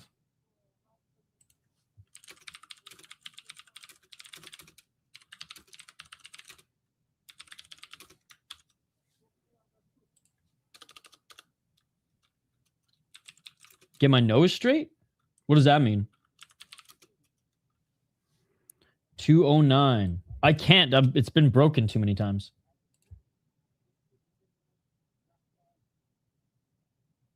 Two minutes remaining. I've tried. Doctors have tried. Fucking drunk roommates in college tried. Oh, nice takedown by Atakanov. Hell yeah. What's up, Lazzies? But I'm not my uppercut. Like I've lost most Slipping on cards? Dude, I don't give a fuck about Glory, dude. Fuck them and fuck Nick. Dude, they tried to shut down my channel and sue me. Fuck them, dude. I could care less about that organization, brother. So, yeah, I'm slipping. You can't slip when you've always been on the bottom, brother. And I have always been on the bottom. I don't do research for any cards. But am I going to go out of my way to do research for Glory? Absolutely not. Absolutely not. Dude, Nick, one of the executives at Glory, tried to sue me. They made me delete 1 million views worth of content off my channel. It was, and I wasn't allowed to stream for almost a month. Luckily, I got it down to 2 weeks. I had to go live for UFC and some other bullshit on my second channel. But yes. Slipping, brother. I say this, though. You can't slip and you can't fall if you're already on the bottom. And that's why I've made no effort to climb.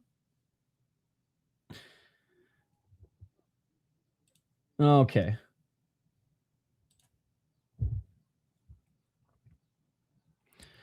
Yeah, Jewish people had nothing to do with this. I don't know why we have to bring that into it. Not that I'm a fan of what fucking Israel's doing right now, but I don't know why we got to go there.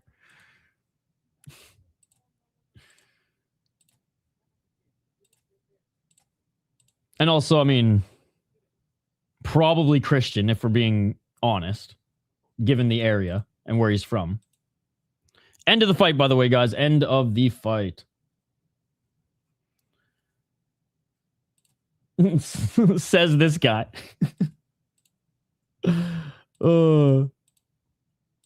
Says the guy trying to divide the chat. Thank God there's only 36 people here. There's nobody here. No one gives a fuck. But that's why I'm trying to send you guys to a real MMA or a real channel. Because this is a bullshit channel. We don't even know who's headlining in Glory. And I'd way rather you guys go support Combat Casual. All right, please, if you're watching this channel, leave now. Sick. Go comment about Glory in a real channel.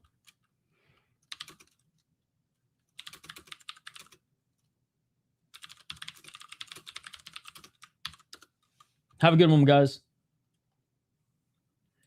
I beat James Bond first light yesterday. Oh, you were telling me that you just got that game. How is it? How is it? All right. We are awaiting the official decision.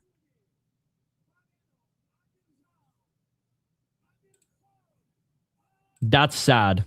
I'm not going to lie.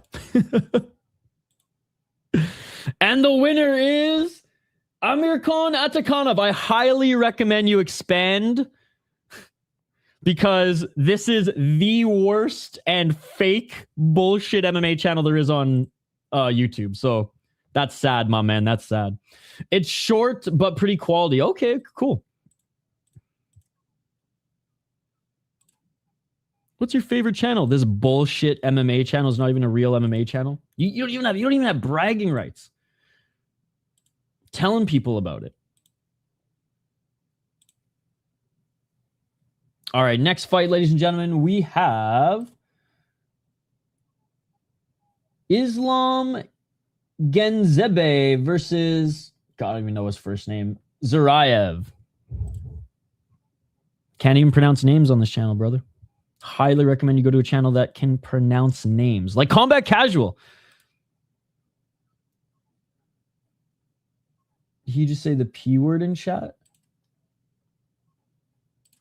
Pussy.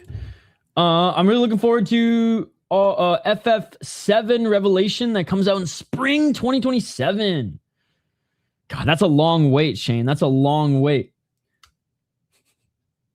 I guess it's less than a year, but still. I guess anything more than 8 months is a long wait. But hey, we've waited this long for GTA. What else are we waiting for? Or what else were we waiting for that we just got? We waited 250 years for the Freedom Card, but we're getting it this weekend.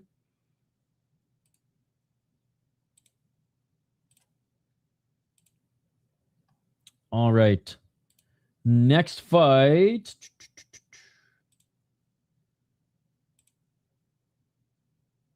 We have 4-2 versus 1-0, but Islam Genzibe. Either is going to be a top prospect or someone who they're given the Uzbeki so they can get a pretty easy win.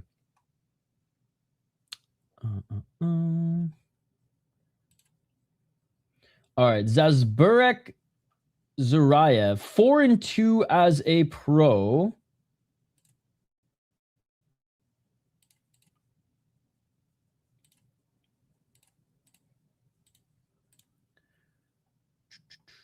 Three knockouts, 0 submission, 1 decision. He's never been knocked out, but he's been submitted twice. 4-2. Lost to 7-4 guy. And a 5-4 guy in his debut. So, I mean, tough debut. Love that he decided to take a step up in competition, but maybe a little too much. Comes back down there and beats a 2-0 guy or 2-1 guy via ground and pound. He should be able to take out Islam Genzebe. Who, yeah, making his debut. I wonder, was this a fight that...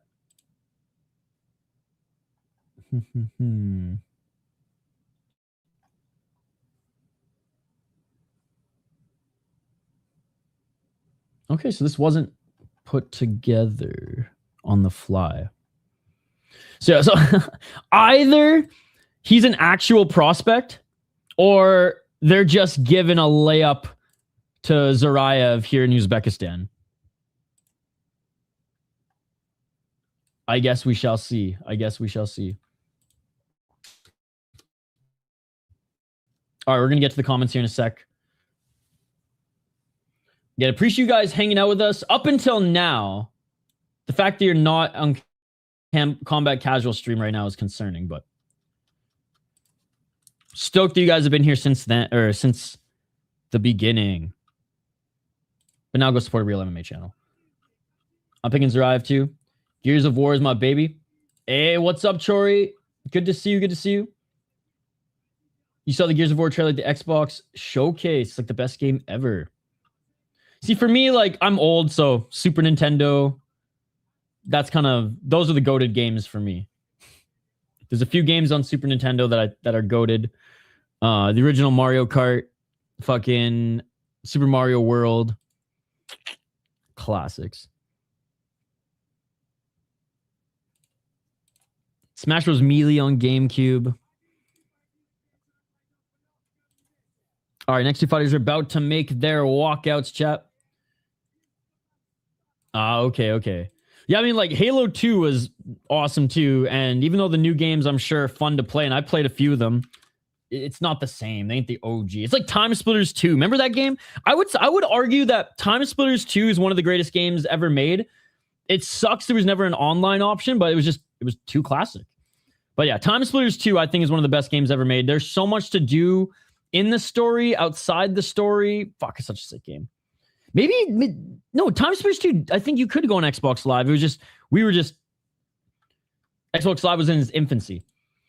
Now the closest to it is Gears 4, or the closest to it is Gears 4, which I still play at times. I thought it looked pretty cool. I don't have an Xbox though.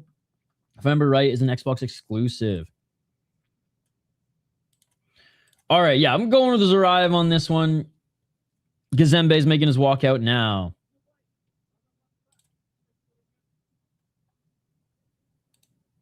All right, PFL is going to start in 10 minutes. Glory's on right now. Octagon as well. Dude, Skate has over 200 people in his live chat. Picking Zurayev, let's go. I think it's on PS5 now, actually, or maybe that was Gears. Pro debut for Islam, yep.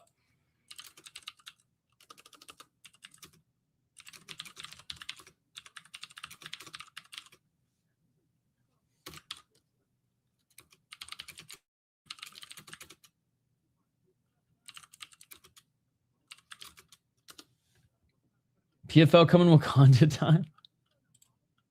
Pro debut for Islam. Oh my God. Have you seen that clip? Hold on. This fucking cracked me up.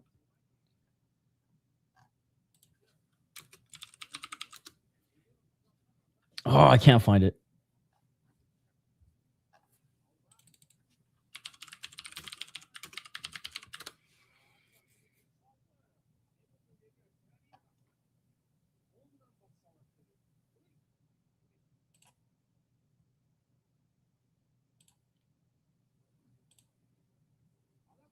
Damn, I can't find the full clip.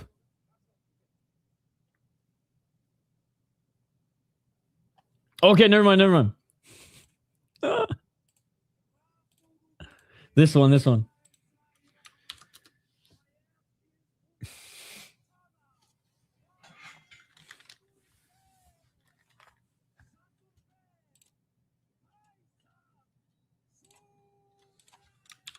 I shared it in chat. This one, I saw this the other day and it made me laugh. Speaking of Wakanda.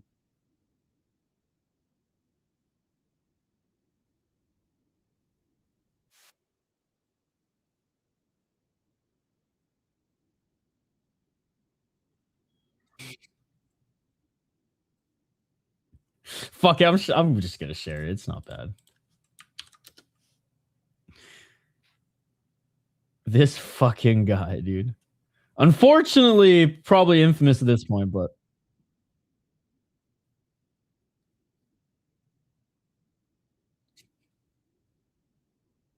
the edit is so good.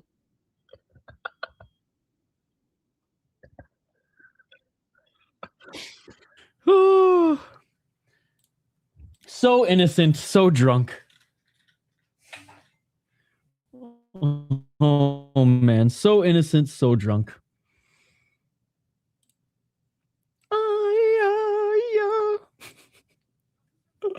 Oh man. All right, quick break. I'm gonna drain the main vein here. We got 2 minutes till the fight starts. Zarayev's making his walkout now. Last chance in the chat. Let me know who you're picking. We'll be right back.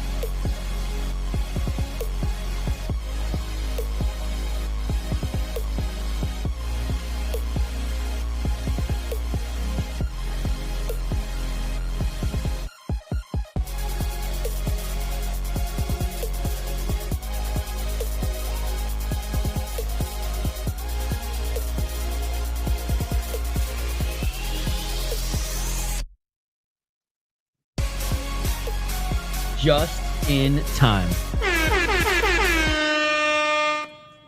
Bro, I've been hydrating today, so there's going to be a lot of freaking push up and pee breaks, all right?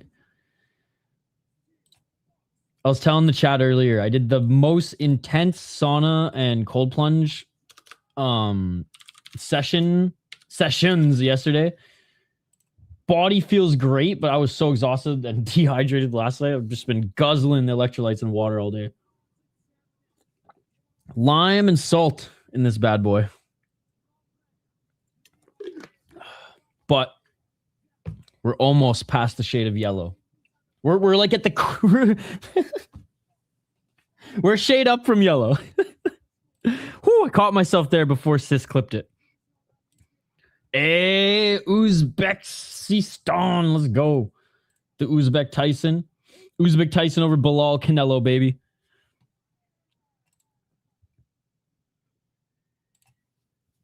All right, here we go. They're saying Gazembe has a win. I don't know where it came from.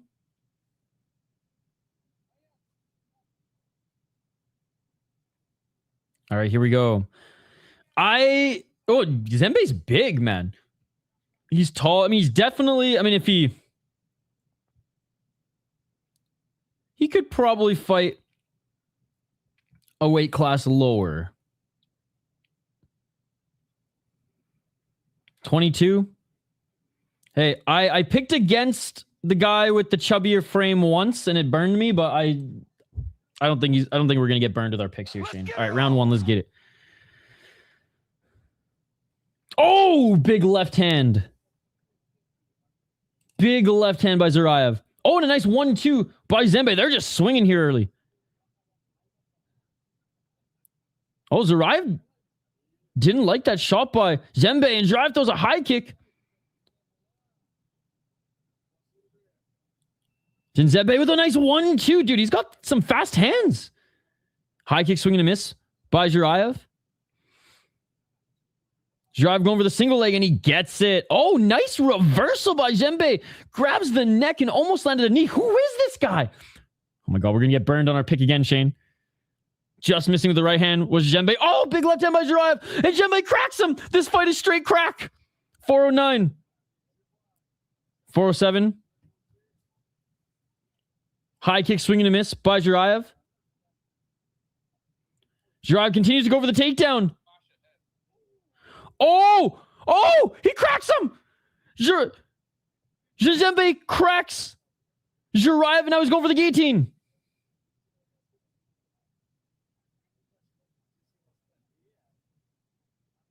Hold on to the neck still. Looking for the knee there was Zembe. Zembe missing with the knee, going back for the takedown.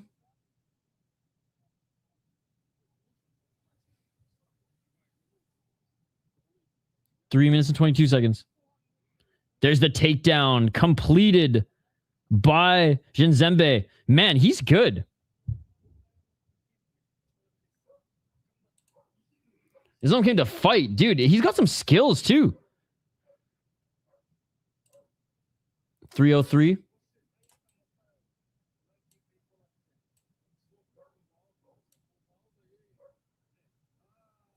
Oh, losing the potential back take here. He's on his side. Let's see if he can stay on him.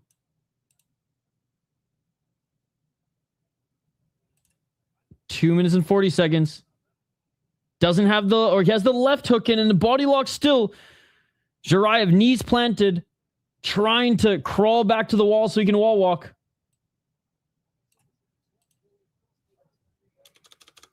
And he does. Oh, he doesn't complete the reversal. Still in half guard, but ass to the mat, back to the cage for Zuraev.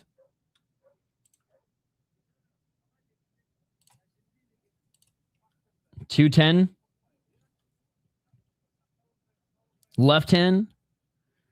And the ref stands them up. Dude, based Octagon. See, this is how you know it ain't fucking ACA, bro. This is Central Asia, not Russia. They still stand up fights when there's no action. Let's go. Zuraev has an opportunity here to try to knock out Zembe. Zhizhembe with the 1-2. Swing and a miss with the counter. Left by Zhiraev. Zhiraev count or lands with the second one, and that hurts Zhizhembe. Zhizhembe's hurt. Zhiraev smells blood. Zhiraev counters Zhizhembe again. And now Zhiraev's in the top position in the guard of Zhizhembe. Zhenzhembe? I don't know.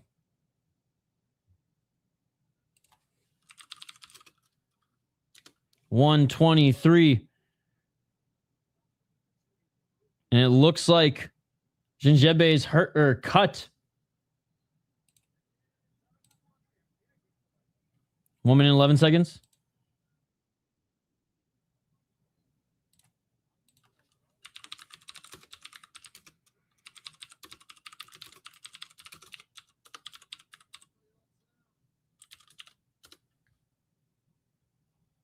$54 seconds.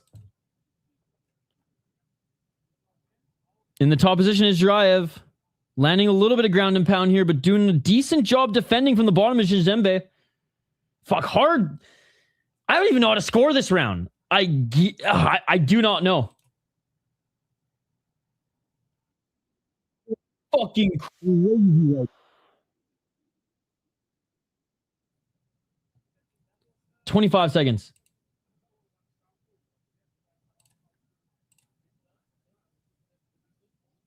18. Left hand by Zhiraev.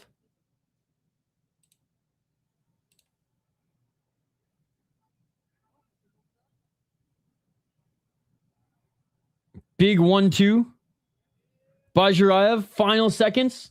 And that will do it for this first round. Zhiraev probably stole back the round. Competitive fucking round, dude. I think the promoters want Zhiraev to get a finish, but Zhizhembe was like, I did not come all the way from Kazakhstan to get the L here. Sick first round.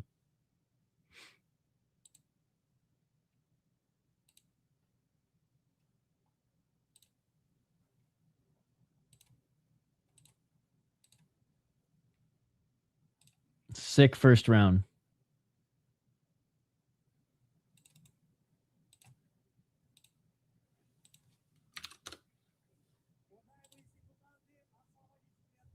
What do you guys think? You think the young Zhizhembe did enough? Bahram knocked down? Uh-oh. Is he one of your favorites in the promotion, Uppercat?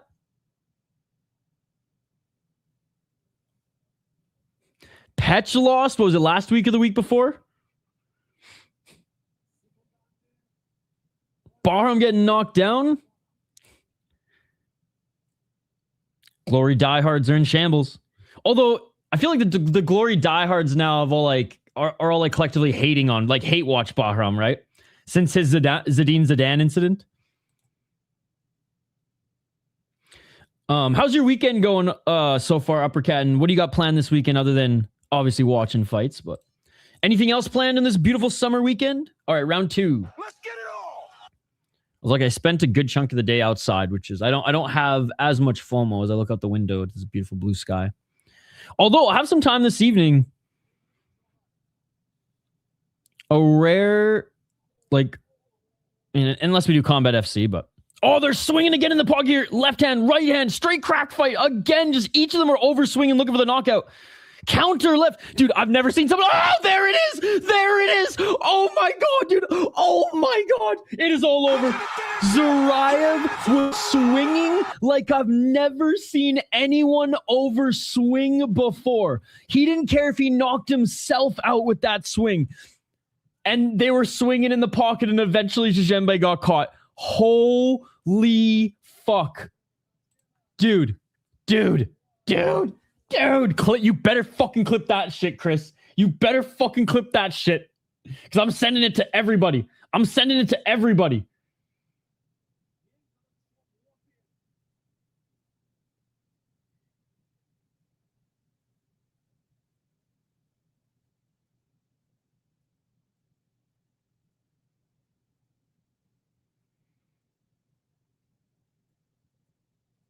Bro, I'm literally texting our friends who are live right now, Sis and Combat Casual. I'm like, yo, when you have a sec, rewind.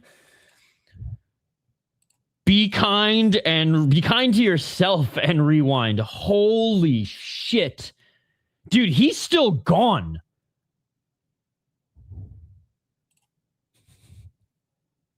Did you see? He loaded up that left hook twice. One time he almost sent himself to the ground.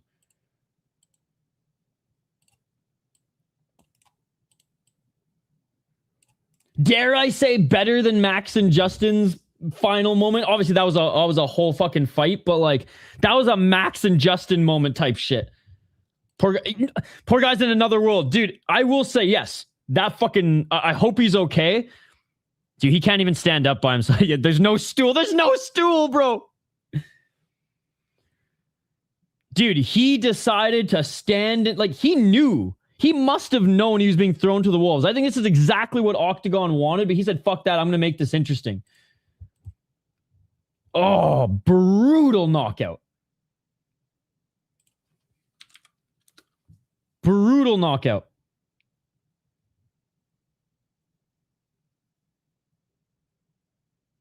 Holy shit.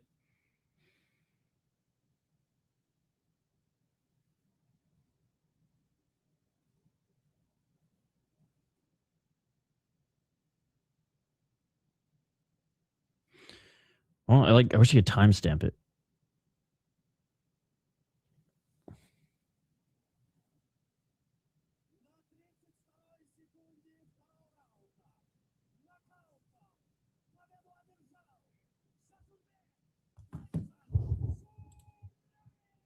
Bahram lost. Yo, Uppercat. I'm gonna share on stream in a moment when this clips is up what just happened here.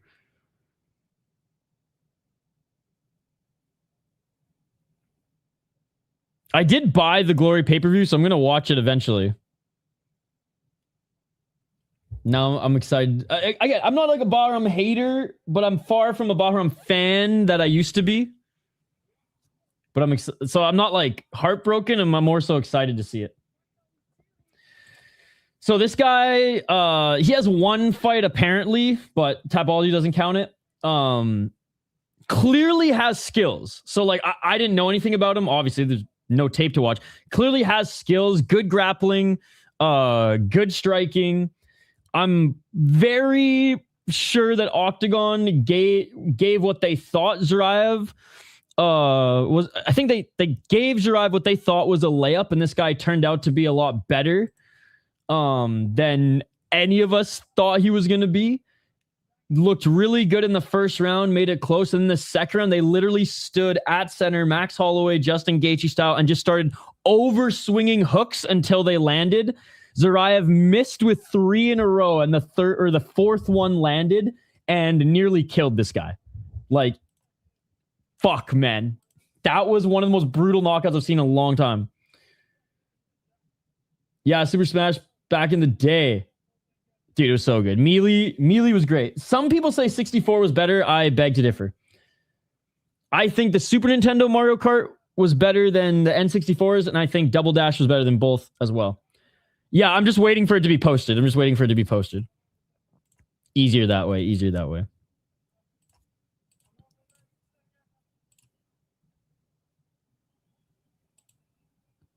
All right, funny hat rule prevails. He's got his babushka there. Oh. That's mom or grandma just fucking so happy.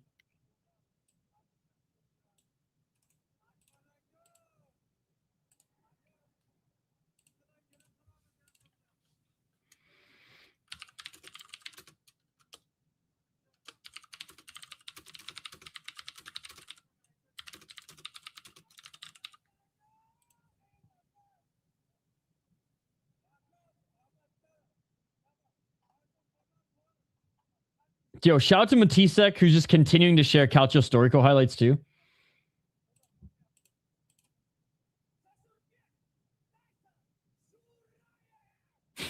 Oh my god.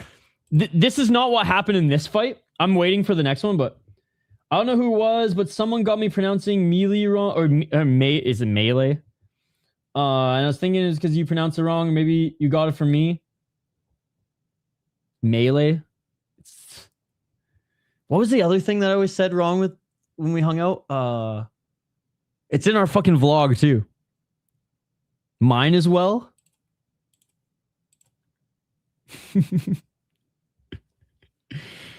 That's the point of the vlog where we started to sound fucking hammered. It's me as well, not mine as well. All right, I'm still waiting for this particular high, but check this out from yesterday. I missed this. Sick. All right, we'll get to it. I look at this from Hexagon yesterday.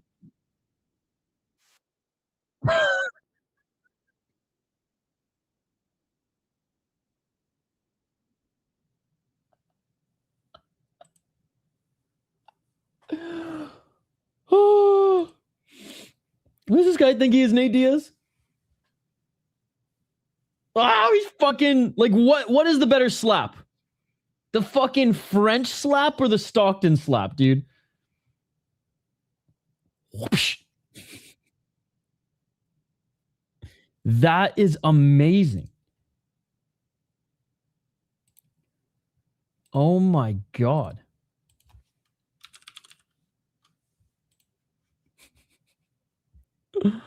Oh. All right, Chris just posted it. This was the last fight.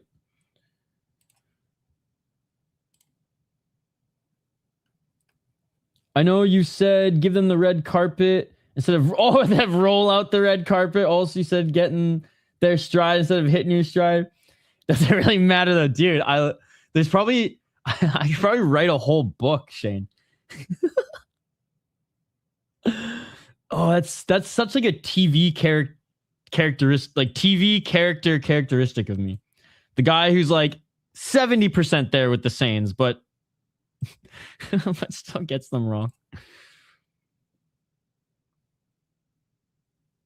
Look at this. Start of the second round. Oh my god, dude. Straight crack. Look at him overswing. Oh!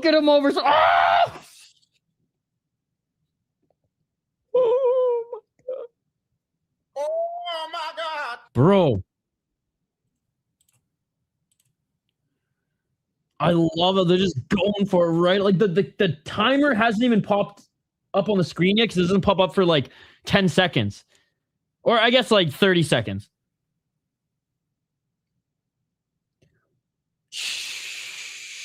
Sheesh. That was unreal.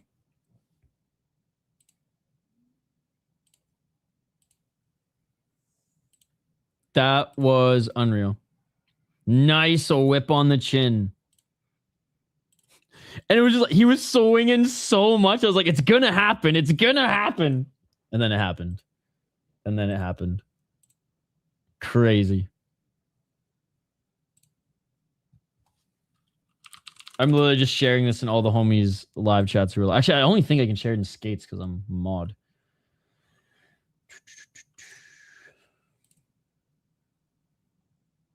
Damn. All right, 5 more fights left.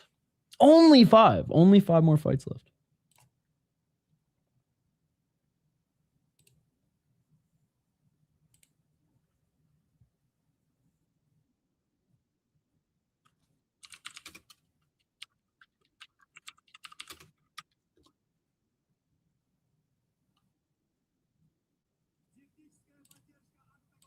All right, next fight coming up here. Hey, so far, I'm knocking on wood. So far, so good with the pacing.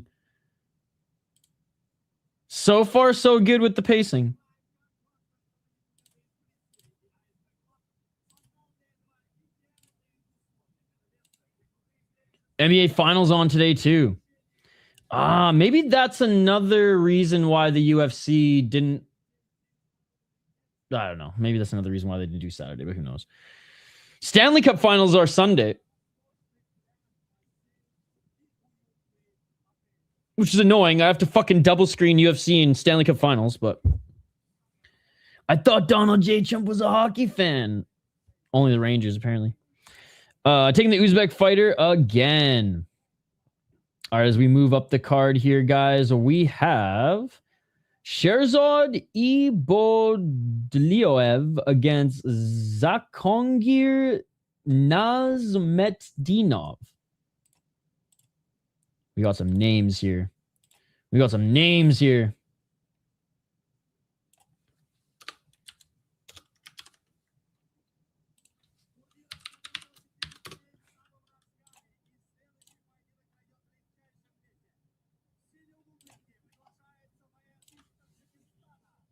All right, let me bring them up.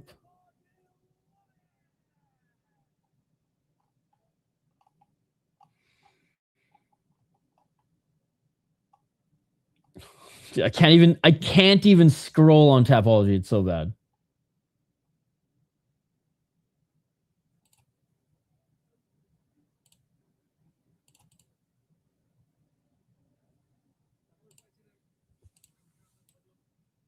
Okay. We got it.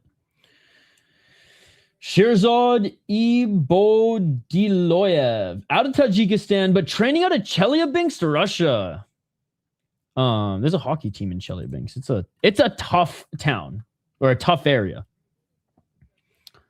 It's a pretty big city, but tough area. 7-5. 1 KO TKO. He's been knocked out 3 times. 3 submissions. He's never been submitted. 3 decisions and 2 decision losses. So he's been knocked out 3 times and he's lost 2 decisions. 3-5 in Octagon, 3-0 in New Generation League. Lost to 3-1 guy, lost to 4-0 guy. Oh, he lost to Tamirov's brother.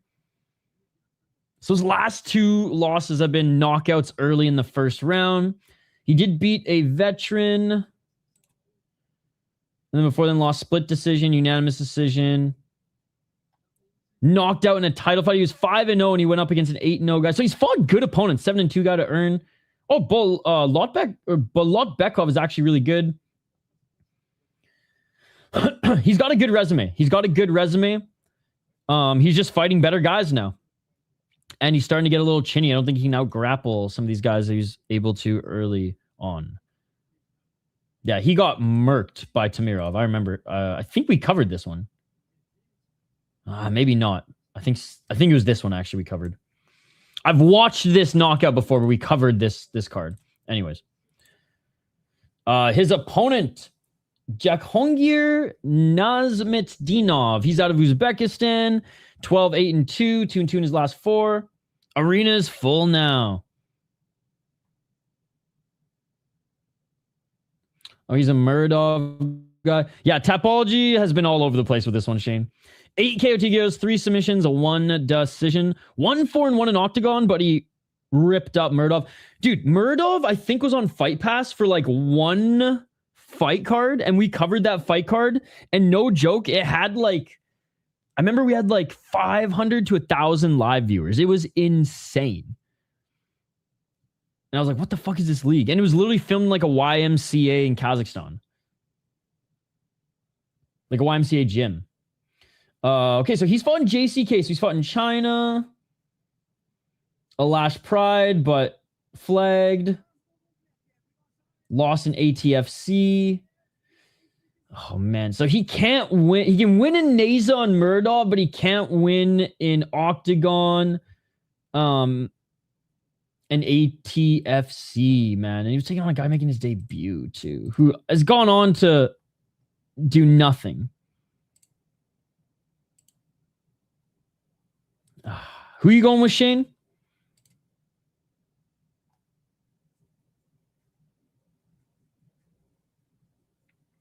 Okay.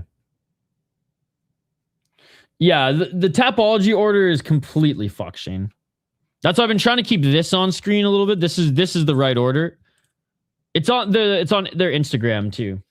It's funny though, they post their bout order like an hour before they go live, so Tapology doesn't update it right away. All right, I'll go head to head. Do I want to see another knockout? Absolutely. But I think if Ibodiloyev doesn't get knocked out by Nazmetdinov. I think he's going to win the fight. Watch him just get grapple fucked for 3 rounds now. All right, they are making their walkouts, chat. They're making their walkouts.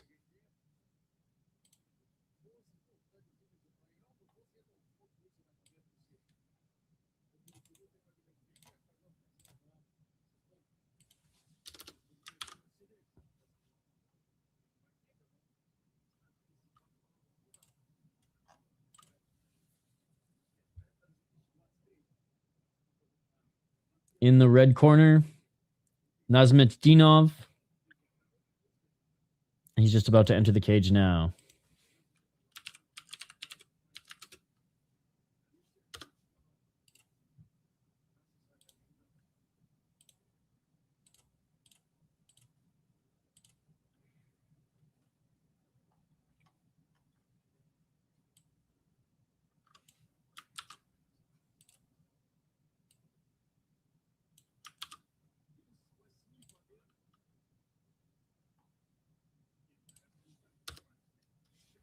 All right, he's entered the cage.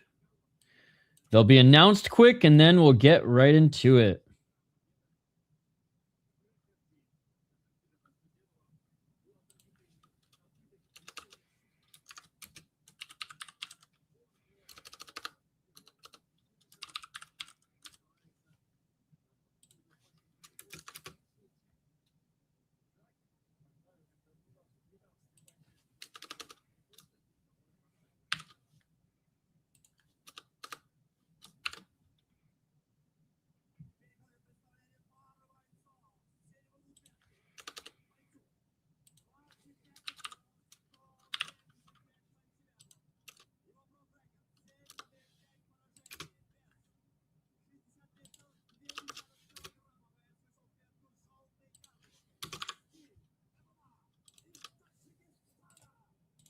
All right, they're finally being announced now. I still haven't showered today. I'm going to have to take a short break to do that sometime soon. All right, I got PFL Glory, Octagon, and on the PC game, or on the game PC now. Let's go, Scott. Do you have any popcorn too while you're at it? Like, you got the full spread.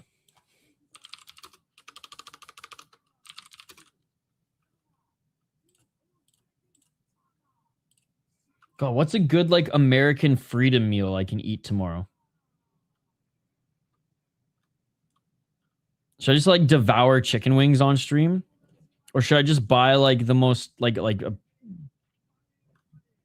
mountain of Pop-Tarts or something? Trump loves McDonald's. Do I just get a bunch of McDonald's tomorrow? What should be the spread for the Freedom 45 card? Fuck, Shane, I am an idiot.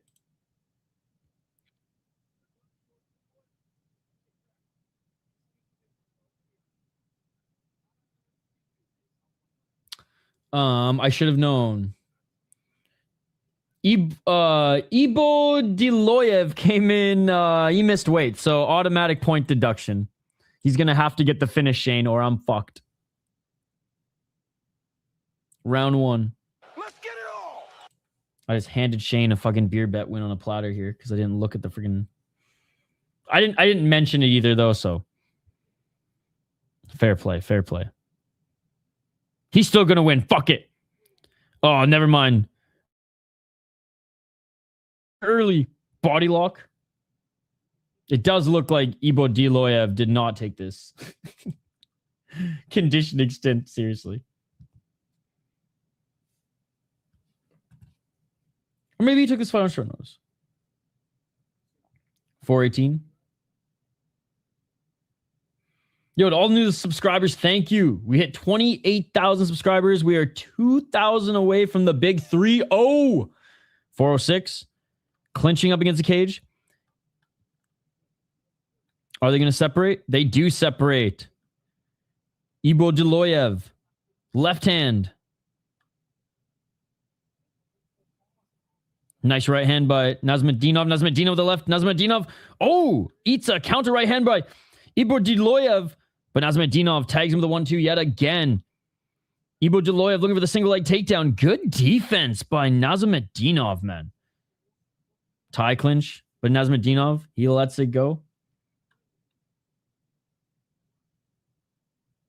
322. Great takedown defense. Underhook separating the shoulders upward. Very good and unique takedown defense. Just really great use of the underhooks from a smaller guy against a lankier guy in this one. Good old foot stomp by Nazmetdinov. 304, and they separate. Oh! Ibragimov, right hand cracked Nazmetdinov. He dropped him. Nazmetdinov back up to his feet. Right hand by Ibragimov. And Ibragimov being calm, cool, collected, not trying to rush this. But now Nazmetdinov pushes him up against the cage. Ibragimov, man, straight right. Or was it an uppercut? Whatever it was, right hand. Drops Nazmetdinov, and Nazmetdinov now, like a magnet on a fridge, stuck to Ibragimov up against the cage. Looking for that right single leg. And he gets the takedown. Ibragimov asks the mat back to the cage. Using the wall to get back up to his feet. Body lock by Nazmetdinov. Having a tough time getting the takedown and keeping the takedown. Can he slam Ibragimov? Nope. Still up against the cage. Knee by Nazmetdinov.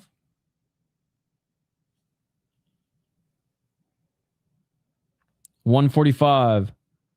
Again, all the refs have been very, very Asian. Shout to Central Asian League. They ain't Russia. Very Asian in the sense they separate inactivity quickly. Unlike a certain league we know.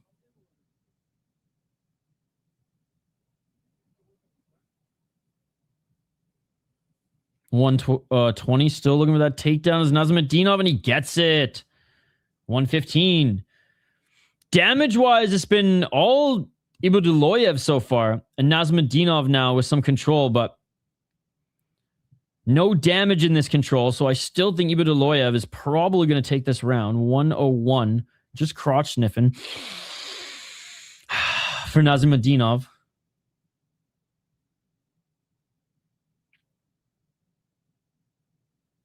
Looking to get back up to his feet, right knee planted. Nice job by Nazmetdinov for grabbing that left leg of Ibragimov after he planted his right knee and just pulled him right back down, but asked the mat back to the cage as well. Holding the knees, but again, it's like it's Ibragimov. They're muffin shots, but he's scoring more on his ass right now.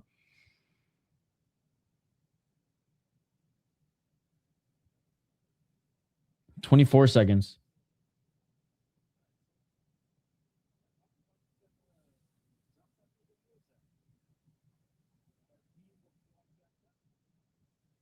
Final 10.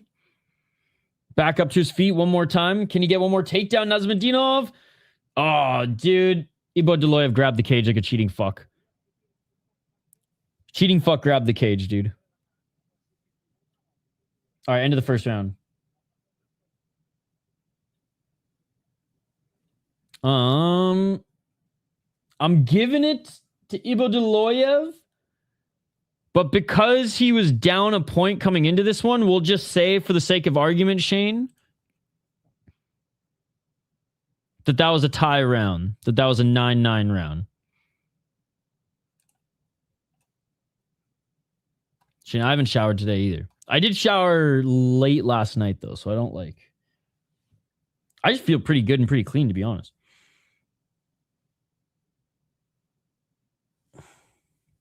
All right, round 2 coming up.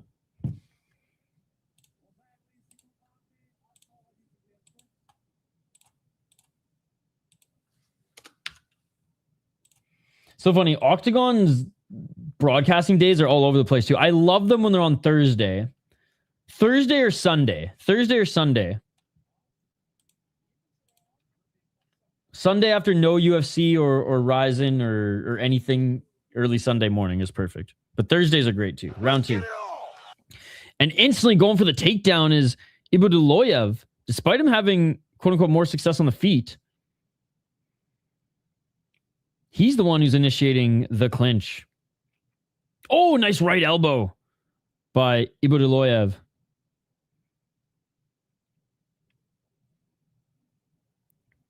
$420, smoke him if you got him. And they separate. Knee by Abdullayev. Left hand by Nazmadinov. Nazmadinov, some deep breaths here as Abdullayev walks him down. Abdullayev, the front kick, a little lackadaisical there. And yep, Nazmadinov makes him pay and gets the takedown. Lazy kick. Way too slow. No snap. And that was just handing it to Nazmadinov on a silver platter. I'm always tired to have my coffee and shower. $350. I did have a lot of coffee already. Oh, big right hands by Nazmadinov. Crawling back to the cage is Abdullayev.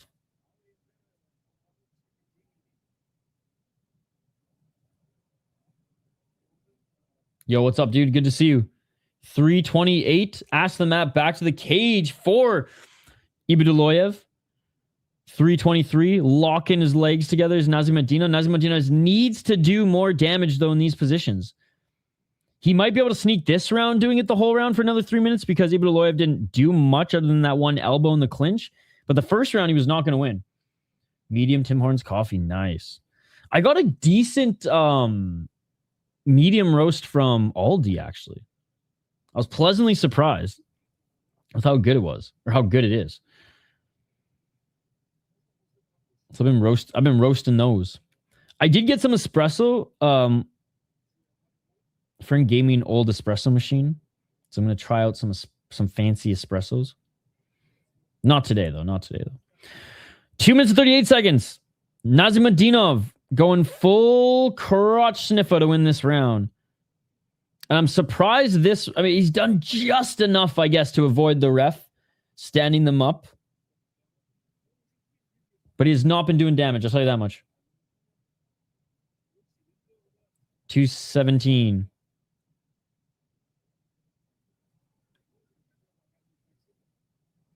And I imagine Nazmadinov, if the ref doesn't interfere, is just going to hold the waist of Abdullayev up against the cage. Ask the mat back to the cage. Abdullayev trying to get back up to his feet now. But again, that grip is way too low for Nazmadinov. Yep, slides down to the knees and just pulls him back down. But asks the mat back to the cage again for Abdullayev. He's not been on the mat in a full dominant controlled position. Back up to his feet is Abdullayev. Having a tough time employing underhooks. 132.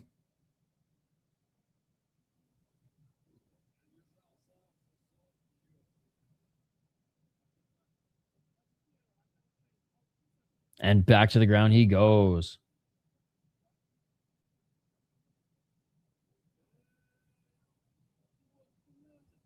$110.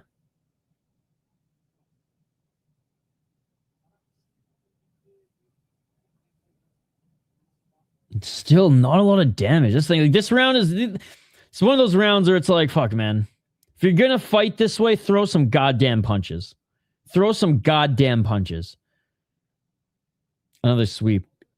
Abdullayev, who's the submission guy, apparently, getting out wrestled.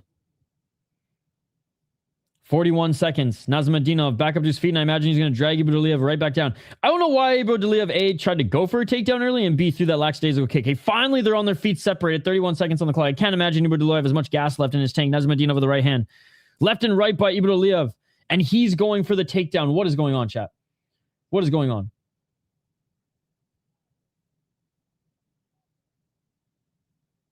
Khabib would love this round. I mean, this is a textbook Khabib round.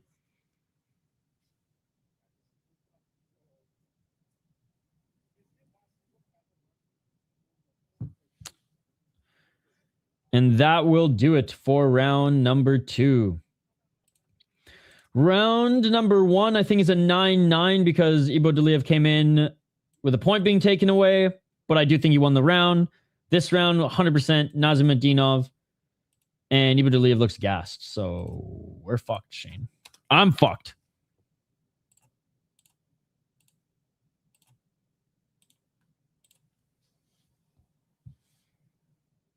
The elbow was nice. The elbow was nice.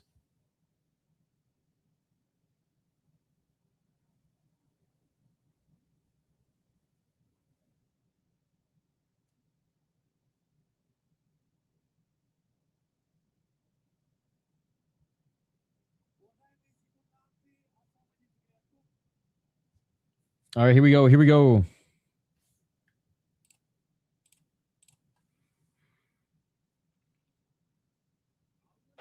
Round number 3. I think Ibodaliev, if he wins, what the fuck? Eye poke early? Oh, big left hand! Running away like Chelsea Chandler. Nazimadinov correct Ibodaliev early, and he was running away like Chelsea Chandler, the back at center. Right hand by Ibodaliev. Looked like Ibodaliev was trying to poke his eyes early. Ibodaliev swinging, but missing. 1-2 by Nazimadinov. Ibodaliev with the left hand. Nazimadinov missing with the left of his own. Ibodaliev pressuring him into the cage. 1-2 by Ibodaliev, but Nazimadinov answers with the 1-2 of his own. Left hand by Ibodaliev. Ibodaliev with the left hand, right hand. He knows he needs the finish. Ibodaliev with the right hand, left hand. Left hand by Ibodaliev. Dude, Ibodaliev is the better striker. Nazimadinov, left uppercut, body kick. God, they're both tired now. Nazimadinov looking for the takedown. Too easy. Too easy. Too easy in deep water, too. Not Ibodaliev needs the count. He needs the reverse, and he does. Ibodaliev reverse. Nazimadinov might be more tired than him. Ibodaliev underhooks. Let's see if he can get the back. He's got the left hook in. He can't be too overzealous here. 340. So far, I think Ibodaliev is winning on the feet, but let's see if Nazimadinov grabs his left leg. Let's see if he can reverse, and he tries reverse, but can't do it. Ibodaliev might get his back here. Ibodaliev has his side, but does not have his back just yet. And a nice reversal by Nazimadinov. Nazimadinov now in the top position. Can Ibodaliev continue to roll to his left? He's going to have to give up his back, but he might be able to put his right knee down and move up, but no. Nazimadinov holds on to his right knee. 3 minutes and 7 seconds. I imagine Nazimadinov is going to be in this position for the rest of the fight. Crawling back to the cage, and we are back to where we're in the second round.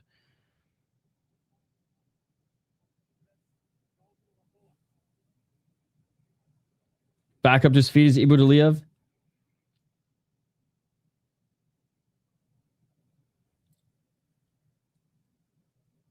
Oh, he's tired. He can't get him back to the ground. He throws a right to the body. They separate again. 2 minutes and 41 seconds. Right hand by Nazimadinov. Dude, Nazimadinov, he might be more tired than Ibodaliev. Ibodaliev with the left. Good shots to the body by Nazimadinov. Nazimadinov with the right hand. Hey, he's landing. Nazimadinov, man, he's landing. 2 minutes and 20 seconds.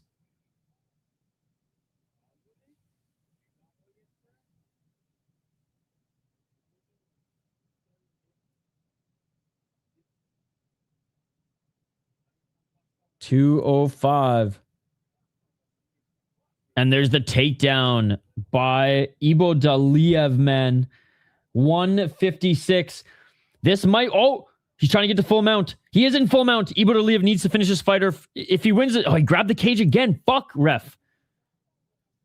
Honestly, ref should have just stood him up for that. I'm glad Nazimadinov got the reversal there. Bullshit. Bro, you're in the top position. You fucking grabbed the... Anyways, you deserve to be on the bottom now. 136. But yeah, Ibodaliev needs a finish or this fight's going to be a draw. I can't imagine, even in the last... I mean, we'll see. 1 minute, 30 seconds. If Nazimadinov can stay in the top position here, he might be able to win this fight. But he's so tired. Ibodaliev just easily crawls back to the cage. Oh, but can he get back up to his feet? Nazimadinov doing what he did in the second round. Clamping those legs together.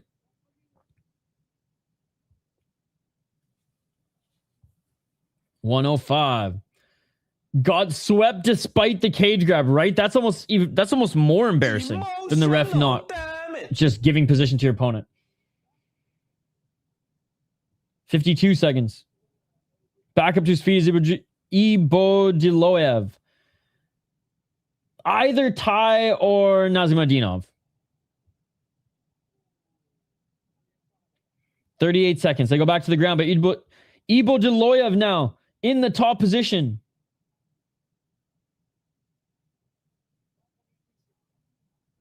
28 seconds. Oh, back mount, but Ibodiloev, back take, 19 seconds. Reversing is Nazimadinov. Staying on the back is Ibodiloev. Man, I think this is a draw. Nazimadinov reverses right at the end.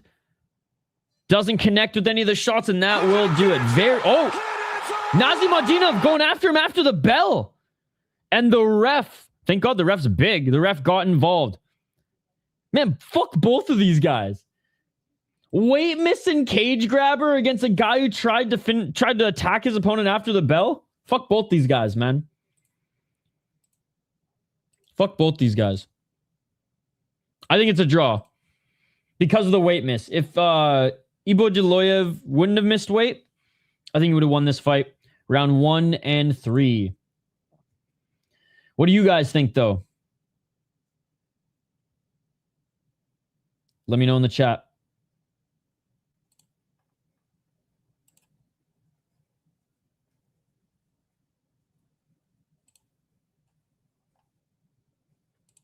You think there'll be some... I mean, it's a close fight, so I don't even think there'll be home cooking.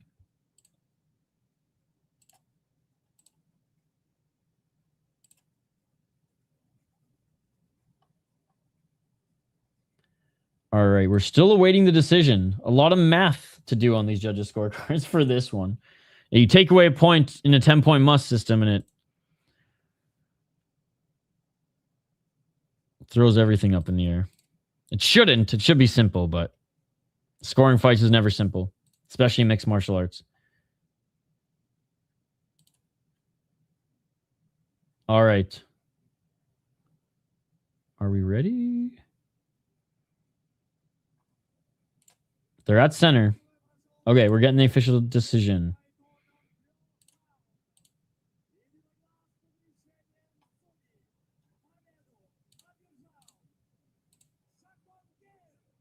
And Nazmadinov wins.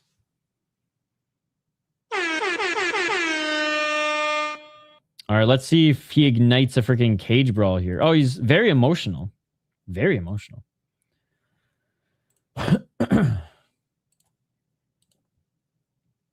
Still crying on the ground.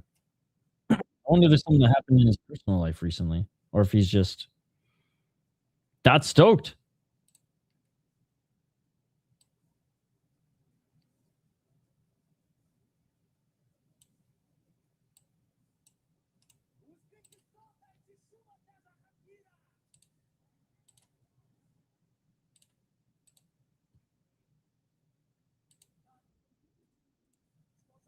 Yo, what's up, dude? Yeah, it's free on YouTube.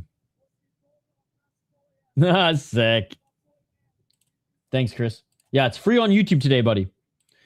Which is why it was so hard to find. Because it was on goddamn YouTube for free. And we're all looking ESPN, looking this and that. And it's like, no, it's actually free.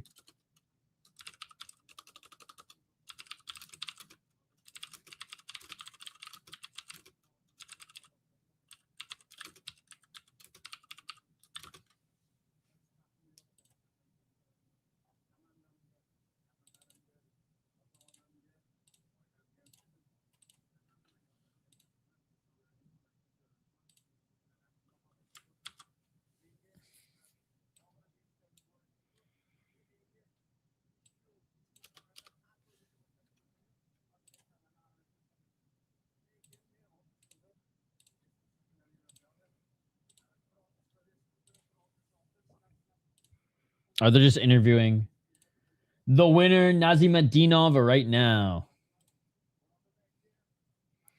All right, moving up the card. What do we got next? We got 1, 2, 3, 4. Or now we have 5 more fights left on the card. A rare Brazilian appearance. A rare Brazilian appearance here in Octagon, ladies and gentlemen. Yeah, pretty much every matchup has a Uzbek on it. Almost everyone. All right, Wellington Pereira. Oh my God, he's been making the rounds. This one, I mean, a veteran, okay, but yeah, this one's a squash match. This one is a layup. Oh my goodness, this one's a layup. Wellington Pereira, he's been around for a little while. 10-10. 2-2 in his last. I mean, 2-2 in his last 4, but he's on a 2-fight losing streak going up against Abai Jalal, who is lost his last fight, but 7-1, legit prospect from Kazakhstan. Sounds good, Shane. Sounds good. I'm picking Jalal too.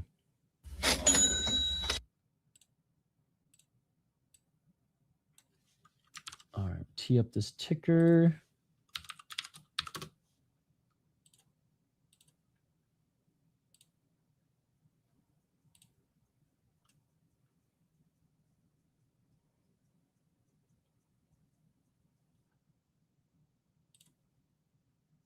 Perfect.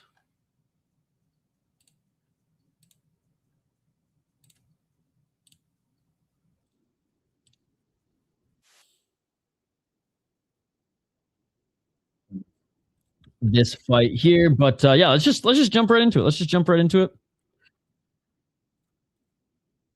We have Wellington Pereira against Abai Jalal.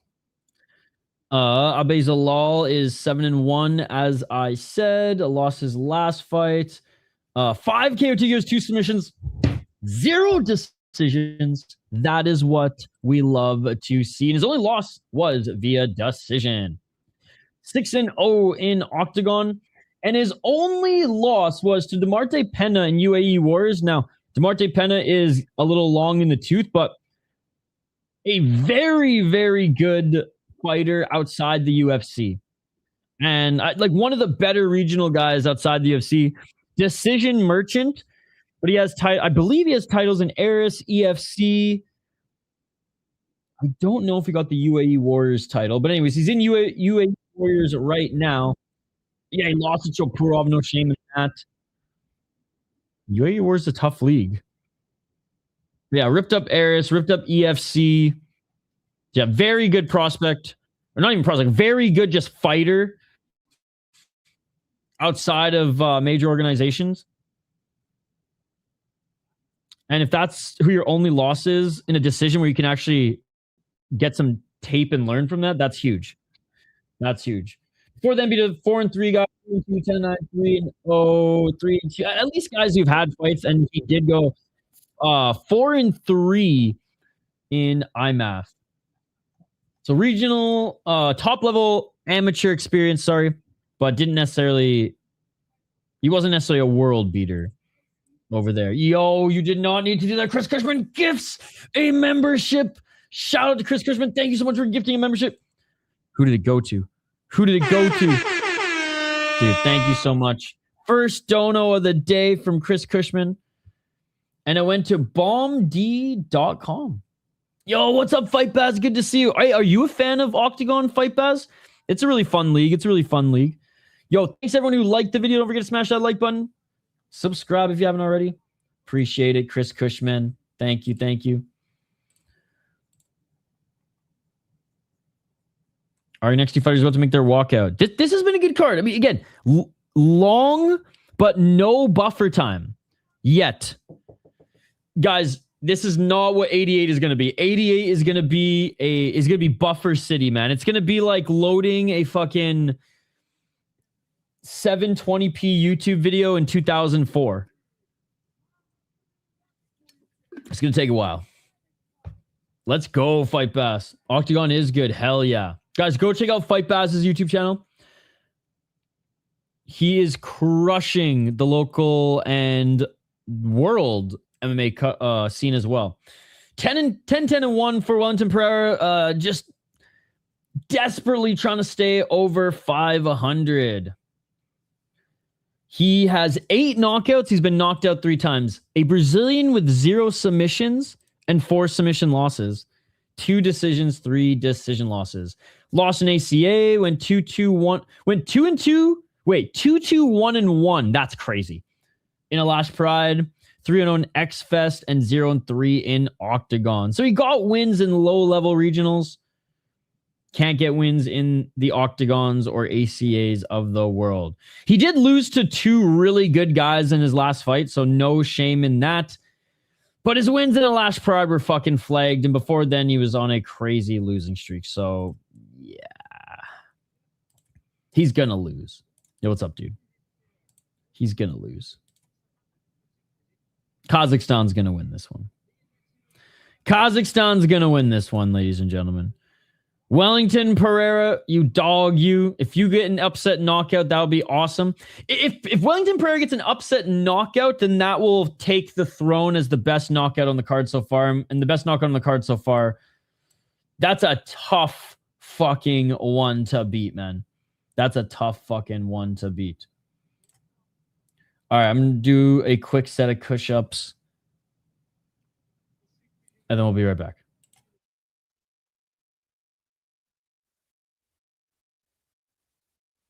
Back literally in 2 minutes. Don't go anywhere.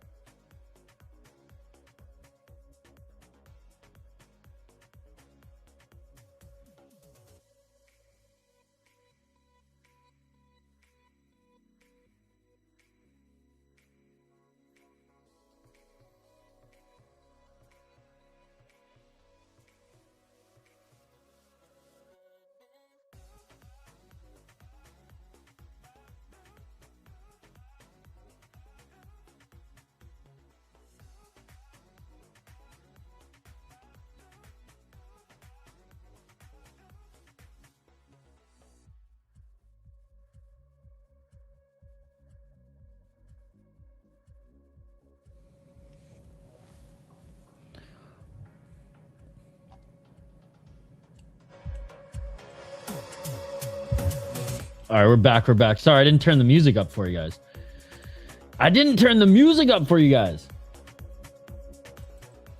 All right, we're back.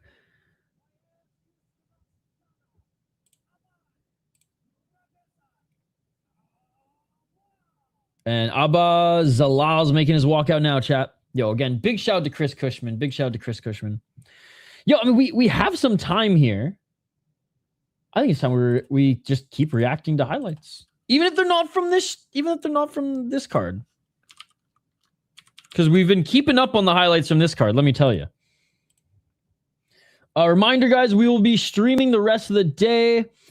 Whether it is the rest of PFL or Glory, whether it is Combat FC. And we will definitely be covering Deep later as well. I still think this is the best fucking knockout so far.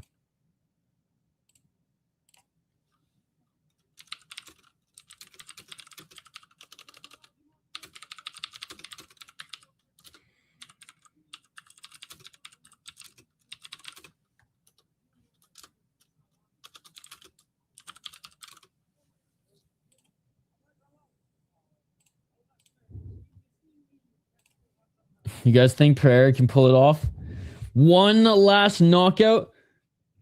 He fought 7 months ago and pretty much a year ago. But he got knocked out 7 months ago. Damn, Zalal hasn't fought in a while. Almost a year. Dude, what a sick arena. Uzbekistan. Is there...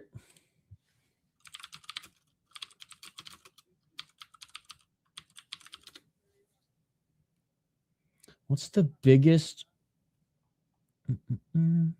Damn! Okay, yeah, so this is where the hockey team is.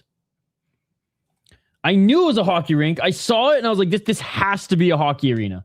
The Humo Arena, known as the Ice Dome Tashkent, or the Humo Ice Dome, is the biggest hockey arena in Central Asia.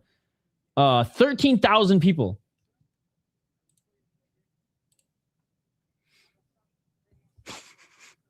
It smells pretty good, eh? It smells pretty good. It is grenadine.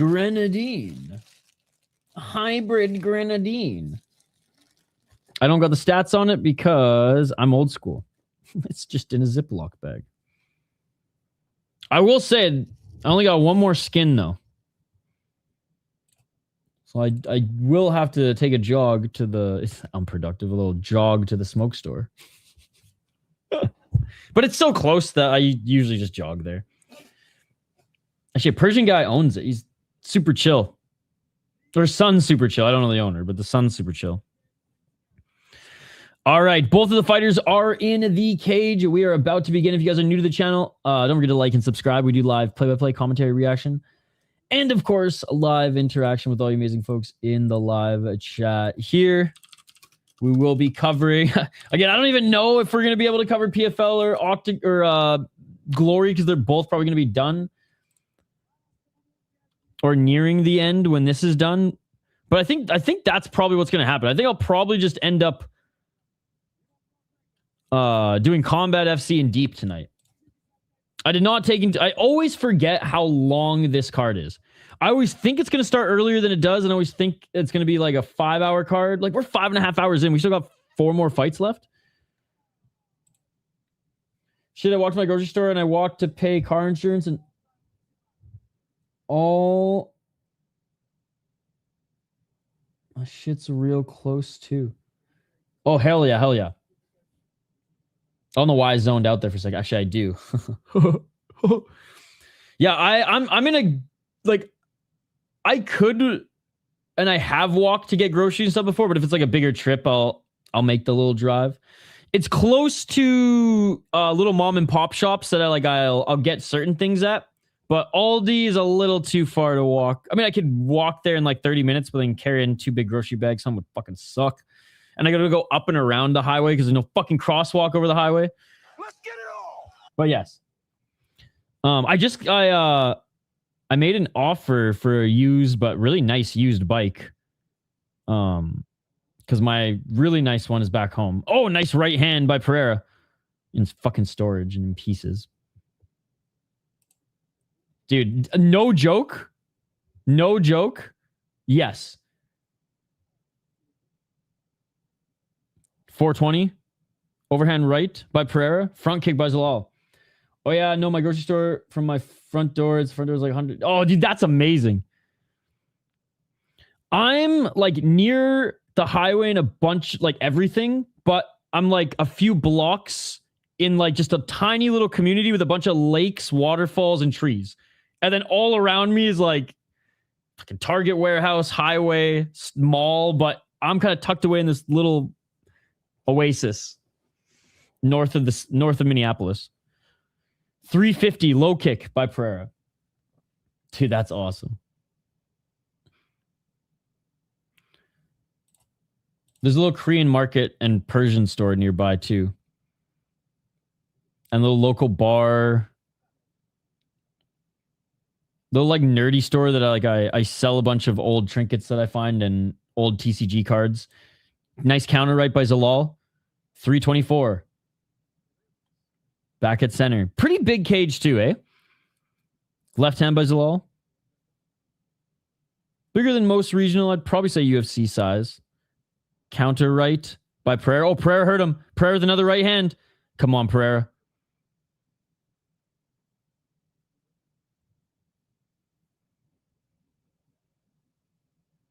$258. Zalal with the wide stance.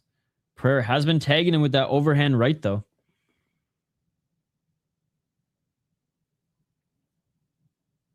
$247. God, I need to grease the friggin'... Oh, big right hand by Jalal. Jalal missing with the right uppercut. Oh, Pereira's emoting. He's going, oh, you missed. Overhand right by Pereira. Low kick by Jalal. Jalal read that. Jalal read that. Big right hand by Pereira. Dude, Zalal's got a good chin. Pereira cracked him with the right hand. That probably did more damage to Pereira's hand than it did to fucking Zalal's chin. Holy shit. And you could see Pereira's face just changed. He went, oh, fuck. Jalal now walking him down. Pressuring him on the outside.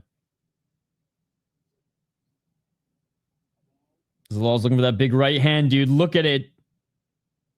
Hey, get on the ref. Telling Zalal to watch his fingers. Big high kick by Zalal. Dude, he almost got him. He almost kicked him right in the face. Ref still warning Zalal.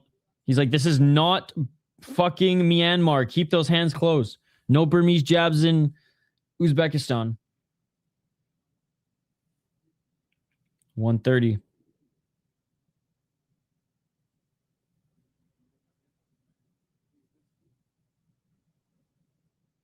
Pressuring him forward against Zalal. Dude, Zalal's trying to bait him for that fucking right head kick. I'm calling it now. 115. Low kick by Zalal. Zalal missing with the right hand. God, this is one where you're just on pins and needles the whole time. You know someone's fucking dropping. And we know it's going to be Pereira, probably. Front kick by Zalal. Or sorry, front kick by Pereira. Yeah, you, Pereira, attack the body now. Hell yeah, Shana. Fuck, I got to shave too. Zalal stance reminds you of Piotr Jan. Little bit, eh?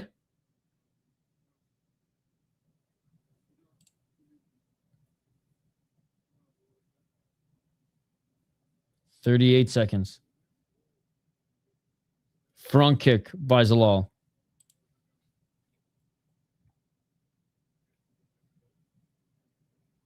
Pereira switch stances. Zalal missing with the body shot. But Zalal's been in control in the latter half of this round.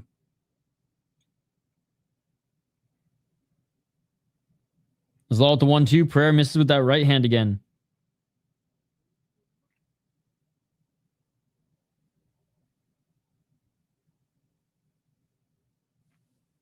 I think that's going to do it. Yep.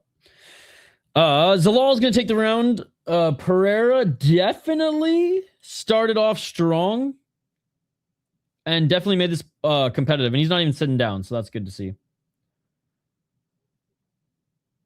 Dude, Zalal ate some huge shots early, though. Look at this guy's chin, man. His chin's bigger than my fucking fist. Dude, that's... Pereira's so smart for blocking that kick. Holy fuck. That would have put him out. I still think that's what he's going to try to bait him with. They're not going to the ground, though, it seems. They're both trying to knock each other out. What's crazy is Pereira might have landed his best shots on him. Pereira might have landed his best shots on him already. I saw the confidence. Like, he was clowning a bit. He was confident because he was landing those overhands. But that big one, once, like, it just did nothing. You saw his, like, oh, fuck. Like, that was my best shot. He's loading up that right hand. All right, here we go. Round 2. Let's get it all.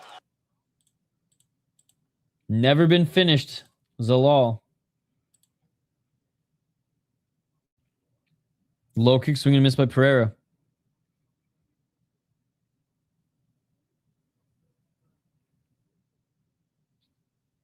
Pereira with some feints. Zalal trying to get that left jab going. Zalal missing with the follow-up right.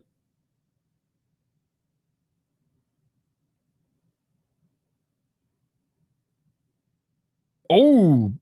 Pereira with the right hand. Didn't do a lot, though. Pereira's biting on all these jab feints by Zalal. Oh! Pereira cracked him! Pereira cracked him, drops Zalal for a moment. Little flash knockdown. Zalal back up to speed. Pereira's looking for the kill. Pereira's trying to keep him on the back foot. Oh!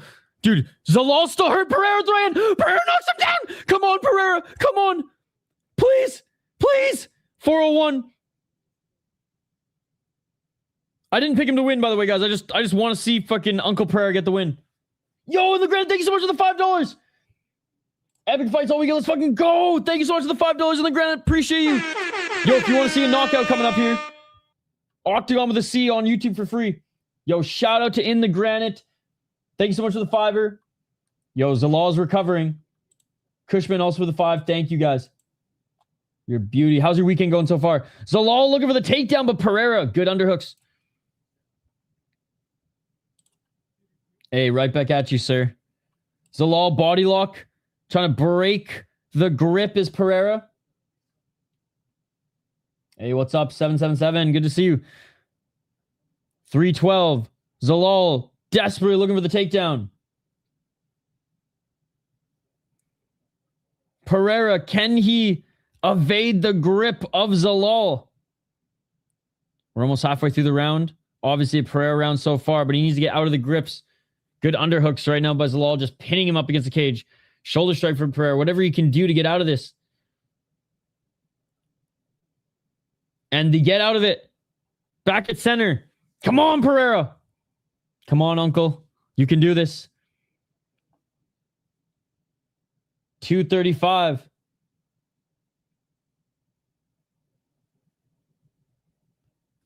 Pereira waiting to pick his shot here.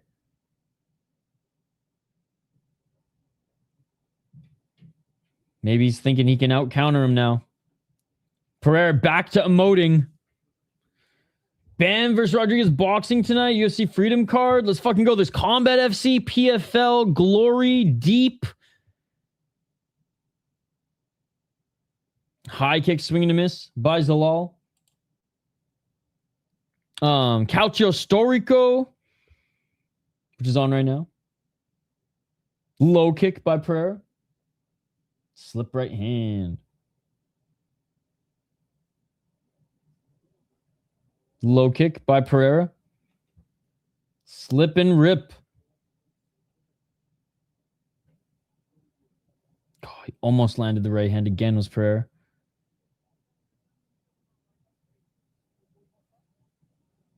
Right hand by Zalal.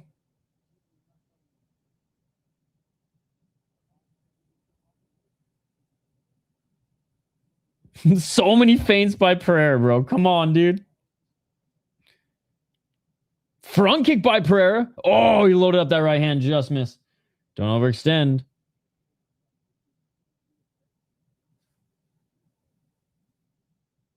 Oh, there it is again. Overhand right by Pereira. He didn't drop Zalal this time. Yo, Pereira's winning this round, though, which is fucking awesome. 53 seconds.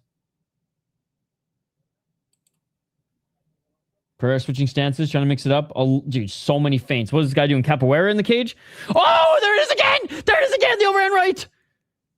Yo, keep doing your capoeira. Keep doing your capoeira. I don't give a shit. 35 seconds. Yo, if Friday May wasn't at work, he'd be losing his fucking mind right now. 23 seconds remaining in this second round. And we have a tie fight. And again, Pereira might have won the first round. I don't think he's going to win the first round on the judges' scorecards. But, like, it was a competitive round. Spinning back fist attempt by Zalal. That was a good counter read.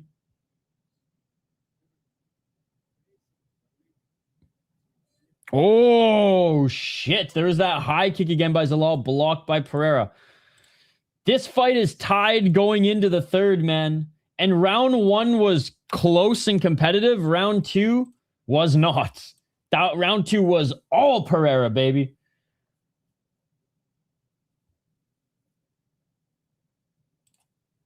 He wants to snap the losing streak and get above 500.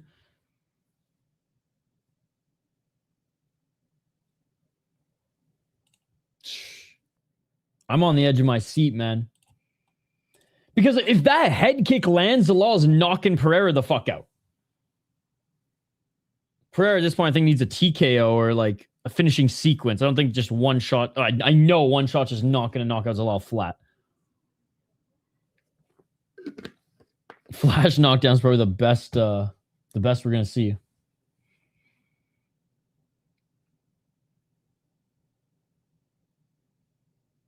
Yo, shout out to Pereira, man. Give this guy all the PEDs and EPO in the Central Asian leagues. Let's get it all. All right, here we go. Round 3.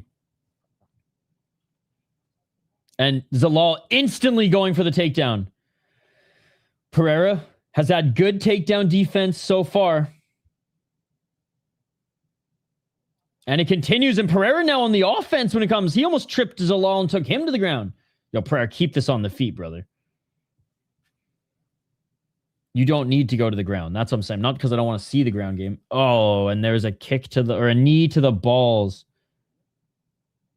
Pereira knees Jalal on the ball. Pereira disputing it.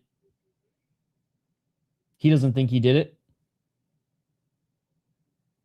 Where's Josh? We're waiting for it, Josh. Did he do it? Josh is watching baseball and playing Gears of War and watching Octagon right now. He doesn't have time for my shenanigans. I don't know. I mean, it was high, but again, I'm never gonna tell a man suck it up when he needs a few moments to recalibrate from getting hit in the gonads. All right. Overhand right by Jalal. Guys, smash that like button and subscribe. Let's try to get to 50 likes on the stream. 407. Big right hand by Jalal. Oh no, Pereira's hurt. Pereira's hurt. No! Jalal chasing him down. Jalal with the right. Jalal with the left. Pereira trying to play possum and land that overhand right, but now Pereira's on the back foot. 351. Big left or big right to the body by Jalal. 346. Jalal with the spinning back fist, but honestly, I allowed Pereira to move right as I gave him a lot of room. 337. Pereira still on the back foot. Jalal pressuring. Side kick by Pereira. Right hand by Jalal. Pereira now looking for the takedown. Pereira gets the takedown, but right back up to his feet is Jalal. 322.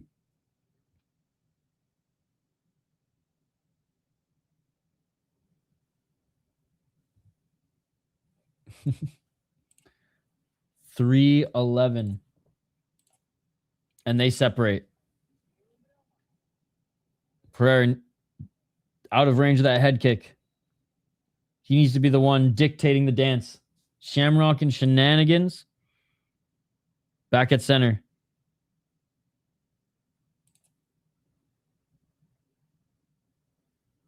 Halfway through the round. So far, it's a Jalal round, not a Pereira round. If we ended it now. Pereira back to the feints upon feints upon feints. Jalal goes for that high kick again. Oh, high kick by Pereira. Another high kick by Pereira on both sides. Left to the body by Pereira. All right, all right. 220. Oh, Pereira, the big left hand. Dude, Jalal ate it. Dude, Jalal, again, I know he's been flash knocked down, but like Pereira probably would have knocked out half the guys he hit with these shots. Probably more than half. Jalal loading up a right hand. Blocked by Pereira. 2 minutes. I still don't think it's enough for Pereira to take back this round. Yeah, he needs to do a little bit more.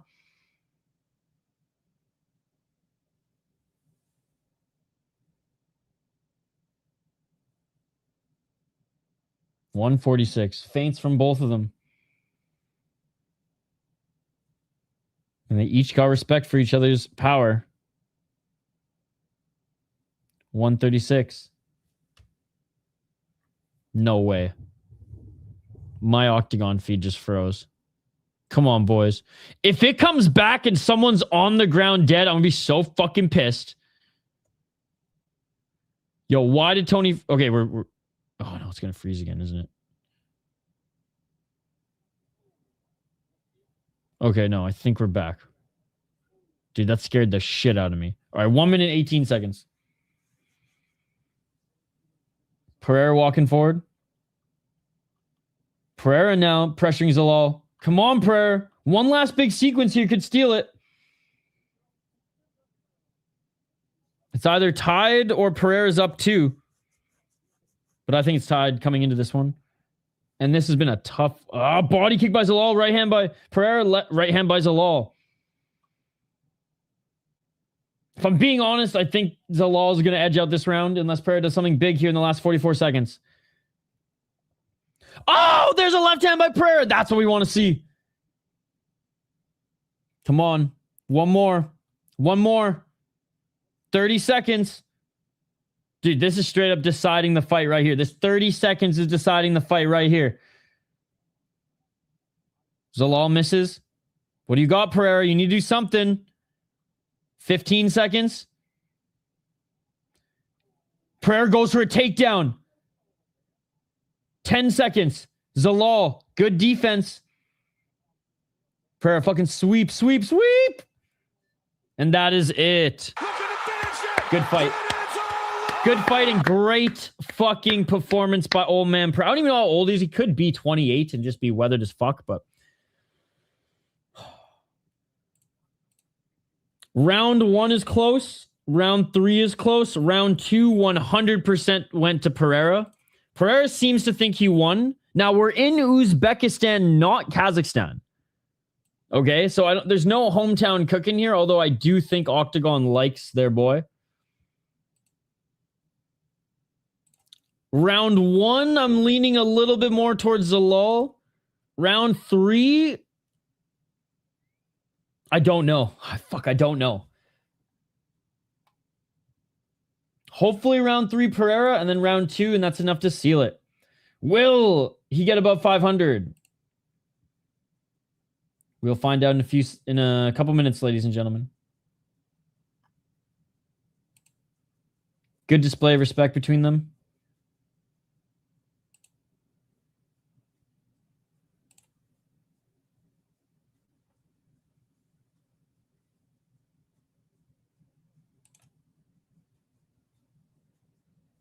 Still waiting, still waiting. Damn.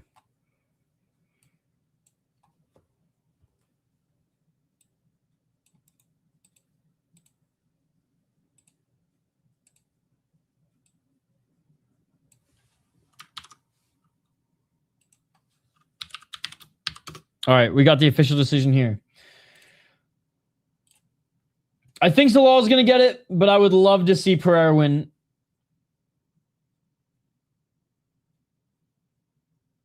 Zalal is disappointed regardless, I think. Pereira's buzzing. Pereira thinks he's got it. He did more damage. If this was judged as a whole, it's Pereira's 100%.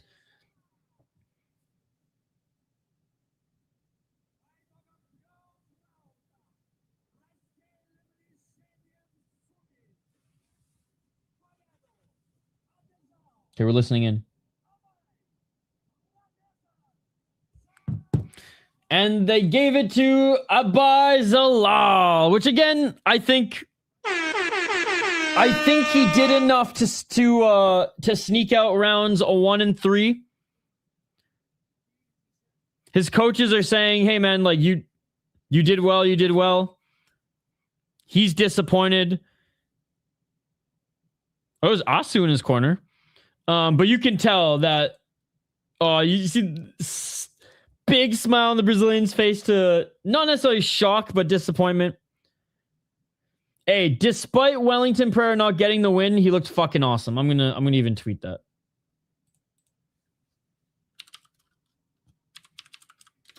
He looked fucking awesome in that fight. Very impressed.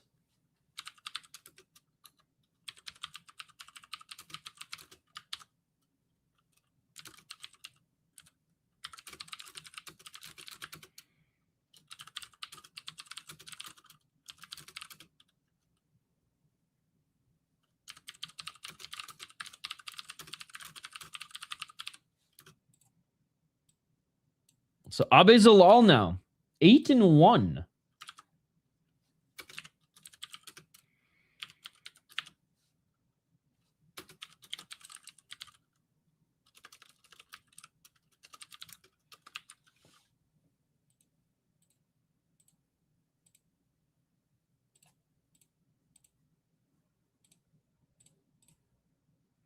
Putting your opponent on Queen Street USA more than a few times should be a win. Not in 10-point must system, unfortunately.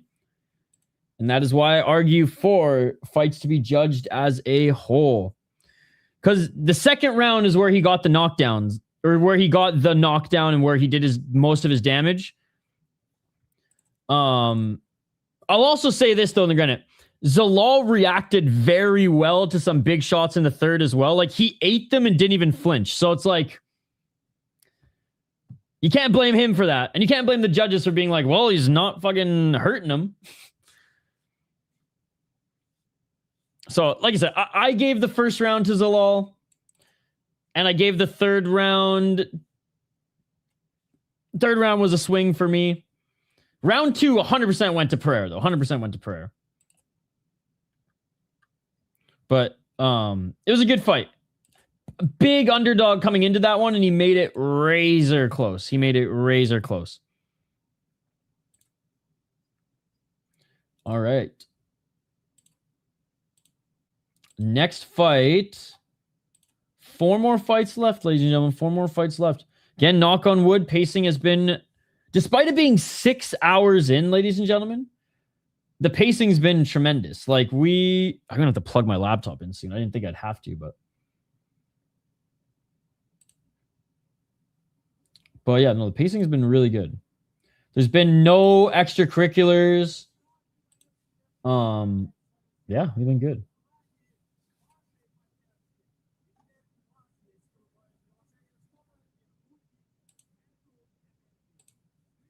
I just saw the clip of Josh Hogger pretending to puke on the fucking scale. What the hell?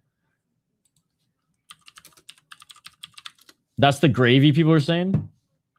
I thought he came in with like KFC gravy all over his bib or something like that. But no, he straight up just... That's fucked.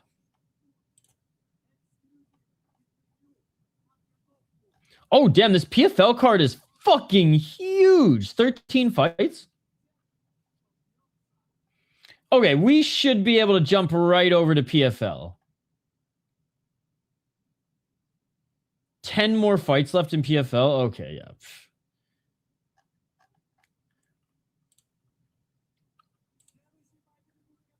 I can even just start setting it up as we go throughout this one. Hell yeah, Shane. This is so long of a card where you can join us after the prelims. Shit, shower, shave, do dishes. You probably fucking vacuum and fold laundry too, and we'll still be streaming.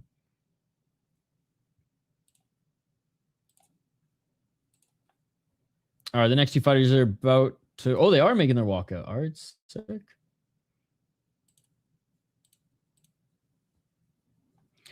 We have Dospol Ligen against Hikmatillo Abdullayev.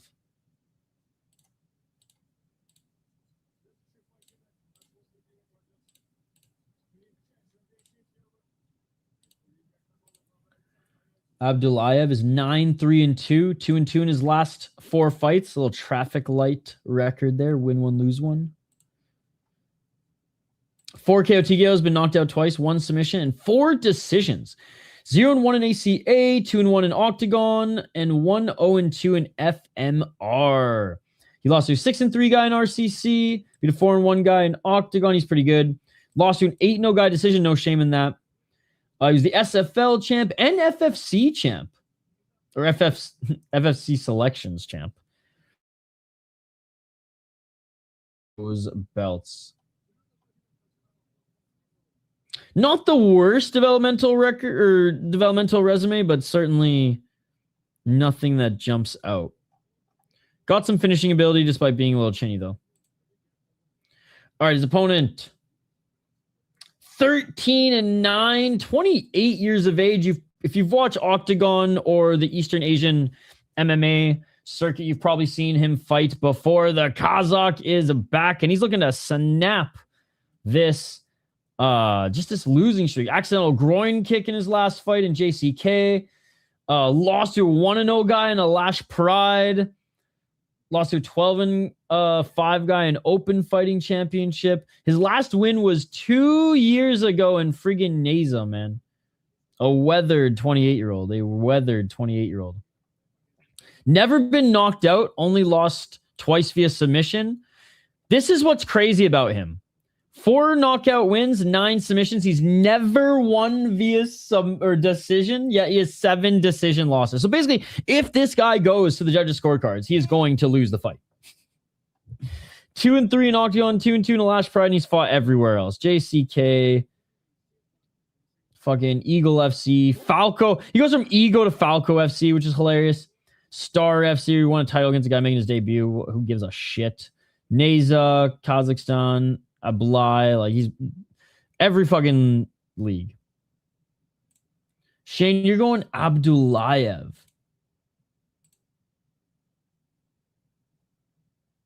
I'm going DOS Bowl, Shane. I know we're in Uzbekistan right now, but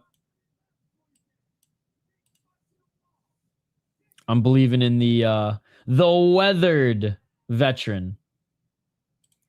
Believing in the weathered veteran here.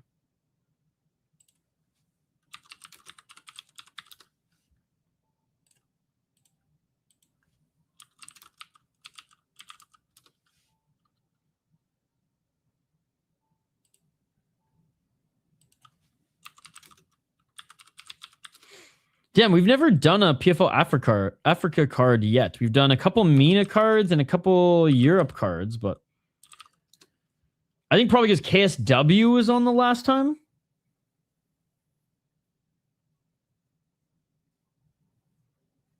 Anyways, I'm stoked.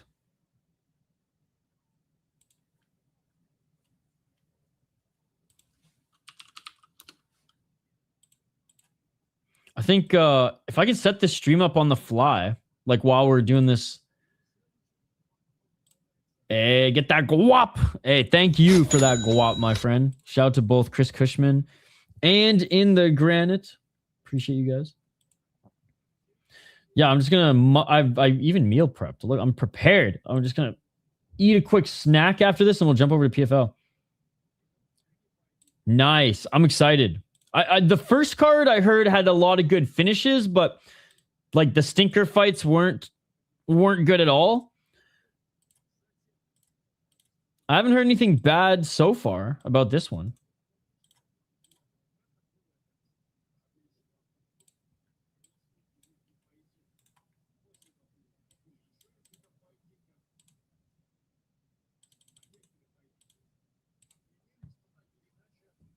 Fighters still making their walkouts.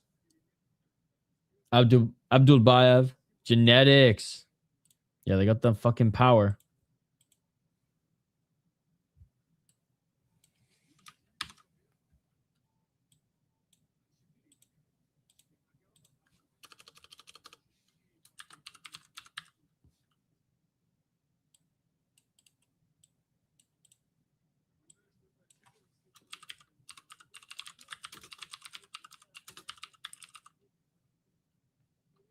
All right, here we go.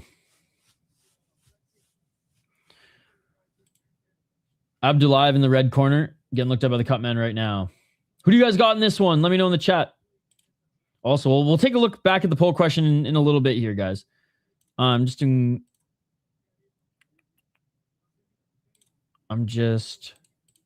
preparing this PFL stream on the fly.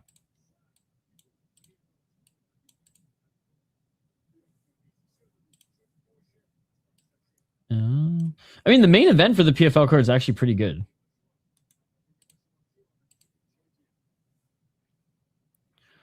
But anyways, our attention is going to be focused back here on Octagon as both fighters are in the cage.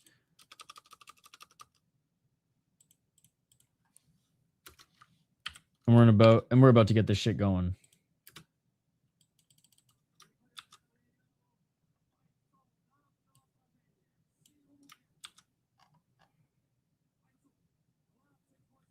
Okay, they're being announced right now, chat.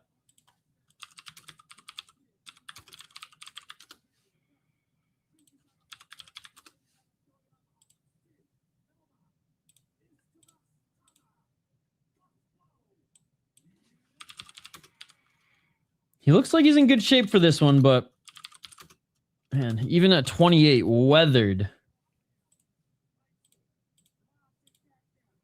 And Abdullayev, yeah, he just looks way more dialed. 9-3-2 in front of his home crowd. Fight Boss is a good gym. Good pick, Shane. Good pick.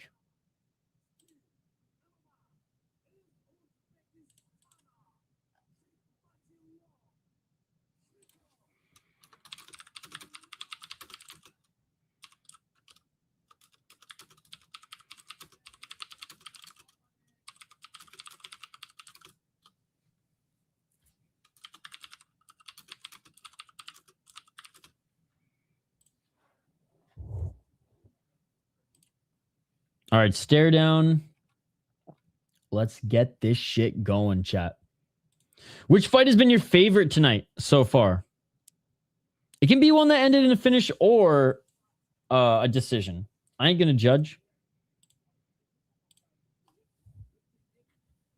All right, here we go. Round number 1. Let's get it on.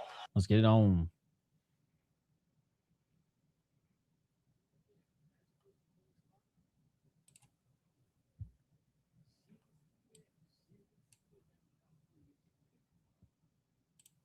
.444.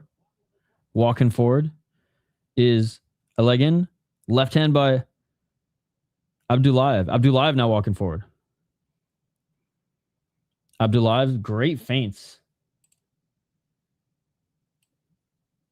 428.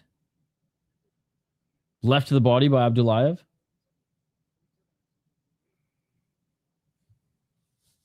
Back at center. Feint by Elegin.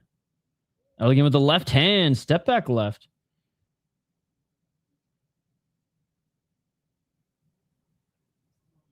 .406. Elegin with the overhand right attempt out of range. Left jab by Elegin.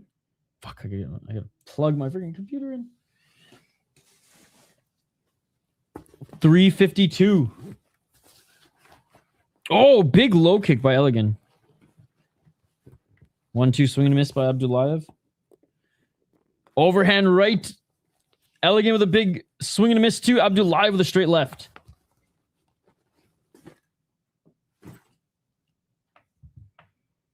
Low kick by Elegin. 327. All right, Elegin's in this striking wise.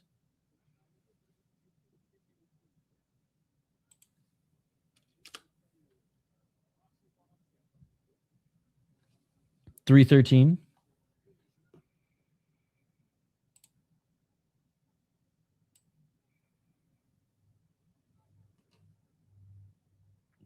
.1-2 by Elegin. Oh, nice right hand by Abdullayev.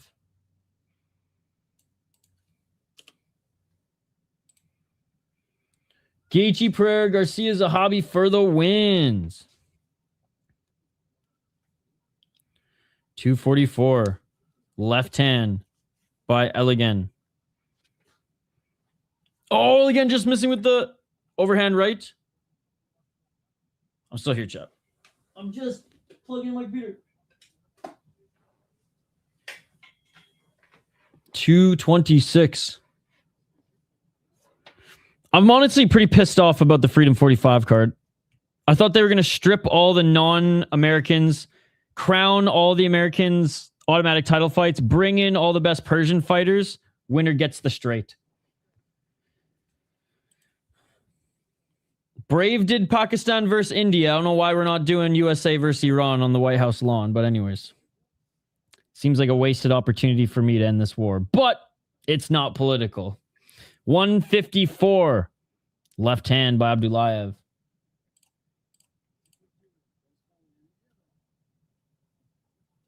Elegin's doing pretty good here, controlling the space of the cage. Left hand by Abdullayev. He's on the back foot, though.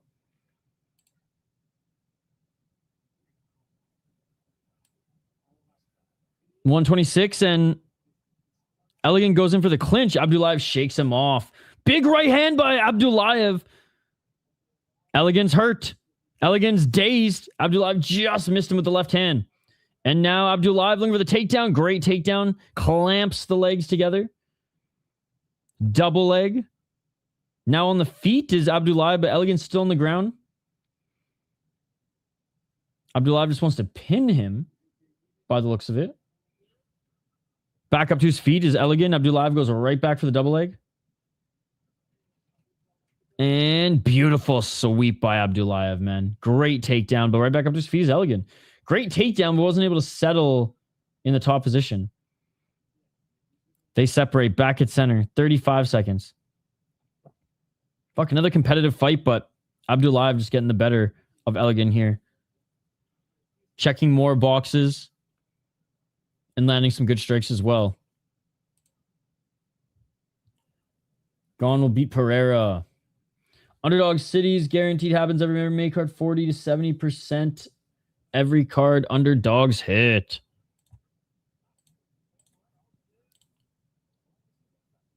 And that will do it. Watch Pereira go for a rear naked choke. Or like a fucking Darce. That would be hilarious. I brought in Jailton Almeida. He taught me how to submit the heavyweights. All right, round 2.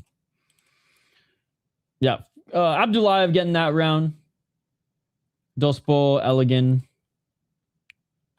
Looked fine, but was only the aggressor early.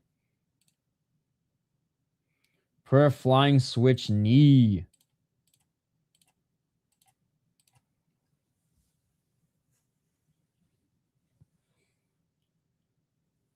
Like I said, as soon as I found out they weren't doing the best Persian fighters versus the best American fighters, I lost all interest for Freedom 35. Only used it once in the UFC. It was beautiful. It was against the Greek cat, right?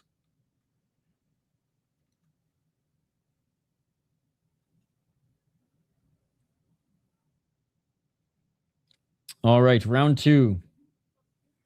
Let's get it all. Oh, it's already 2 o'clock. Dude, we started streaming at 7 a.m. and it's already 2 o'clock. That's crazy. But, like, it feels like it's gone by like that. He used a lot in kickboxing.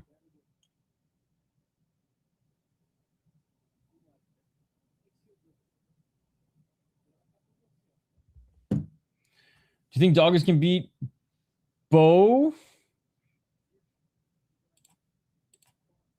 Bo nominal?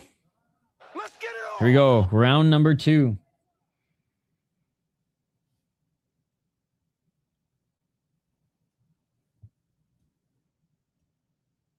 A lot of feints. Left hand by Elegant. Elegant with the right hand. Elegant missing with the left jab. I love Abdullayev protesting against the N1 shorts. Oh, nice shot by Elegant. Abdullayev, though, said, what? Left to the body by Abdullayev. Abdullayev with the right hand. Right hand by Elegant.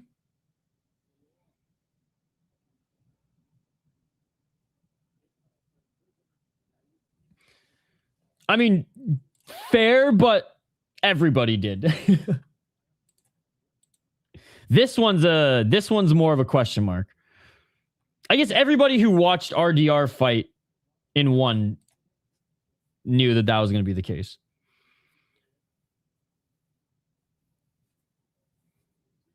I think Dawkins' clinch work is nasty. Straight striking, I mean, both of their boxing ain't special.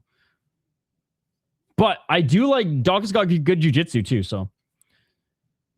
To be honest, they're at the same level. Like MMA-wise, I think. But Dawkins with more reps.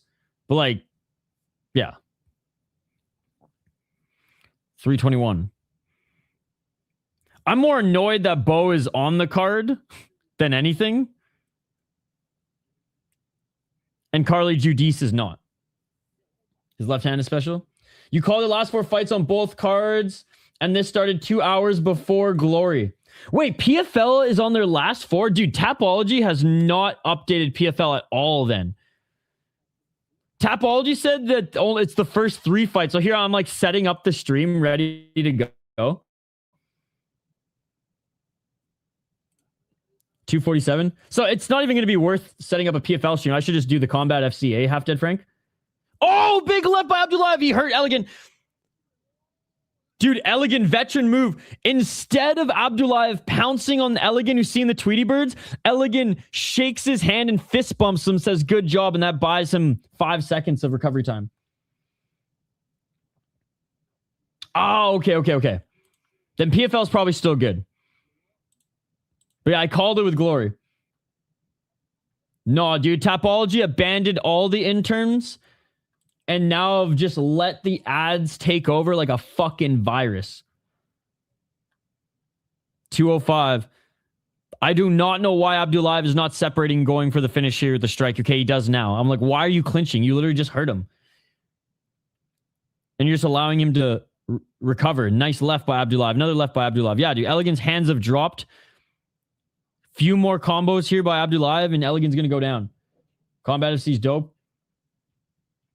PFL's on the Santos and Sec fight, I think number 4. Okay, then we're good. We're good. Big knee by Elegant. We are good. I will resume setting up the stream. Right hand by Abdullayev. Yo, Half Dead Frank, how shitty is it that we got no black combat this week now because of fucking Mikaruns breaking down bullshit? 113.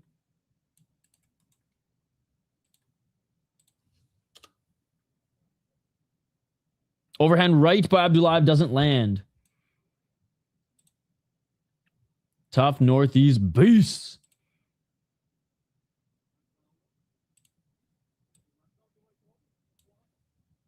$52 seconds. It's on Spectation, right? Combat FC? Or is it a straight up pay-per-view? Regardless, we're buying it.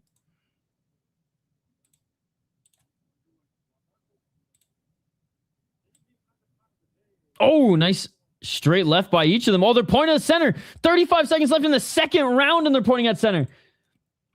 You better deliver, Abdullayev. All right, they're both trying to get the crowd going. Yo, let's fight. Let's fight then.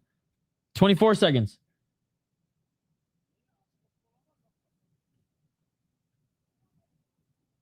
They each throw. They're each missing. 15 seconds.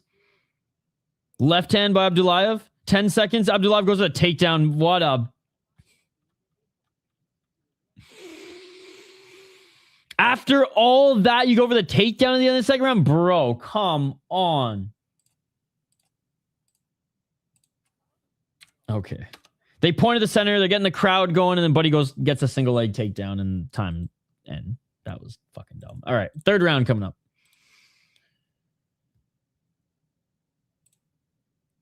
Wait, what? Oh, it's on Fight Pass. Sick. Okay, sick. Cool. Then, yeah, we'll definitely do Combat FC.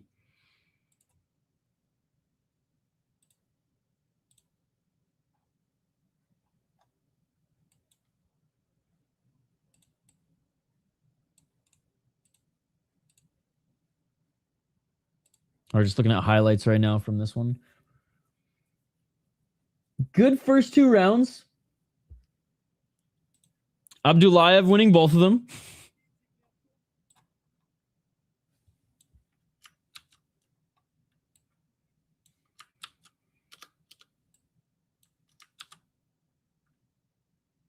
Third and final coming up.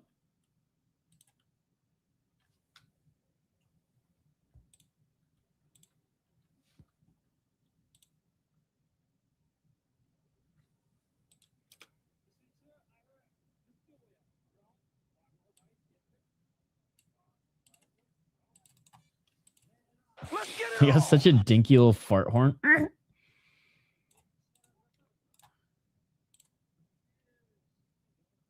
And here we go.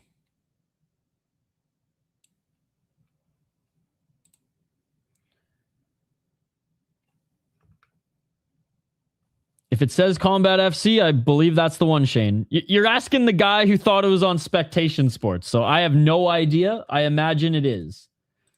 I imagine it is.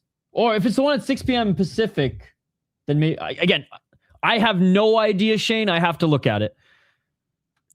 I thought that we'd be doing Glory right now, so we are... What's the word? Updating as we go. Okay, then I don't even know if I'll have enough time to do that. I thought it was at 6 p.m. Eastern. So to be perfectly honest, I don't even know if I'll have enough time to do that. So I guess this is all game time decision. It all depends on how late this card goes and how much is left in PFL.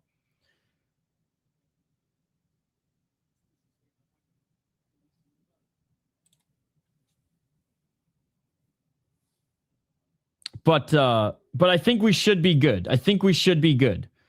I only have to run one errand later, and it's literally down the road to pick up some more of these. Other than that, we're good. So, yeah, Shane, operate under the assumption that we will be covering that. But I have to, like, right after Octagon, I'm going to, like, update the schedule and make a post. This is what we're doing. Here we go. Anyways, we're still in round 3. They're on their feet. Abdullayev is bouncing all around, but Elegant's getting some shots through. Nice left hand. Yo, thank you so much for the $5 in the credits. Retired at 55 years old. Respect for the unions. Let's go. 302. I mean, if there's anything that's going to compete with the NBA Finals, it's going to be Combat FC. A real sport. 255. Thank you for the $5, man. Appreciate it. Dude, In the Ground has now donated $10 this stream. And shout out to Cushman with the 5 as well. Looking for the takedown now is Abdullayev. Shane, PFL is free though, and we should have a lot of runway. Like, we should be able to cover at least 5 PFL fights, minimum. I want the Knicks to win. 214. Who are they playing? Oh, nice step back left by Elegant. Is it San Antonio or is it OKC? This just shows how much non-Lithuanian basketball I watch. Lithuanian league is the only league to watch. They're allowed. I mean, they're not allowed, but they fight in that league. So the Spurs, okay. Dude, Elegant's having a great third round. Left hand by Elegant, right hand by Elegant. San Antonio. 133. Visible damage on Elegant because of those jabs by Abdullayev in the first and second round. But Elegant is, dude, he's dominating this third round on the feet so far. San Antonio, Texas. I think Elegant lost the first 2 rounds, but Abdullayev, man. Fading in this third, stuffing the takedown was Elegant, body kick, and Elegant's continuing to walk him down. I mean, Elegant did have a good first round on the feet as well. I just think Abdullayev edged it out. Round 2 was mostly Abdullayev hurting Elegant a few times as well, stunning him, but Elegant's looking over at the ref being like, yo, you gonna say something to Abdullayev here? I mean, Elegant's just playing that counter game, swinging and miss with that right hand. My Boston Celtics choked. San Antonio will be a problem for the next 5 to 8 seasons. I just can't with the NBA and how soft it is with just even like, again, I don't need to see fights in every sport, but like I need to see guys who, like, if you do this and they fall to the ground grabbing their knees like it's fucking soccer, it's like, bro, I don't get to, I'm not gonna watch this shit. You're some of the most impressive, monstrous, and biggest athletes on the planet. Whoa, war cry by Abdullayev. Abdullayev elbowing Elegant in the side of the head, screaming. I thought he was injured. He's war cry screaming as he elbows the side of Dospel Elegant's head. And this fight is over, ladies and gentlemen. This fight goes the distance. And I imagine Abdullayev is going to take this one and Elegant is going to go 13-10. Elegant just leaving the cage. He's not even staying for the announcement. He knows he lost. He's getting the fuck out. Hell yeah.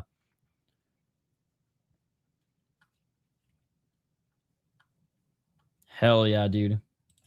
That's my dad. And what my dad would show me growing up was 80s and 90s stuff, but then it all went to hell. Dude just walked out of the much more physical, yeah. Much more physical, and just it was. I mean, I guess it's always been a little rigged. Not rigged, but reffing in any sport is always questionable. But God, I can't stand all the calls. It's like, play the fucking game, bro.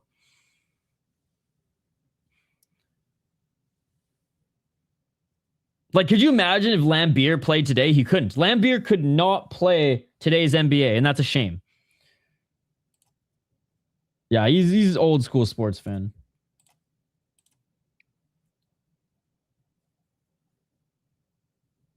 All right, yeah, I mean, shit, man. Elegant's gone. Him and his team just left the cage. A lonely ring card girl chilling on one half of this equation.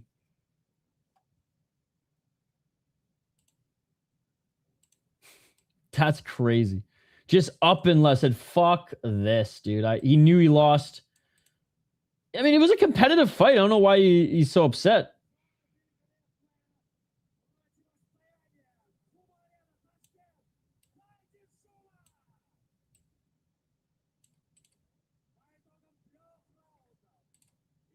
All right, being announced as the winners, the only man still left in the cage. And Abdullayev takes this one. Got an early lead for you, Shane, in the beer bet.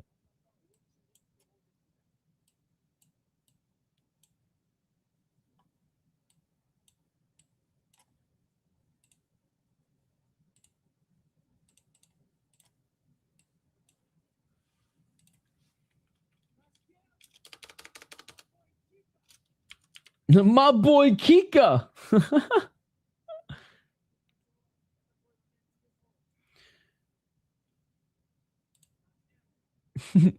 Is it just me, or does this interview get really close to the fighters?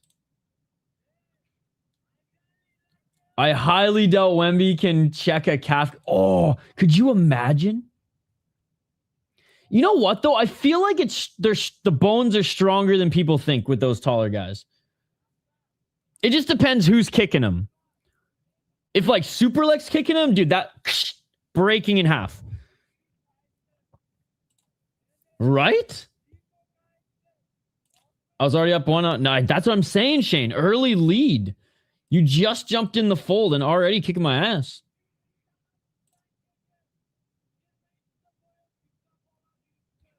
I don't know what he's yapping about, but he's yapping about something. He's very disrespectful. No, I don't know if he's saying that or not. This guy, very disrespectful guy. I'm Marab. He's got Marab's cadence, I'll say that much.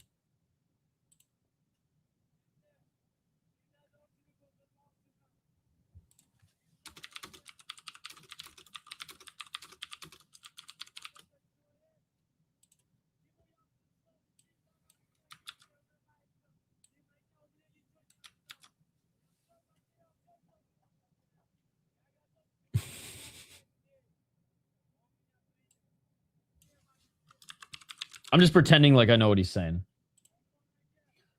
Hey, thank you, thank you. It is pretty nice, eh? Pretty nice. Shout out to the North Stars. I just like the cream green and yellow is just such a good look. Like the Seattle Sonics had something similar. It's such a good sports look. I mean, shit, it matches the theme of this card here today. Did I plan that? Nope. I was just like, my comfy clothes is like big hood, like this. Oh, this hoodie's just perfect. Big hood. Oh, I just feel like I'm in a fucking cloud right now.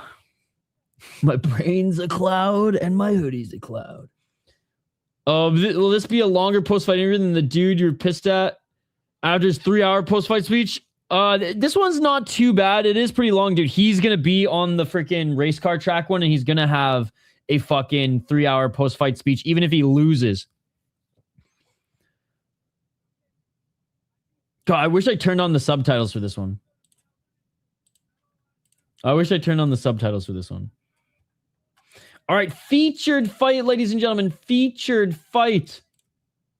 I can't believe it. We are on the 15th fight of the card, ladies and gentlemen. And I'll be like, oh, it went by so quick. But bro, half of our Saturday has been devoted to Octagon. And here I thought I'd have time to fucking watch Glory and the PFL. I mean, we're still going to watch PFL, but holy shit, chat.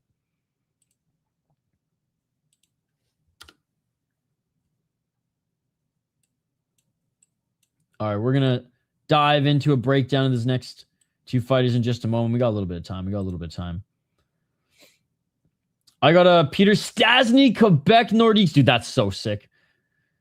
And the Minnesota North Stars were always a tough team back in the 80s. Dude, the Quebec Nordiques were actually such a sick... or they had such a sick logo, as well as just like symmetry when it came to their jerseys and just kits. Fell off a truck. It's crazy that Stastny's kid had a really good career in the NHL as well. Paul Stastny. And even crazier, he played for the fucking Avalanche, which is where obviously the Quebec Nordiques moved to. So just wild stuff. Three brothers, always a great team. All right, next fight going to be starting in a couple minutes here. You're picking Jabborov. Fuck, Shane, you've been on it today. You've been on it.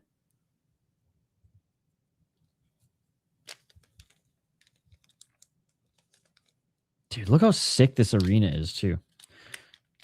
And they have it lit up in Uzbek colors, which is pretty cool.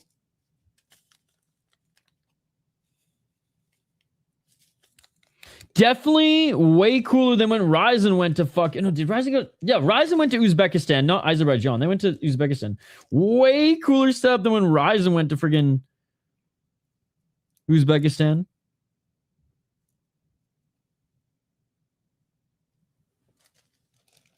All right.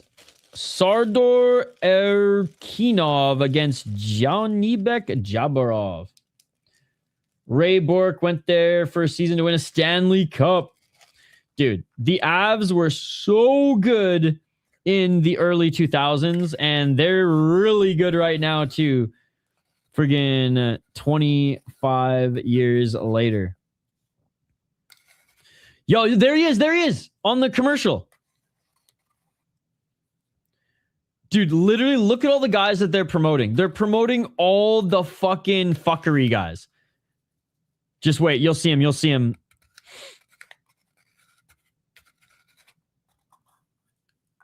Oh, I think we missed him, actually. Fuck, we missed him.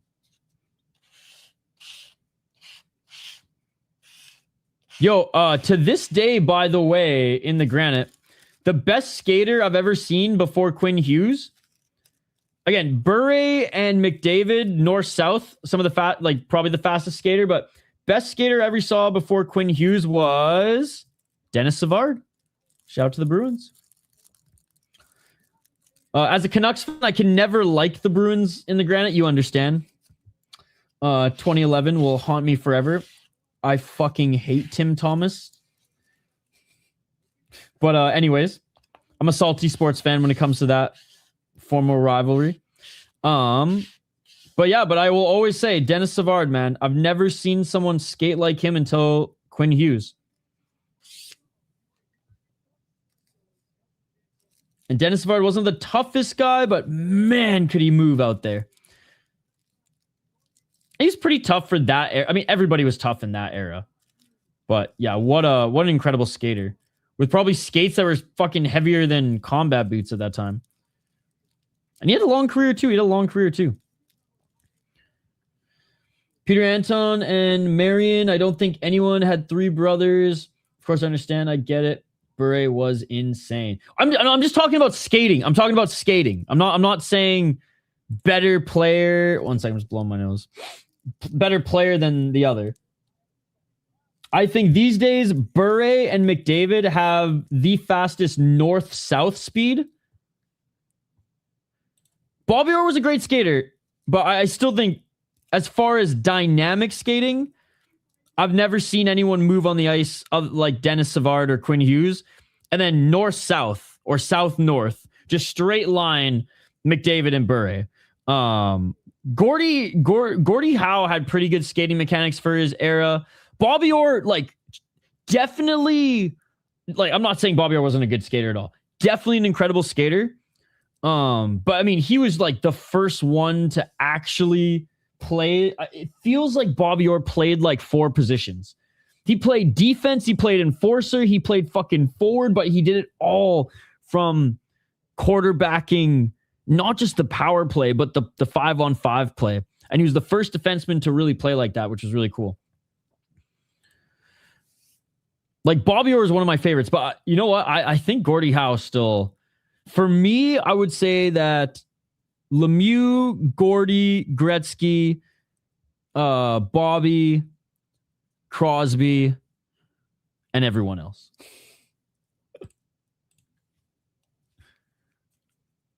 All right, the next 2 fighters are making their walkout now. Let's quickly do a breakdown.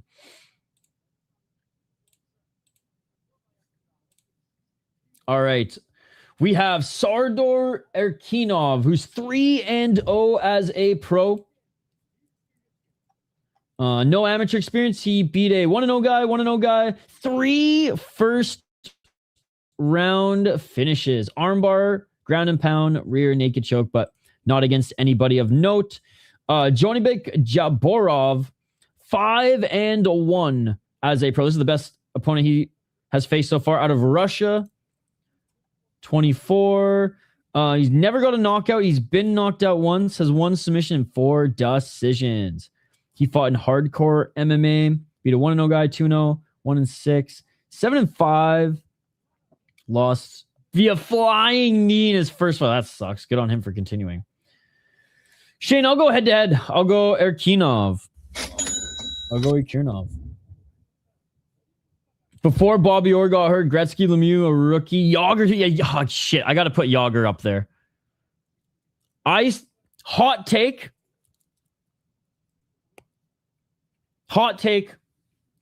I put Crosby above Yager on my all-time list. Crosby won more. He did. But both Kings of Pittsburgh. Okay. It's crazy that we had 3 drafted Penguins in the top greatest hockey players of all time. Pereira wins flying switch knee. All right, guys. I have been hydrating like a motherfucker. You guys might be like, Ishi, you've taken so many breaks to stream. Bro, 6.5 hours and I've drank 2 liters of water. Where the fuck do you think it goes?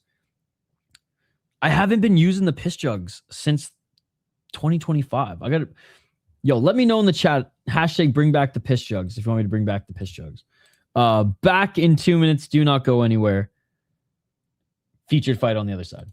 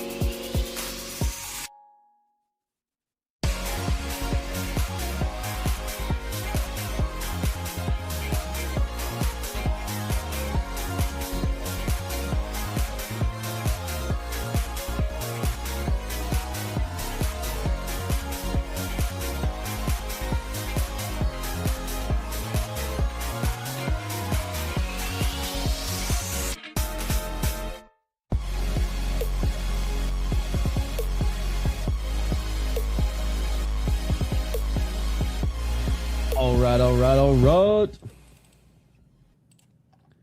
Let's get to this featured fight, chat. Let's get to this featured fight. We're back live here on the City Life Project YouTube channel for the featured fight of the card. 15 fights in, ladies and gentlemen. 15 fights in. Good to see you, Granite A. Thank you so much for the donations again to Chris Cushman and to $10 from In the Granite. Really appreciate it, man. You are far too kind. Don't forget to go spoil Skate as well. Fuck, he needs it more than I do right now.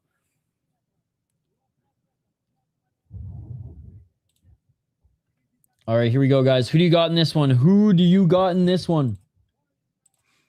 Everybody in the Octagon chat. I mean, I feel like there's a ton of Uzbekis in that chat. They're going nuts for their boy Erkinov. They're like, 4-0, 4-0, 4-0.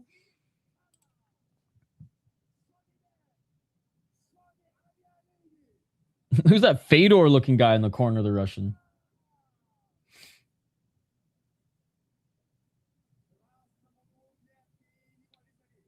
All right, they're being announced right now. The hometown fighters being announced. Oh, there's that cool gym again. AFC. ASR Fight Club. Love just the old school logo with just the blue and white. Just simple as fuck. Love it. Yo, guys, again, thank you so much for helping us get to 28,000 subscribers. Thank you to all the new subscribers today as well.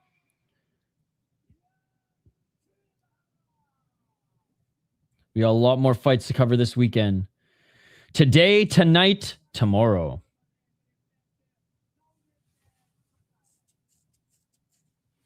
All right, referee giving the boys instructions.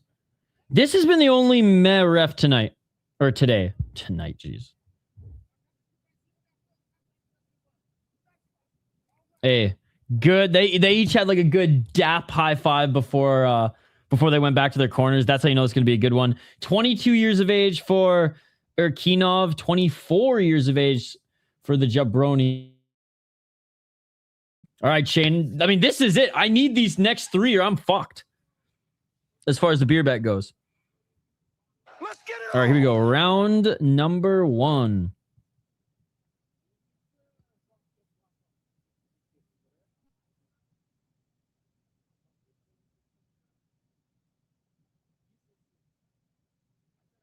.446. Oh, big shot by Erkinov. Erkinov with a low kick. Chewing up that lead left leg of Jabborov and a nice 1-2 and a low kick by Erkinov. And Jabborov, desperation takedown. Nice stuff by Erkinov. Feints by Erkinov. Erkinov with a body kick. Dude, someone's going down in this one. 420, looking for the takedown again is Jabborov. Jabborov gets the takedown. Jabborov tries to get on the back of Erkinov. Erkinov rolling.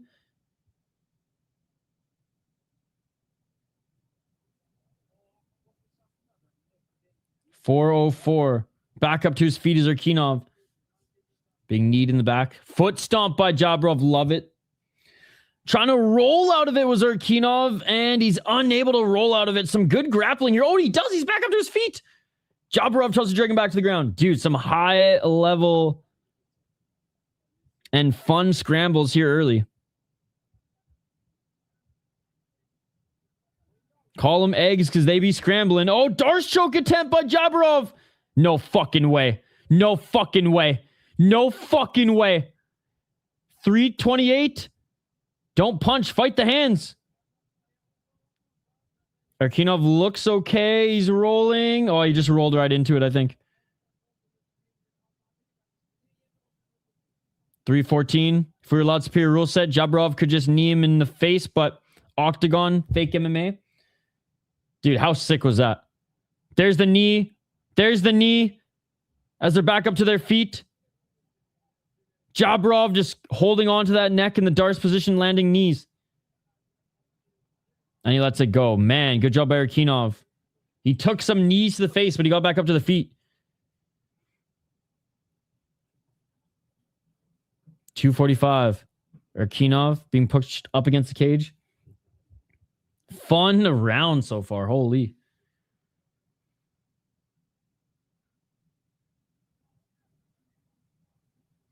230. Foot stomp again by Jabborov. Dude, that's a jabroni move right there. The good old foot stomp. That's some old school UFC shit. Not even MMA, just old school UFC shit.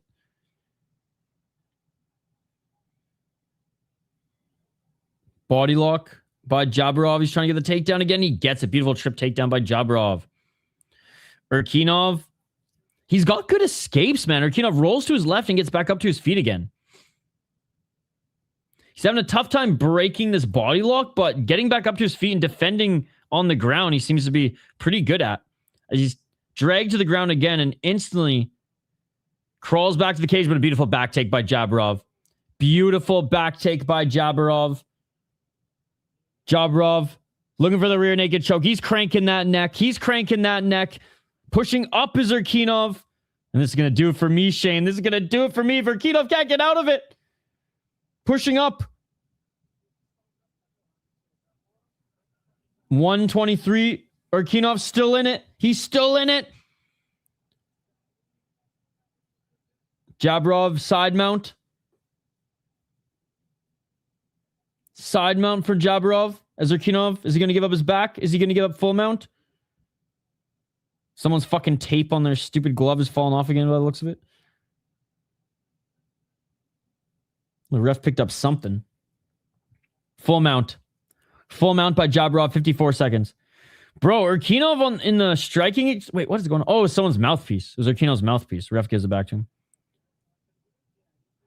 In the striking exchanges early in the fight, Erkinov was getting the better of Jabborov, those low kings in particular, but Jabborov finally was able to drag him away from the cage and getting mount position. Rear naked choke attempt, and now mount position. 25 seconds. Good job by Erkinov.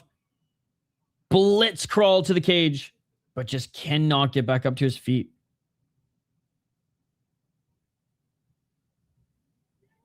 Ten seconds. Smothering style here by Jabborov.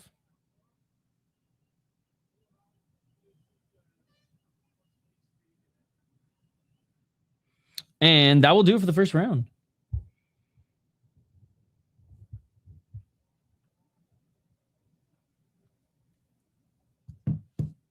And Jabborov stands. Erkinov is sitting.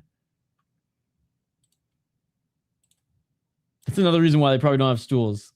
Because it's like, that really shows off body language. If you're sitting on the ground versus I'm still good to stand. Stool's the halfway. Stool's the halfway. No one's going to judge you for the freaking stool sit.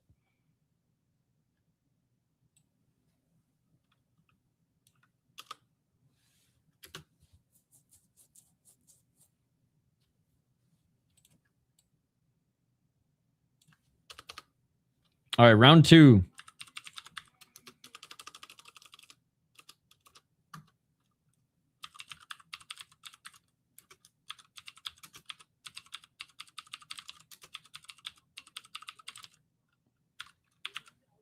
All right, round number two, chat. Let's get it.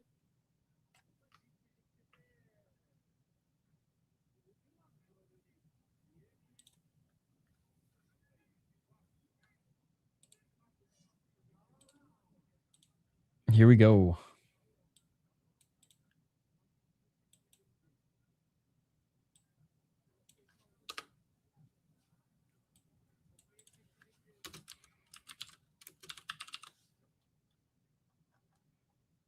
Low kick by Erkinov.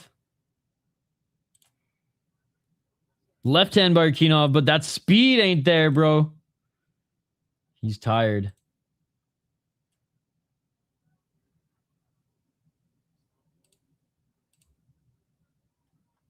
$425.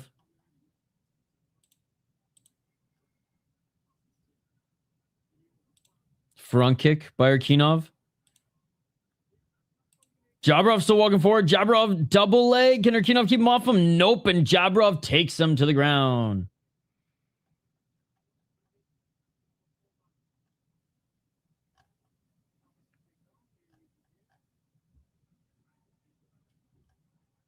$356.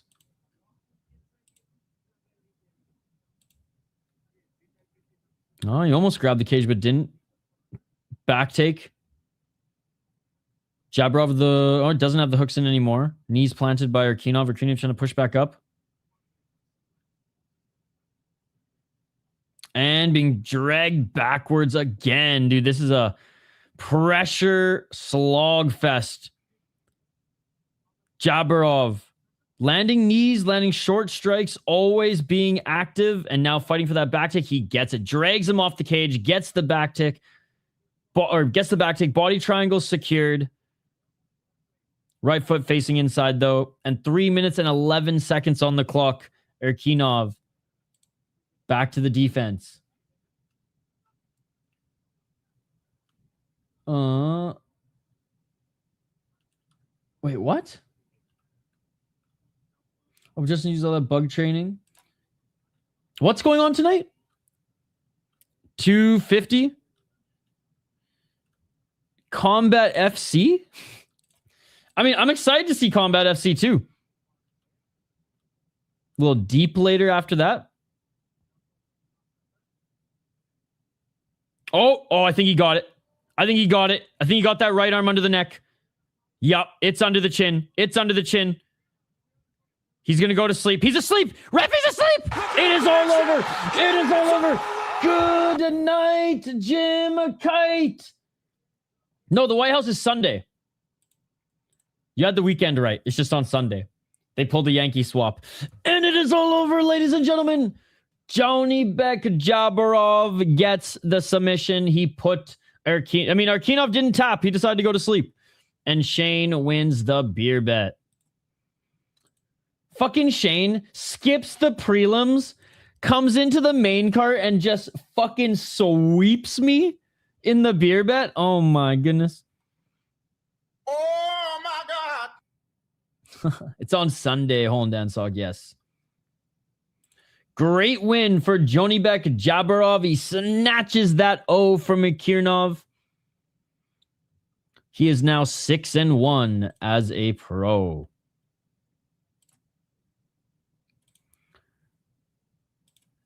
All right, we're en route to our 2 title fights, guys. Heavyweights in the next fight. And then interim lightweight bout in a trilogy fight at the top of the card.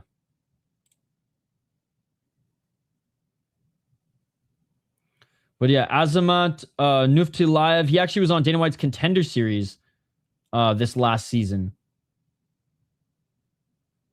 Jovan Leka beat him unanimous decision. I don't think either of them got a contract. He's up against Ayabek Ermetov, who I don't know anything about this guy, but he's knocked out a bunch of tomato cans.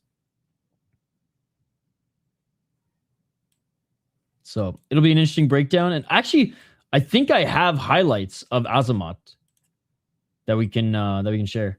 Dude, Shane, you've been on a tear recently.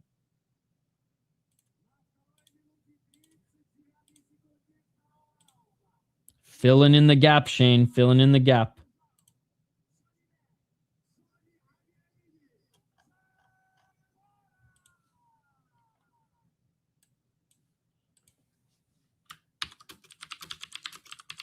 Oh.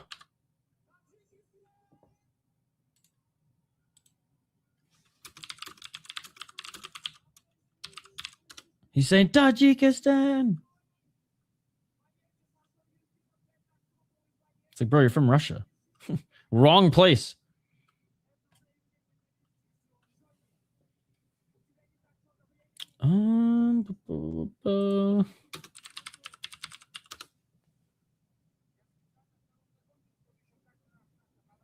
I swear I put highlights together of him.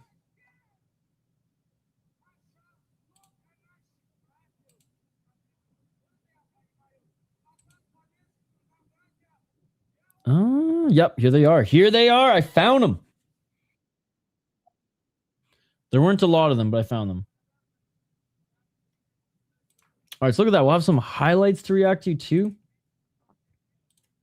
All right, let me get the ticker teed up. Co-main event, first of 2 title fights.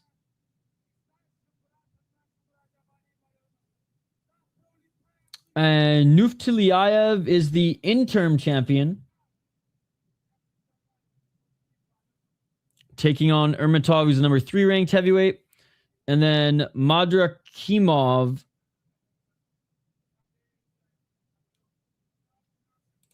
in the main event. He will be taking on Jesus Christ. He's not the interim champ right now. This will be for the interim belt. Madrakhimov. So we got Madrakhimov versus Mamazhonov. And that one is for the interim belt. Madrakhimov is the number 1 ranked fighter.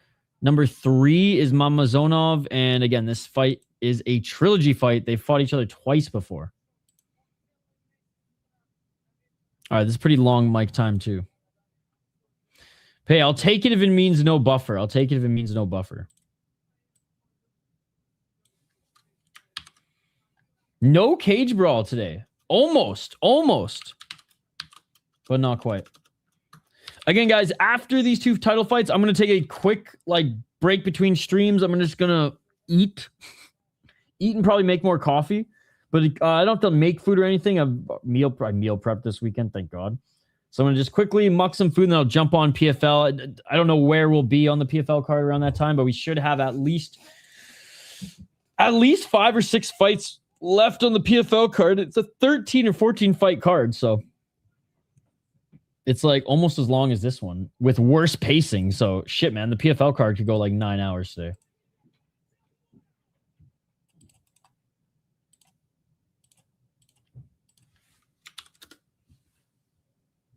All right, moving on to the next one.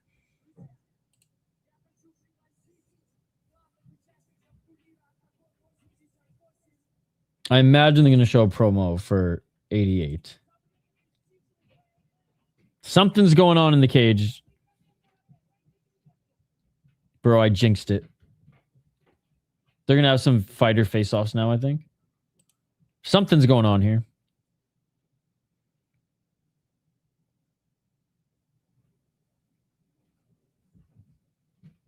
Yeah, they're going to have some fighter face-offs.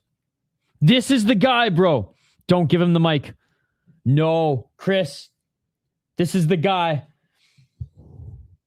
He's literally going to steal the mic. Oh, no. It's the influencers, bro. They're literally going to fight it. Oh, my God. Buddy on the left is an influencer. Buddy on the right is a fighter. But, man, is he one of the most boring and worst fighters I've ever seen. This guy's Kazakh, though, who's being interviewed right now. So he's definitely not as popular in this region. And the other guy's from Tajikistan. Food and coffee, but yes.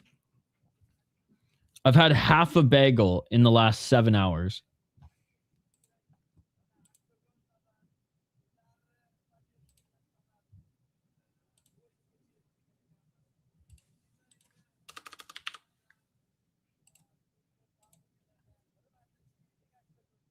All right. Anyways, there's a bunch of mumbo jumbo going on in the cage right now. They're basically previewing or promoting and I guess previewing Octagon 88, which is the one that's going to be on a freaking racetrack again. So it is going to be gnarly. It is going to be gnarly.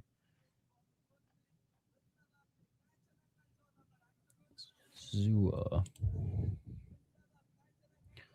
I've had 2 hard-boiled eggs and a honey cruller. It seems like you've been living off coffee the last 2 years, bro. Dude, more than 2 years. For the last probably 14 years, probably.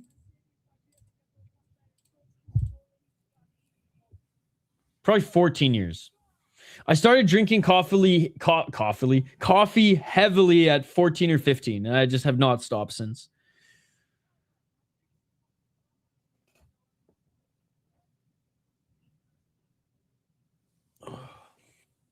Because I remember I worked in a restaurant, trades, and I was during high school, and then I worked trades and was building a media company and in college. So Hey, sweet, sweet.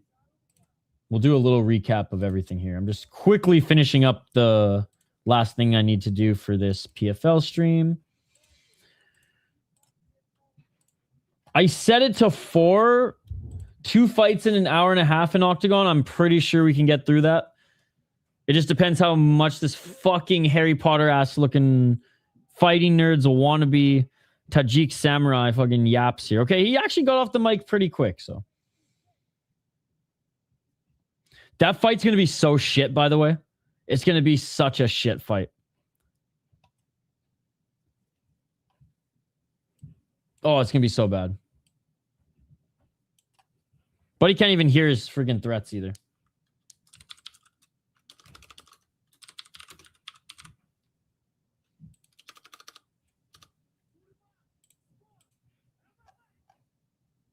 All right, they're facing off. I do like the gi slash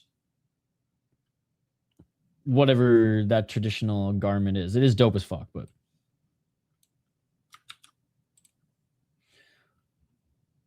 oh my bad, set it up. Highlights can wait, I understand. No, it's all good. I'm going to fire up the highlights here in a sec. We're timing out everything perfectly. Almost. We're not gonna be able to watch any of Glory, but like, you know what? That was less of a me and Glory problem, and more of just Octagon is 9 hours long, 8 hours long. I think we're gonna go another hour.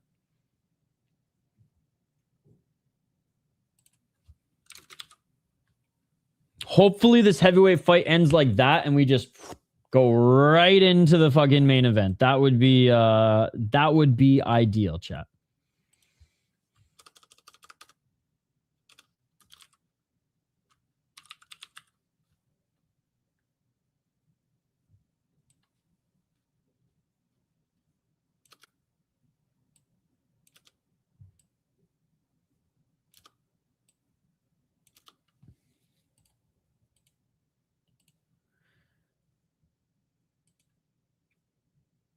All right, Chris posted the last finish, so let's fire that up.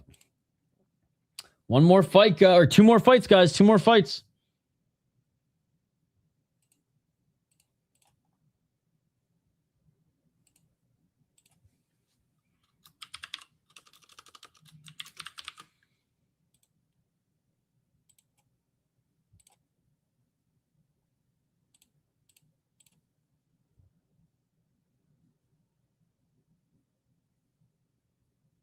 Dude, that is so funny.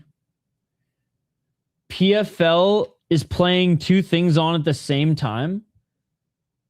And they're literally taking views from their own stream.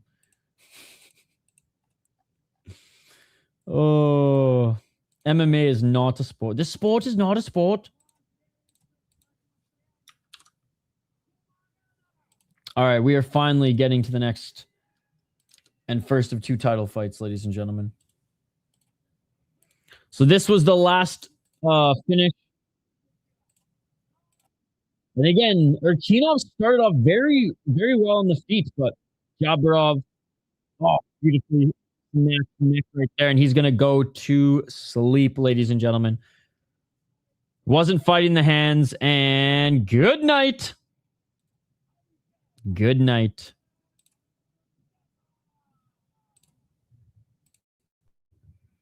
All right, fighters are making their walkout now, so let's do the breakdown. Co-main event for the interim heavyweight title. Losing on Dana White Contender Series back in Octagon is Azamat Nuftillaev. Jeez. Nuftillaev. That sounds like a Willy Wonka treat. Nuftillaev. Anyways. He is 13-2-1 as a pro. Lost his last fight, like I said, Dana White Contender Series. And before then was on a hell of a win streak. 8 KOT goes, by the way, 4 submissions, 1 decision.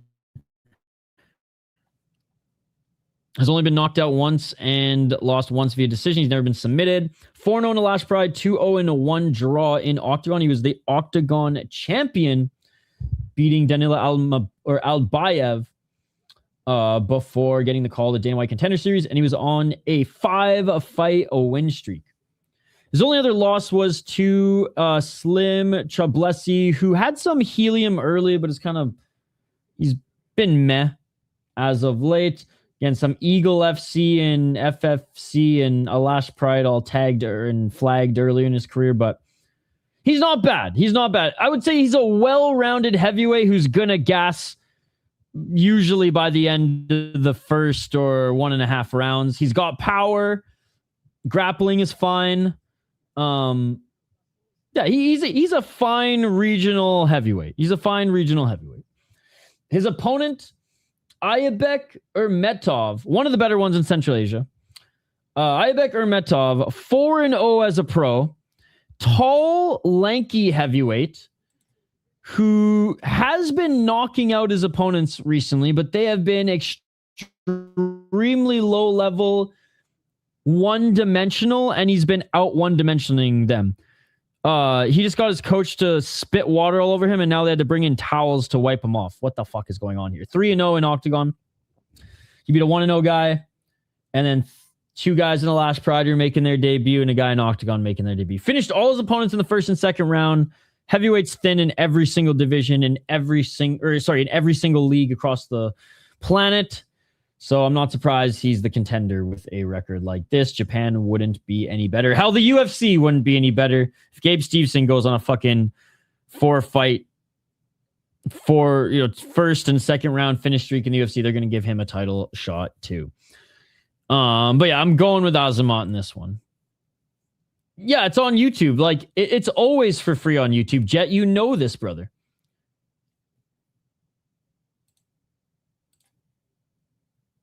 Goodbye. We're clearly not watching Glory, so goodbye. All right, blue corner is in the cage. Let's take a look. I actually put a highlight package together of Azamat before Dana White's Contender Series this last year, so let's take a look at his highlights here. Oh, of course we can't go full screen.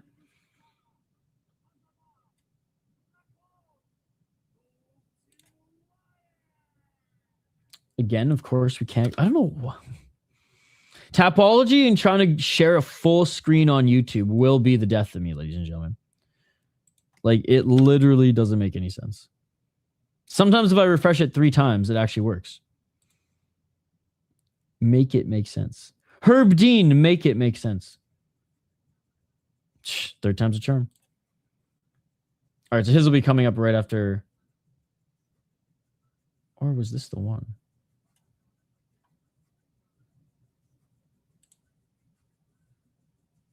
Juan Diaz. Now I got to exit full screen. God damn it. Oh, okay. It was way earlier. All right. So this is him. It was tough to... Well, you know what? It wasn't tough. I'll say this. I was lazy. It was tough to find some stuff early, but that was just because I didn't go on Octagon's channel and like screenshot the highlights. So that was me being lazy. This was a year ago. Okay? I didn't go full on John's mom balls to the wall with the highlights earlier. Now, like, I spend like an hour searching the internet for every single highlight of every single fighter. This one, it was like I did a search on Instagram, Twitter, and YouTube, and whatever came up I used. I didn't like dig any deeper, but we can get an idea of him here. Now, he's way less juiced than he used to be. Those back muscles are gone, but still fights the same way. I think he's what, 32, 33? I guess there were some of the Octagon highlights we shared, but I could have done better on this one.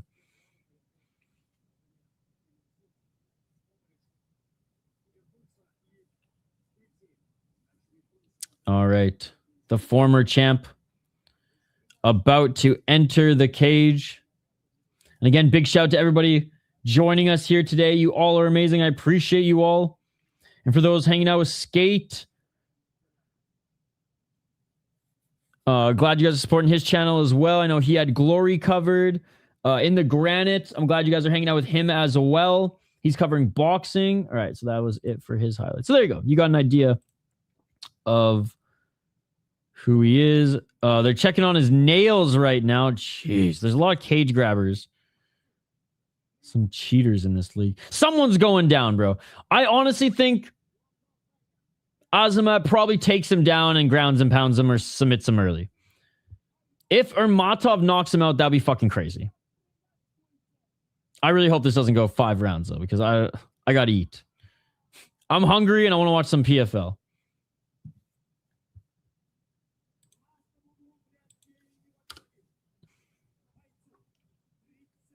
There's 1, 2, 3 more prelims in the PFL. 5 main card fights. I think that will be the goal. I think we can time this, ladies and gentlemen. Then after PFL, should be able to... There'll be like a 2 hours between that and Combat FC. Then Deep. Yeah, we're rocking and rolling, guys. We're rocking and rolling. No time to work out today, but that's okay.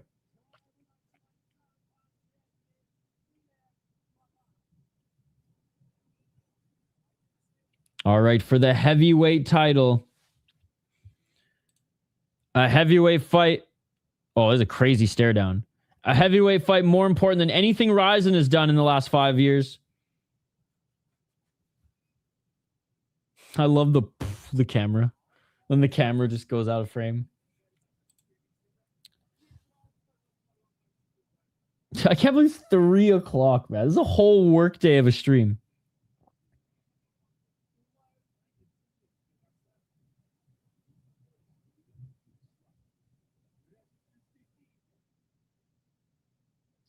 Bosbot's just standing there, bro. He is completely gassed. Skate's still going to. I love it. All right, round 1. Let's get it all. Oh, some left jabs by Ermetov early. Ermetov with the right to the body again. He's got long arms.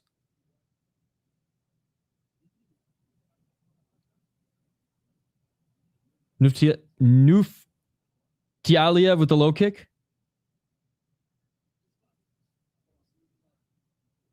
432. Nuftillaev going for the low kick again. That one didn't do as much damage. 424. Nuftillaev just really trying to attack that lead left leg of Ermetov. Ermetov is probably how you pronounce it. Oh, right to the body. Dude, Ermetov is, I mean, he's got some heavy hands. Nuftillaev didn't like that. Nuftillaev going for a takedown, but good stuff by Ermetov. Nuftillaev right to the body. Sorry, Ermetov right to the body on Nuftillaev. Oh! Ermetov just cracked Nuftillaev with the right hand. That stunned him. That stunned him. Left by Ermetov. Ermetov. Oh, Nuftillaev, he's hurt. Ermetov with the left to the body. A left and right to the body. Bro, Nuftillaev off the steroid just got nothing. Ermetov right to the body. Oh my God, this would be huge. Low kick by Ermetov. Nuftillaev still seeing the Tweety Birds and his left leg is fucked. Oh my God, right hand by Ermetov. Heavyweight upset. Heavyweight upset. Heavyweight upset coming up. 312, 312, 312. Oh, and Nuftillaev is just blitzing now.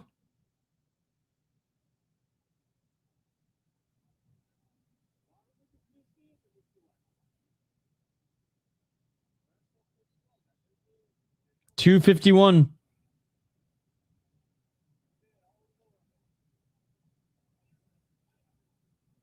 Clinching. God, Nuftillaev is going to have to make the fight like this because he can't strike with this guy. Come on, bro. You ain't Dana White Contender Series worthy if that's the case. Yo, what's up, Mr. Showtime? I mean, that wasn't even the poll question.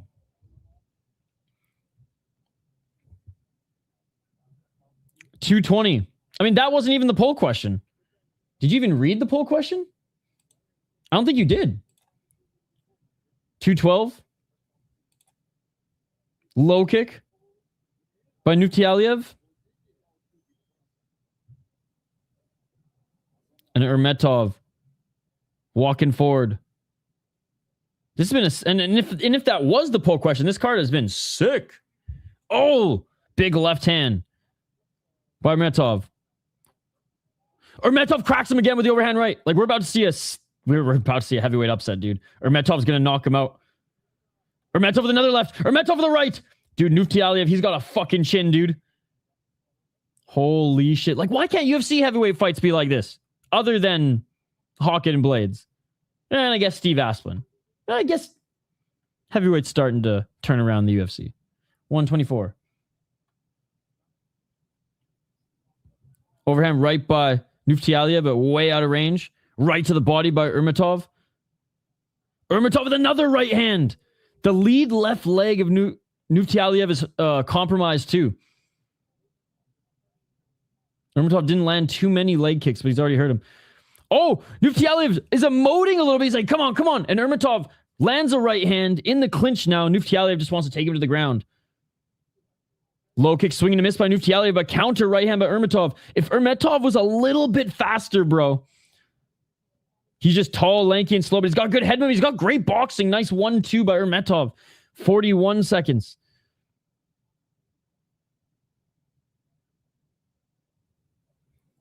Nuftillaev blitzes in and gets caught with the right hand. Nuftillaev needs this break even more to Ermetov. Ermetov the right to the body. I do like how Ermetov is going to the body here. He's trying to slow down Nuftillaev more than he actually is slowing down right now. Nuftillaev, veteran move there. Daps up Ermetov, saying, good fight, brother, good fight. And that's just going to buy him some extra recovery time. And that is it for the first round. Nuftillaev is dead gassed. Ermetov's tired too here. They did not engage in the final 10 seconds. Ermetov is tired too. He just has a better poker face. This might be the end of Ermetov. He might be way more gassed than I thought he was.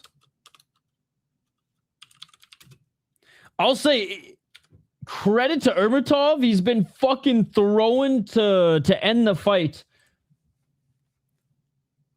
Nuftillaev, I can imagine, or I can understand why he's a little gassed, but yeah. 5 rounds of this, please no. Please no. I mean, I have no issue with the round. Like, that was a fun heavyweight round, but 5 rounds of this, bro, make heavyweight fights 3 rounds only. Make heavyweight fights 3 rounds only unless they can pass a fucking cardio test week of the fight. I don't care if they're cutting weight. Because, like, this is either going to end this round or this is going to be the worst fight we've ever seen onward. And eat into my fucking snack time.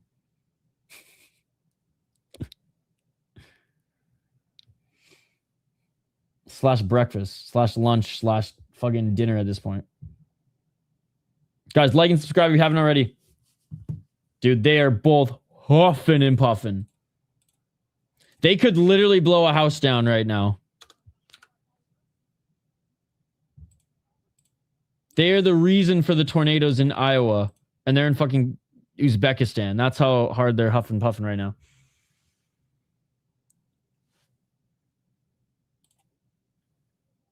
Is Ermetov not going to be able to continue? Bro, the refs are giving them extra time. It's over. It's over. Someone just threw in a towel. Did you not see a towel? Someone just threw in a towel. I don't know whose team threw in the towel, but I just saw a towel fly on the screen.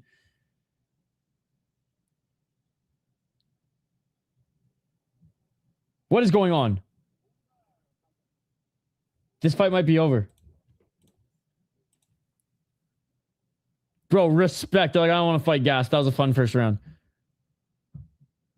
Is the fight going to continue, chat?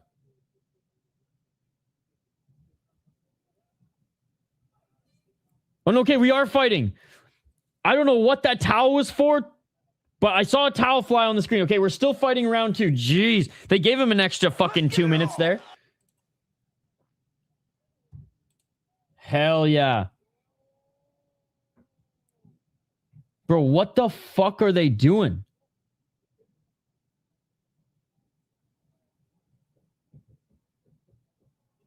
What is happening?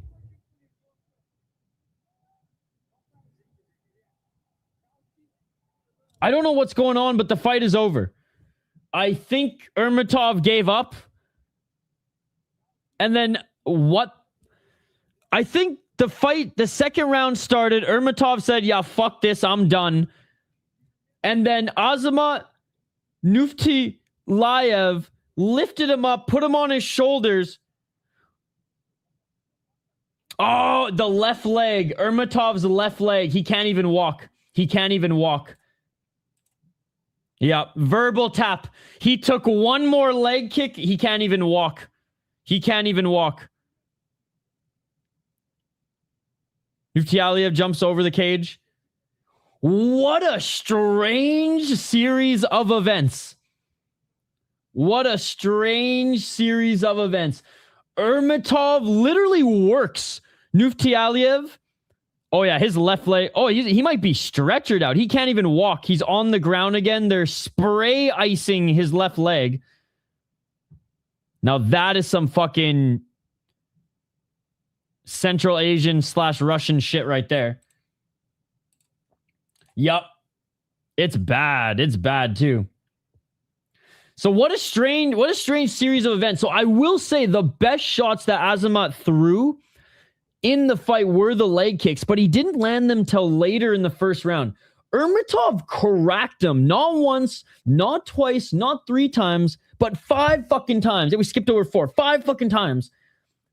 Both of them gassed at the end of the first round. Ermetov wins the first round.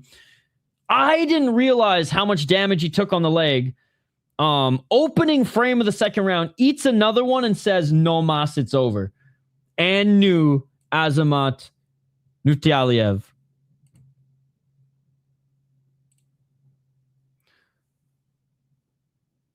And then Nuftillaev puts him on his freaking shoulder and carries him around the cage. In front of his home crowd in Uzbekistan, Azamat Nuftillaev wins the fucking heavyweight title after losing the first round but landing some really good low kicks. Oh my god, his leg's a balloon, dude. Dude, I am literally seeing it expand before and swell up before our eyes.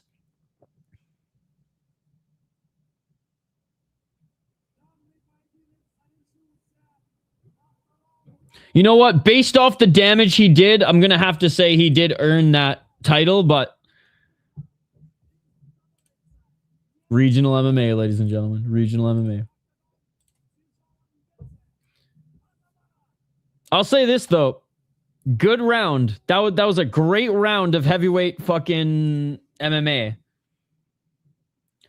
And still love the Octagon belt. Usually I don't like plastic fucking belts, but this one's way cooler than the UWC one. Good display of respect. We need the rematch, ladies and gentlemen. We need the rematch. I want the fucking rematch. Let me know if you want it as well in the live chat.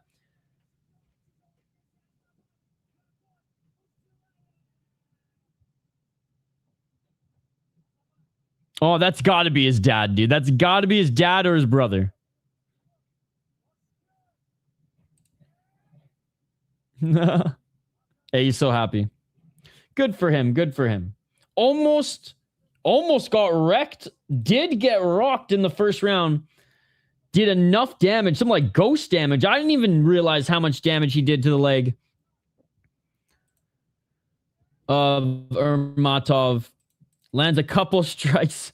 One back to the leg early in the second, and it's over, man. It's over. No mas. Tells the ref and his opponent, the belt is yours. We have the main event next, ladies and gentlemen. Talking about rematches, this is the third fight between the two. The third fight between the two. Bro, no joke. I keep refreshing Tapology so I can actually like show what I want to show. It's just Attack of the Pop-Ups, bro.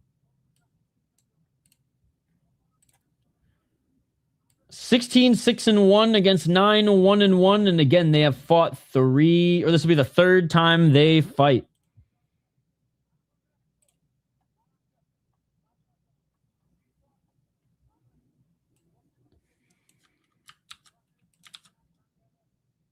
This one might actually go 5 rounds. This one might actually go 5 rounds.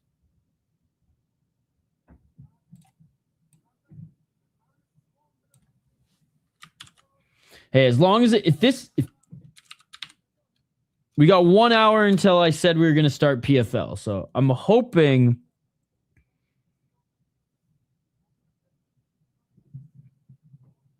we can crush this in an hour.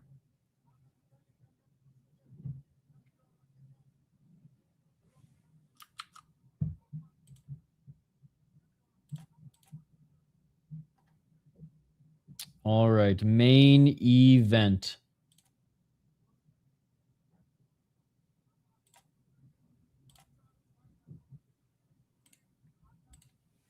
Who do you guys got in the main event here?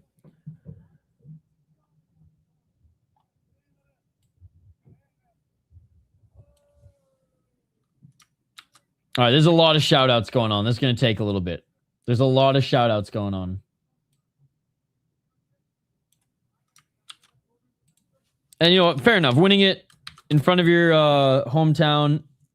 He's giving his coaches credit. He had give shout out to his dad or brother, whoever that was, who looks exactly like him. I'm excited for this next one, though.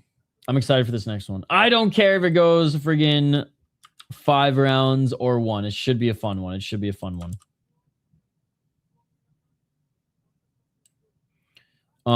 How's PFL Africa been? I haven't watched any of the highlights yet. I feel like there's going to be buffer time when we jump over to that stream because PFL, even on the main card, has the worst pacing one of the worst paced, God, I need to eat. One of the worst paced MMA organizations out there is PFL. So I imagine we'll have some buffer time. And in those break times between fights, when the panel's yapping about this, that, and the other, we will go over any of the big finishes from the PFL. Dude, 7.5 hours. It actually like doesn't feel like it at all. That's what's crazy. Like it's 3 o'clock. Like half the day is gone. Half the day is gone. Unreal. Unreal. All right, the PFL stream is up, by the way. So if you guys want to go and like it, you can. I have it set for 4 o'clock. So I think everything should line up because I think there's 2 more fights. There's 2 more prelim fights in the PFL. That'll probably take them an hour.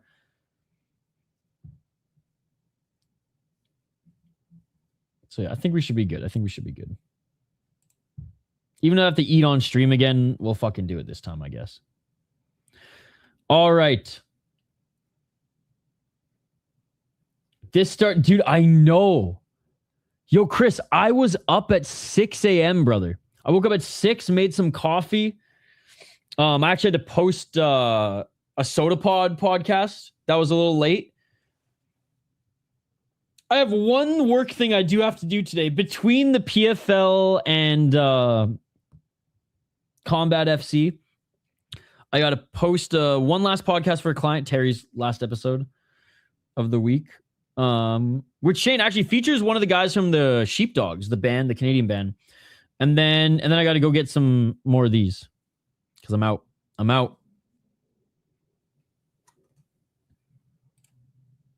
out, and that is my only vessel. Oh, speaking of last push up of the stream, I think this has been the 5th break, but 5 breaks in 7.5 hours. I mean, some protein and maple brown sugar oatmeal right now, 12 grams of protein. Let's go, Shane. Yo, I've had 0 grams of protein today because I haven't eaten. Well, actually, no, I had some peanut butter, so I probably had like 5 grams of protein today. Not good enough.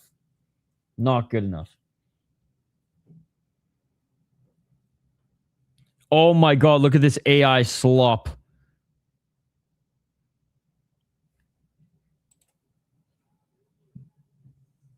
I mean, if someone actually drew this, it'd be sick, but you know it was made with OpenAI.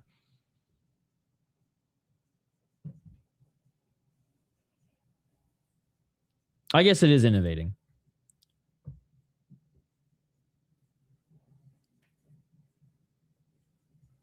Oh, Protein Plus. Got you. All right. Last break of the stream. Quick one here. I actually do have to refill my water. But you know, this is kind of a cool opening. I just know it's AI. And it's not particularly the best AI. But like, I like the idea they were going for. Now they're going full Sin City. Oh my, okay, now it's too much. Now it's too much, chat. I can't do it anymore. I can't do it anymore. Now they're going full Iron Man. Oh, all right. Back in 2 minutes.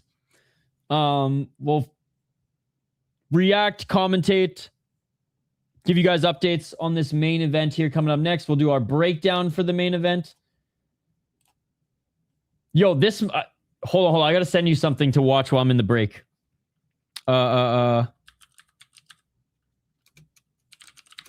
Look at this Alaskan hockey intro. So, Alaska Nanuks, the college team, this was their intro. I'm going to leave it. Is this GFL? Yo, watch this in the chat, guys.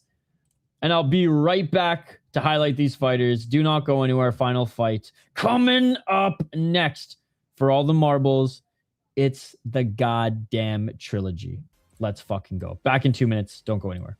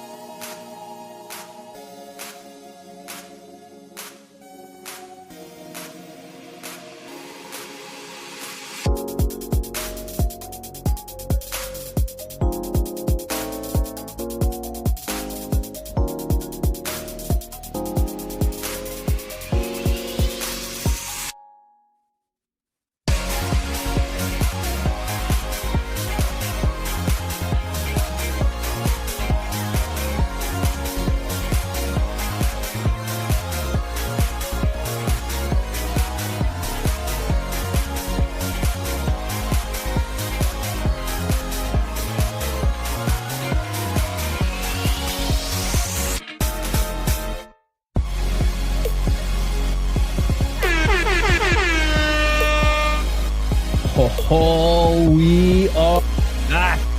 I almost said the most Minnesotan thing, which was, oh. But ho might be the second most Minnesota thing. All right, let's get to the breakdown, guys. Let's get to the breakdown. This is not the rematch, but the trilogy. Mukhiddin Mamazhonov is 9-1-1 as a pro. That is right. He has lost once via split decision to Madrakhimov. And yes, a split draw against him in their last two outings. So Fazliddin Madrakhimov does have the edge.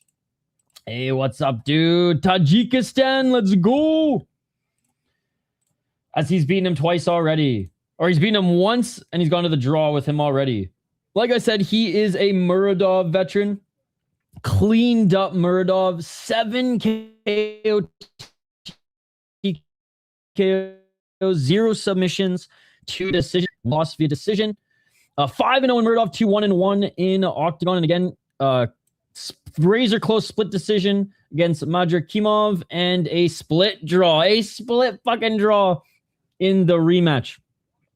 And that was back in 2025. He then, in the same year, went and beat another guy in Octagon and then went to Mangu in their first show and got a win against a pretty good guy in Mangu, too. Mangu's actually, from what I've seen, is a pretty good promotion. They've come right out of the gate swinging. We probably watched him fight in Murodov. We covered a random Murodov card on UFC Fight Pass. But anyways, cleaned up Murodov to get that shot in Octagon. And now he's looking to get that title here again. Frig off, Honda. His opponent, who has the only win over him, out of Tajikistan, 2-1-1 as in his last 4 fights. He's on 2-fight win streak. Training out of Russia, but out of Tajikistan, Fazliddin Madrakhimov. 16-6-1, 7 knockouts, has never been knocked out, 2 submissions, has been submitted twice, 7 decisions, 4 losses via decision. Just like his opponent ripped up Murodov, he ripped up hardcore MMA, going 10-2 in hardcore MMA, 4-1-1 in Octagon. Couldn't snatch the Octagon belt. So this is the interim belt. Couldn't snatch that Octagon belt against Dostin Bozorov back in May of 2025. He did get 2 more wins since, one in 2025 where he beat a 8-3 really good opponent, 8-3 guy via decision, and then knocked out Shaymanov, who whatever, he wasn't that great, but knocked him out in the second round. He's got some really good wins on his resume. I think his resume is really impressive. He took high level and big steps up in competition early in his career. At 1-1, fought an 11-5 guy for a title and won. Like, get the fuck out of here.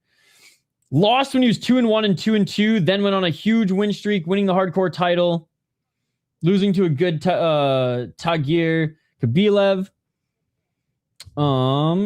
Boxed a little bit, beat a fucking whatever guy. Won the hardcore belt again. He just kept losing to, yeah, dude, this guy's fucking, he's a legit prospect. He's really good. So no shame losing to him. And then beat the pride of Murodov. So I am going with Fazliddin. There's not going to be a 4th fight because he's going to close the door on this trilogy. And I think he, it's probably going to go 5 rounds. Fucking close fight again. Nah, he gets the finish this time, baby. Tajikistan gets the finish this time. That's what I'm thinking. That's what I'm thinking. I'm going to say this. They both look, they look the opposite. Fazliddin looks older than in his picture, and Mukhiddin looks younger than in his picture.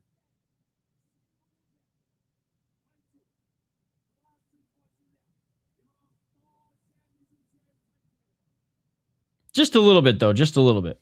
All right. In the blue corner is the guy. I don't get this blue corner, red corner shit. He literally has the win. I mean, at the end of the day, it doesn't matter. It's just a fucking color. It's just a differentiate. But the red corner is kind of like the home team. There's like a little underlining respect in the MMA world for the red corner.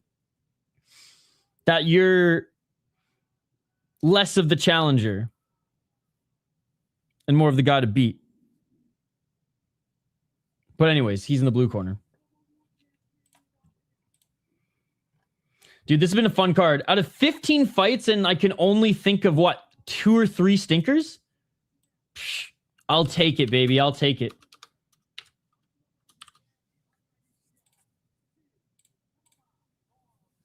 All right, smash that like button and subscribe.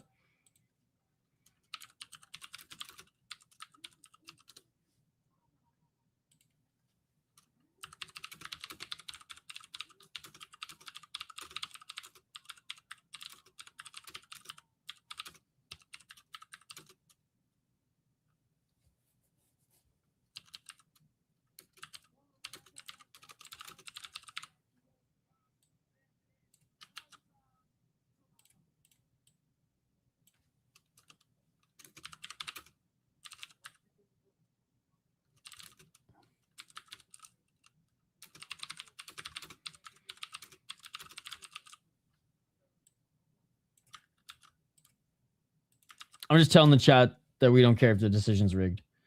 As far as the entertainment value of the 3 cards, I got on Octagon number 1, Glory 2, and PFL at 3. Hopefully, PFL picks up right when I start covering it for the main card. I think it's going to be perfect. If this ends in 3 rounds or less, it'll be even more perfect. But even if it goes 5 rounds, we should be okay. All right, round 1. Let's get it. To all the Uzbek fans, thank you so much for hanging out. 448.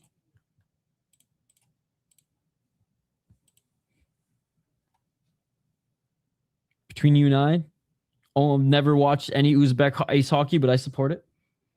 434. Walking forward. Oh my God. Mamajonov. Mamajonov.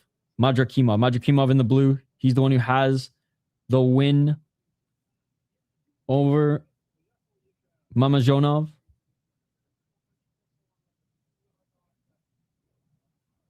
Nice right hand by each. They each landed a right hand. Could you imagine if it was a double knockdown? Or double knockout and we got to fucking run it back again? Oh my God, that would be crazy. Oh my God. 4 minutes. I mean, they've gone... Oh!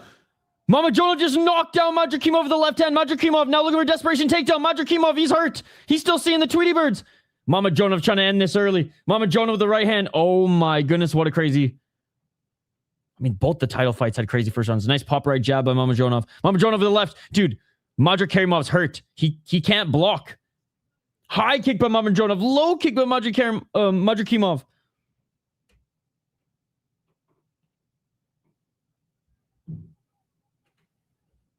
.321. Low kick by Madrakhimov. I know Mamajonov's trying to pick his shots here, but Madrakhimov recovering quickly.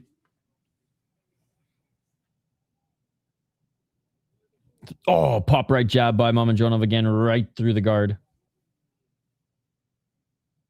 1-2 by Mamajonov. 2 minutes and 15 seconds.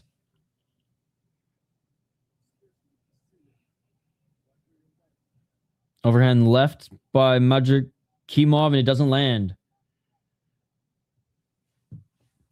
237.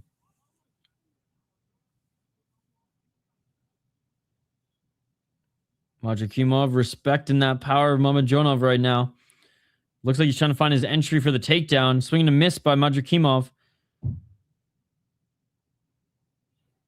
Mamajonov with the pop right jab.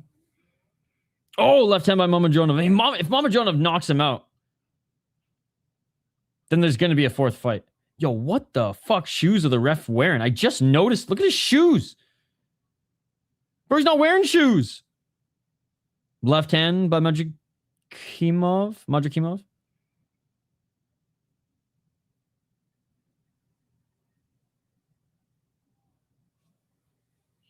$150. All right, ref's telling them to let's work. And Right when the ref says that, Madrakhimov goes to the takedown, gets the takedown, but Mamajonov right back up to his feet. Oh, big left hand by Mamajonov. And again, Mamajonov representing Uzbekistan, so the crowd is going crazy right now, chat. I guess that's why Mamajonov's in the red corners, because he's at home, but still. Low kick. 120.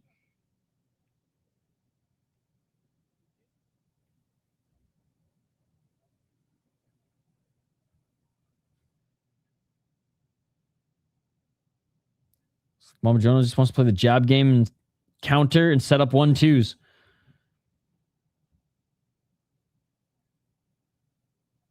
Each of them missed with the low kick. Right hand by Mamajonov, right to the body by Madrakhimov.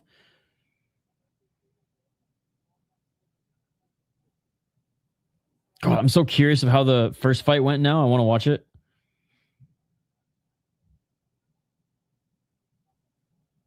I don't remember if I don't think we covered it. Right uppercut, swing and miss by Madrakhimov. Or maybe it was just that boring and we did. This one's certainly not boring. Not a lot of not back and forth action, but it's definitely not boring. It's edge of your seat tactical right now. Another left hand by Mamajonov. Final 15 seconds. Spinning heel kick, swing and a miss. By Madrakhimov. Front kick by Madrakhimov right to the body by Mamajonov. That's going to do it for the first round. Mamajonov getting this first round.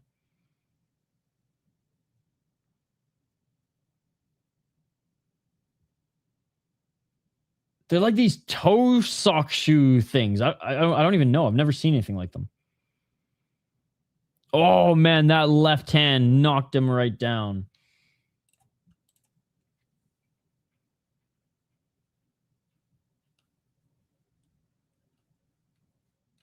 Sheesh.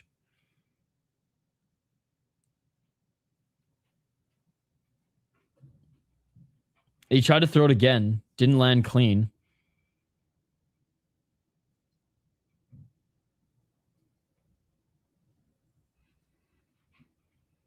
All right, here we go. Second round. I imagine this is going to be longer than the heavyweight fight. Well, I guess we'll find out. Maybe one low kick could just end it here right away. We'll see. All right, here we go. Let's get it all. Round number 2.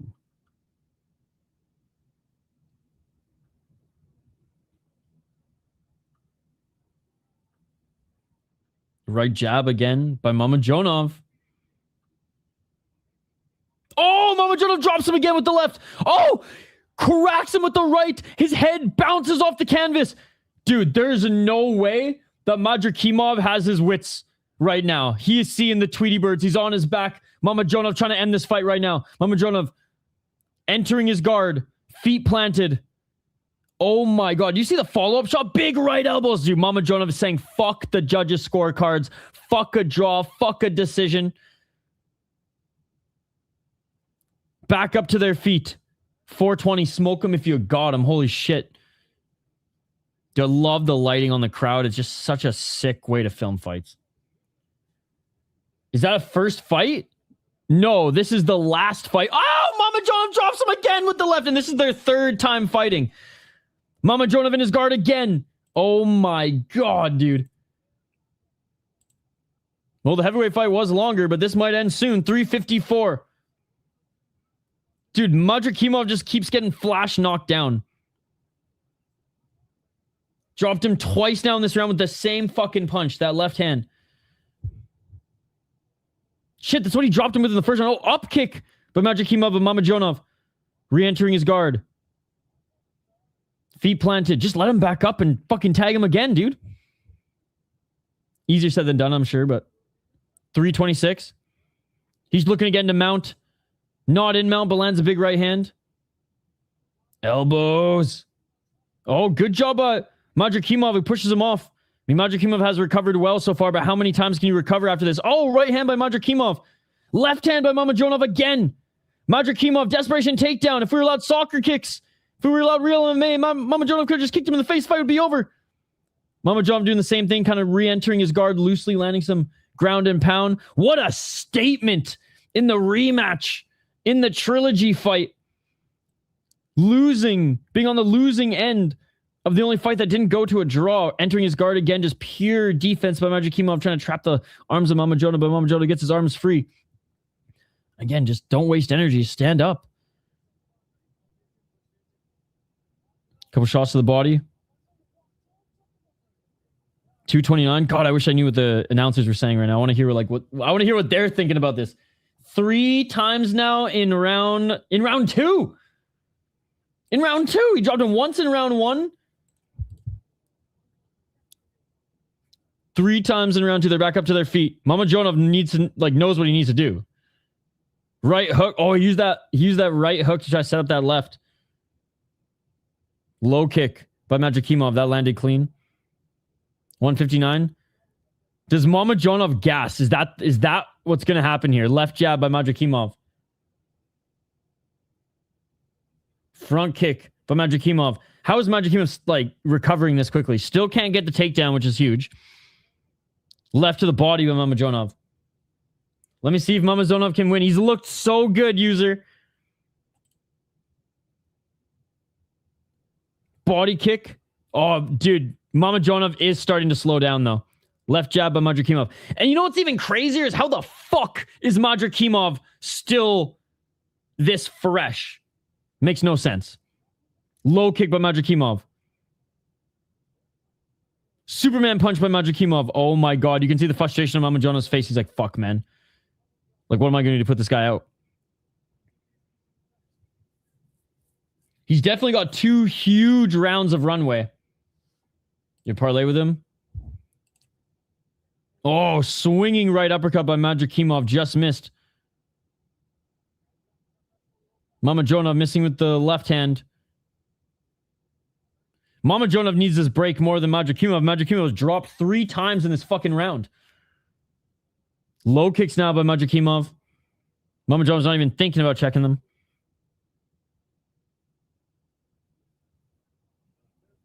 Madrakhimov's the one walking forward now. What the fuck? Oh, nice low kick by Mamajonov. Right to the body by Madrakhimov. Madra. 15 seconds.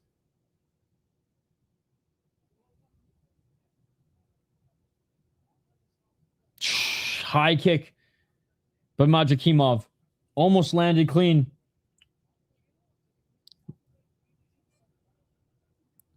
All right. First and second round easily go to Mamazhonov, but he did not end the round looking good at all.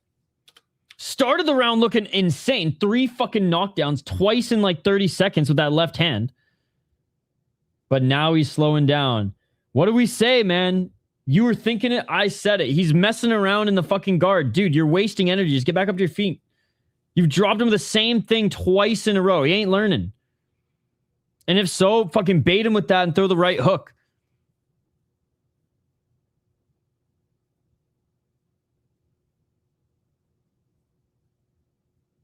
I think it will end in the 3rd round by TKO. This guy recovers like no one I've seen before, dude. It's insane.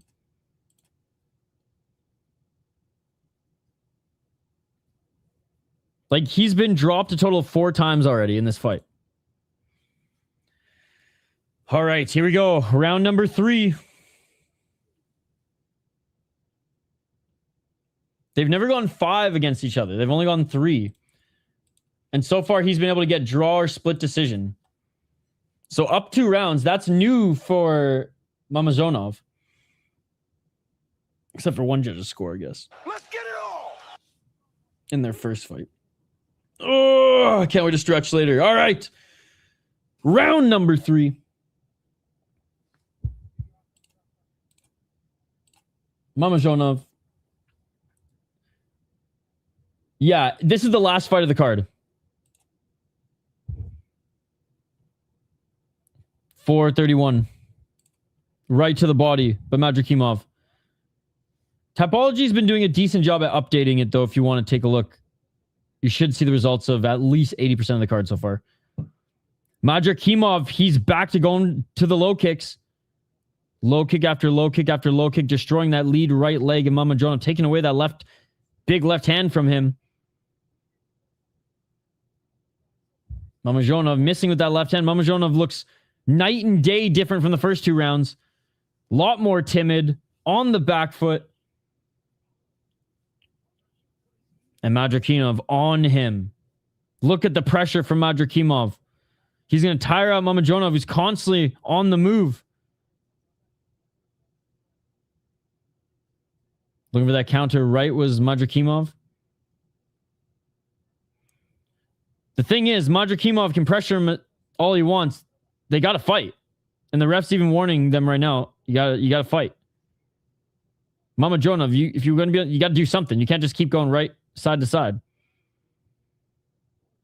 Right hand by Madrakhimov. Mamajonov missing with the left. Back at center. Right to the body by Mamajonov. Mamajonov right hand.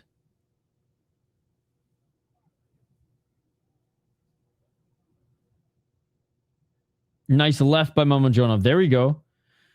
Madrakhimov's not throwing much but the kicks. Body kick by Madrakhimov.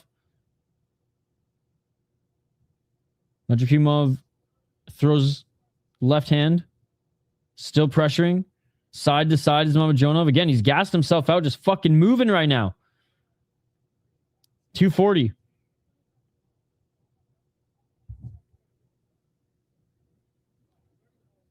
Azamat won. But it was an interesting fight. Ermetov won the first round. He beat the fuck out of Azamat in the first round, actually. And then Azamat landed some sneaky low kicks. And he, landed them early in the second. And freaking Ermetov gave up. This is a 5-rounder. Yep. Unfortunately, Mamajonov has gassed. And Madrakhimov is going to win round 3, 4, and 5, likely by this. 155.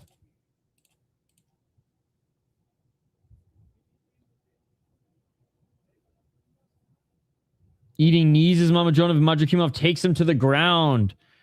Mamajonov is gassed, bro, and he has 2 more rounds. Madrakhimov, knees. I can't believe Madrakhimov is going to win this round by knees, by holding the torso of Mamajonov. But let's be honest, he didn't land shit on the feet other than 2 leg kicks. Madrakhimov landed the only shots on the feet. There just wasn't a lot. But this is more significant than those shots on the feet. Because there were literally only 3 of them. Maybe 4. 108.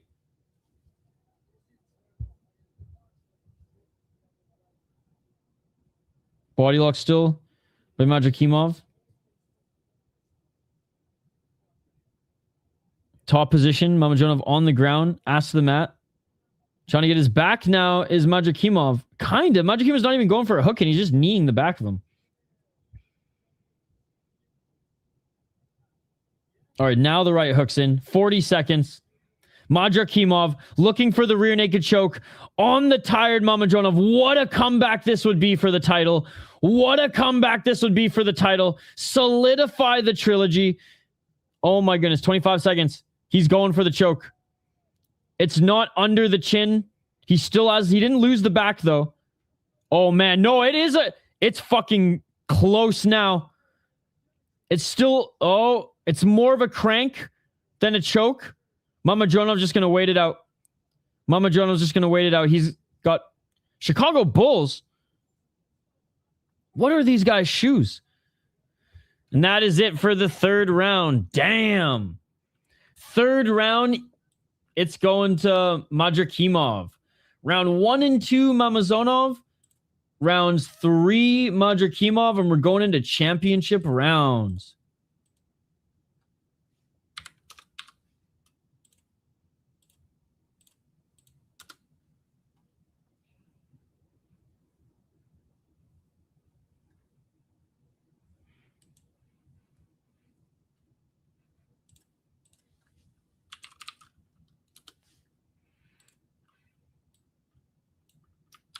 All right, round number 4, guys.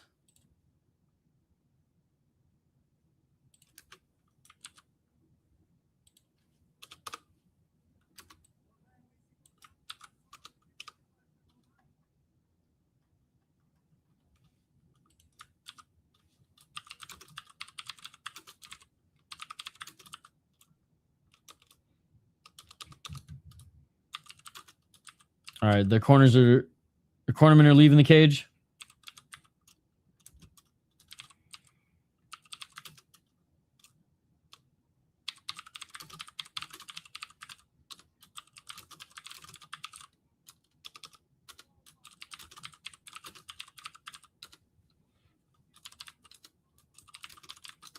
All right, round. Oh. Round 4 coming. They're wiping. Oh, apparently a good ref. Madrakhimov was way too greasy. And so the ref got the towel out, degreased him a bit. All right, here we go. Round 4. Up 2 rounds. Round 1 and 2, Mamajonov. Way better striker. Round 3, couldn't get any of the striking going. And Madrakhimov got him to the ground and almost choked him out.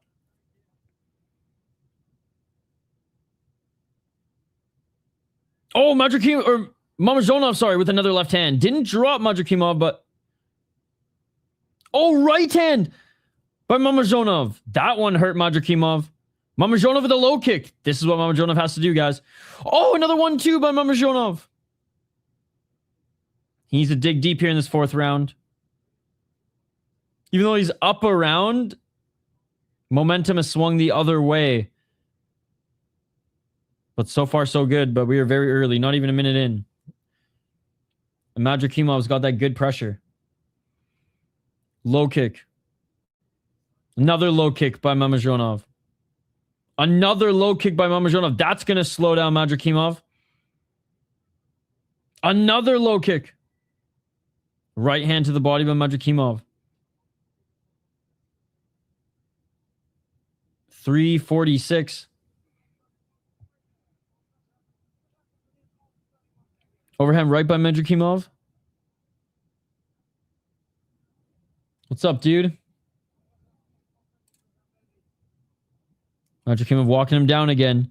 Mamajonov, good early start to this round, but Madrakhimov looking for that takedown. And defending this is going to take energy from Mamajonov. Mamajonov does do a great job. Underhooks and knee. Madrakhimov might be slowing down. Madrakhimov eats a left hand. Low kick again by Mamajonov.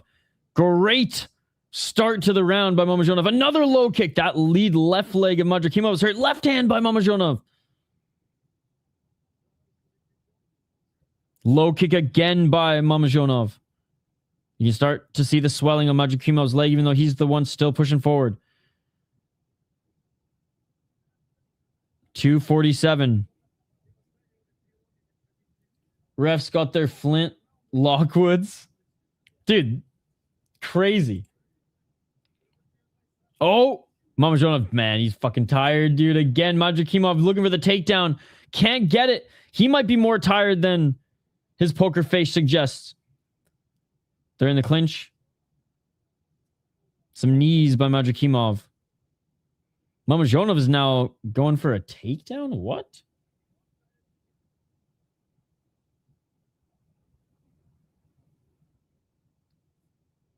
.208. Fighting the hands here.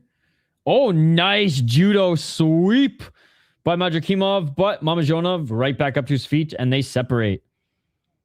2 minutes remaining in this 4th round. Low kick by Mamajonov.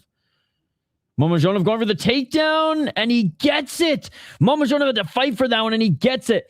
That is some veteran craftiness right there.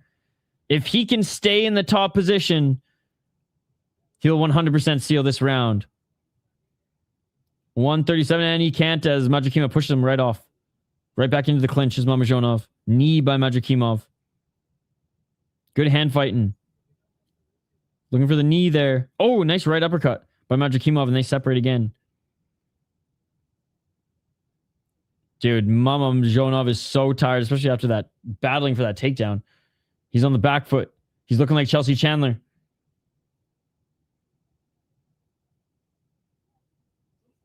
Dude, there's no way. There's no way. There's no way. It's over. It's over. Mamajonov.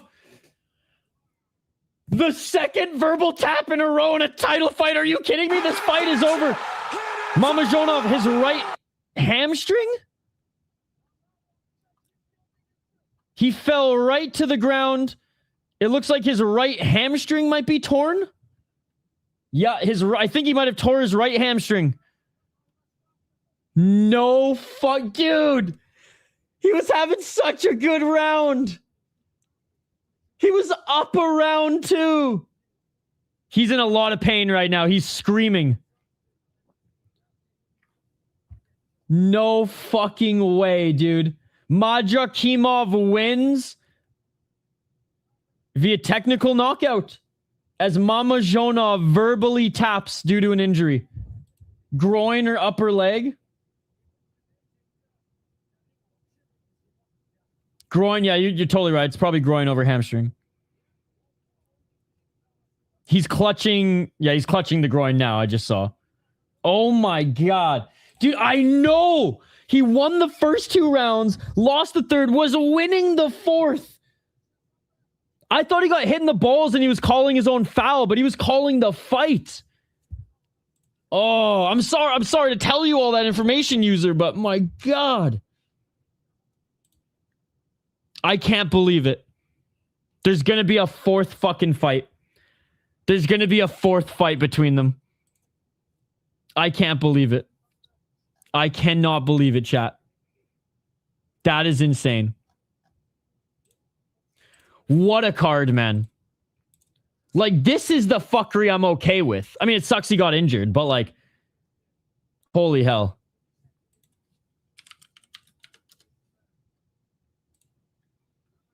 Unreal. All right, we will be live for PFL in 20 minutes. I'm going to go eat something. PFL main card. And new interim champ. I don't know when they're going to run it back, but they got to do it eventually. They got to do it eventually. He was winning the round, user. He was going to win the round. He was going to win the round. He was going to be up 3-1 going into the fifth. No joke. The MMA gods hate him and you today, apparently. Guys, PFL stream is up on the City Life channel. So go to the City Life Project YouTube channel, which you're already on right now watching this. But go to the live right after we close this out. Tab, click live. And go and check out the PFL stream. We'll be live in PFL in just a couple of minutes. I'm literally going to type in that chat right now. Wrapping up Octagon. We in 20 minutes for the main card. There we go.